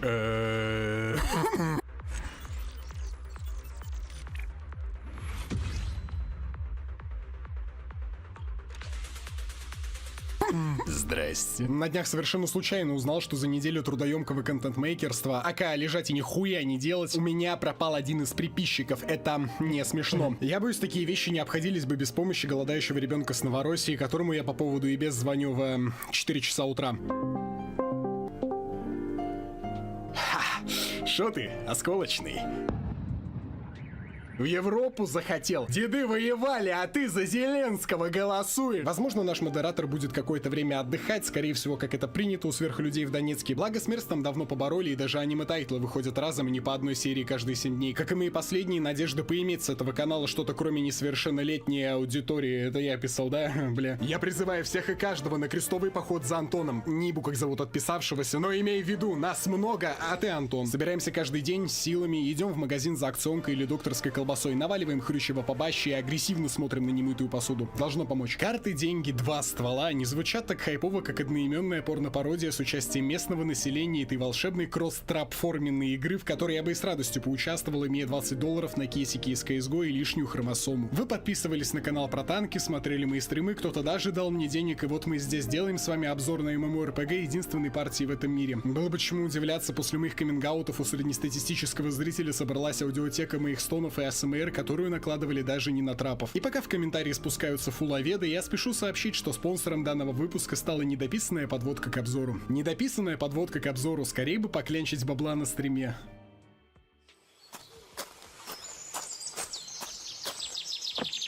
Обзор тайм, обзор тайм.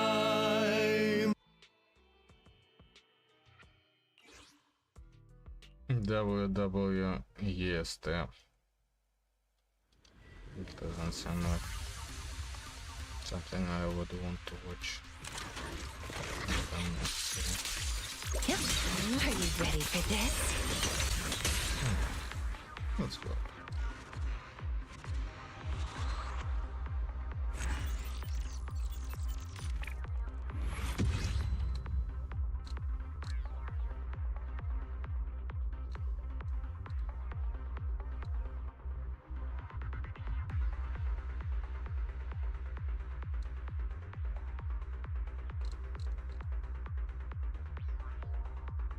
Последние дни в мире только и разговоров, что о Венесуэле. Там произошел политический катаклизм.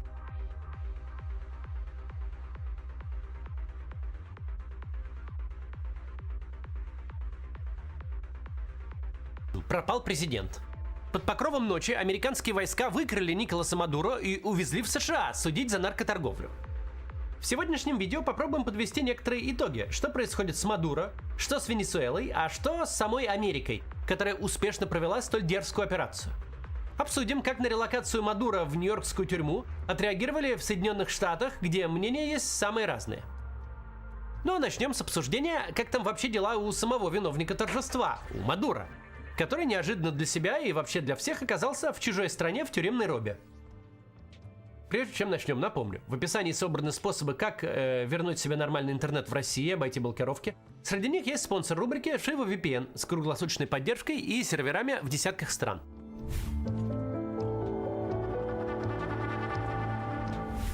На фотографиях с операции мы видели Мадуро в модной толстовочке и темных очках, из чего сделали множество мемов.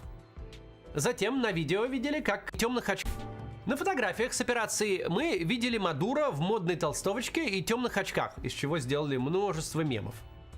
Затем на видео видели, как его с женой доставляют в Нью-Йорк, а туда их повезли, потому что сам захват проводился по предъявленному еще в 2020 году обвинению, которое выдвинули в судебном округе Нью-Йорка. Вот Мадуро и доставили в бруклинский городской СИЗО. Тюрьма эта довольно известная. Сейчас там сидит Луиджи Манджоне, которого подозревают в громком убийстве директора страховой компании. А раньше коротали время рэперы P. Diddy и R. Kelly, криптоинвестор Сэм Бэкман-Фрид, наркобарон Эль Чапо и подружка Джеффри Эпштейна Гиллейн Максвелл. В, собственно, суде Мадуро тоже уже успел побывать. Там все прошло ожидаемо. По обязательной процедуре в американских судах на первом заседании официально спрашивают подсудимого, признает ли он вину. Мадуро заявил, что нет, не признает, и добавил, что он по-прежнему президент Венесуэлы, и что в данной ситуации он вообще, дескать, военнопленный, а не просто подсудимый. Жена Мадуро заявила то же самое. Мадуро предъявляют наркотерроризм, поставки кокаина в Соединенные Штаты, а также внезапно нелегальное владение пулеметами. Под залог его выпускать, естественно, не согласились.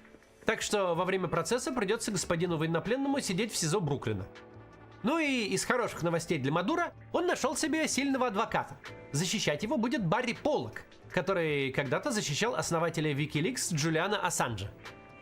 Тут, конечно, надо остановиться и упомянуть самый смешной вариант развития событий. Мадуро могут вообще-то признать невиновным. Честный американский суд подразумевает, что правительство может и проиграть. В пользу такого исхода играют два факта. Во-первых, решения будут принимать присяжные из города Нью-Йорк, обычные жители города, которые непредсказуемы. Во-вторых, ведущий дело судья явно не собирается прислуживать администрации Трампа. Его назначил еще Билл Клинтон. Опыт у судьи огромный, и он уже успел пойти наперекор нынешней администрации, приказав остановить депортацию мигрантов. Знакомые с ним прокуроры сказали журналистам из Политико, что судья упорен до уровня упертости. Так что никакого штампованного решения не будет. Будет реальный суд над Мадуро, долгий и муторный. И все же, обвинительный вердикт очень вероятен. Прецедент есть. В 80-х США уже захватывали латиноамериканского диктатора и доставляли его к себе для суда. Речь о лидере Панамы, Мануэле Нориеге. Отличие было в том, что просто упаковать Нориегу и отвезти в США за полчаса не вышло. Потребовалось полномасштабное военное вторжение. Нориега в итоге спрятался в посольстве Ватикана, куда американцы не полезли, чтобы не гневить Бога. Выкуривали Нориегу буквально со всех сторон. Снаружи посольства солдаты США приволокли колонки, выкрутили их на оглушительный максимум и включили крутые биты. А внутри папский посланник проводил с Нориегой воспитательную работу. В итоге диктатор таки сдался, и в США его торжественно осудили за те же наркопреступления, которые сегодня предъявляют Мадуро. Дальнейшая судьба у Норьеги сложилась незавидная. После 17 лет американской тюрьмы его экстрадировали в тюрьму французскую, а затем и домой, в панамскую, где он в итоге и умер. Плохо быть диктатором. Ожидает ли такая судьба Мадуро? Окей.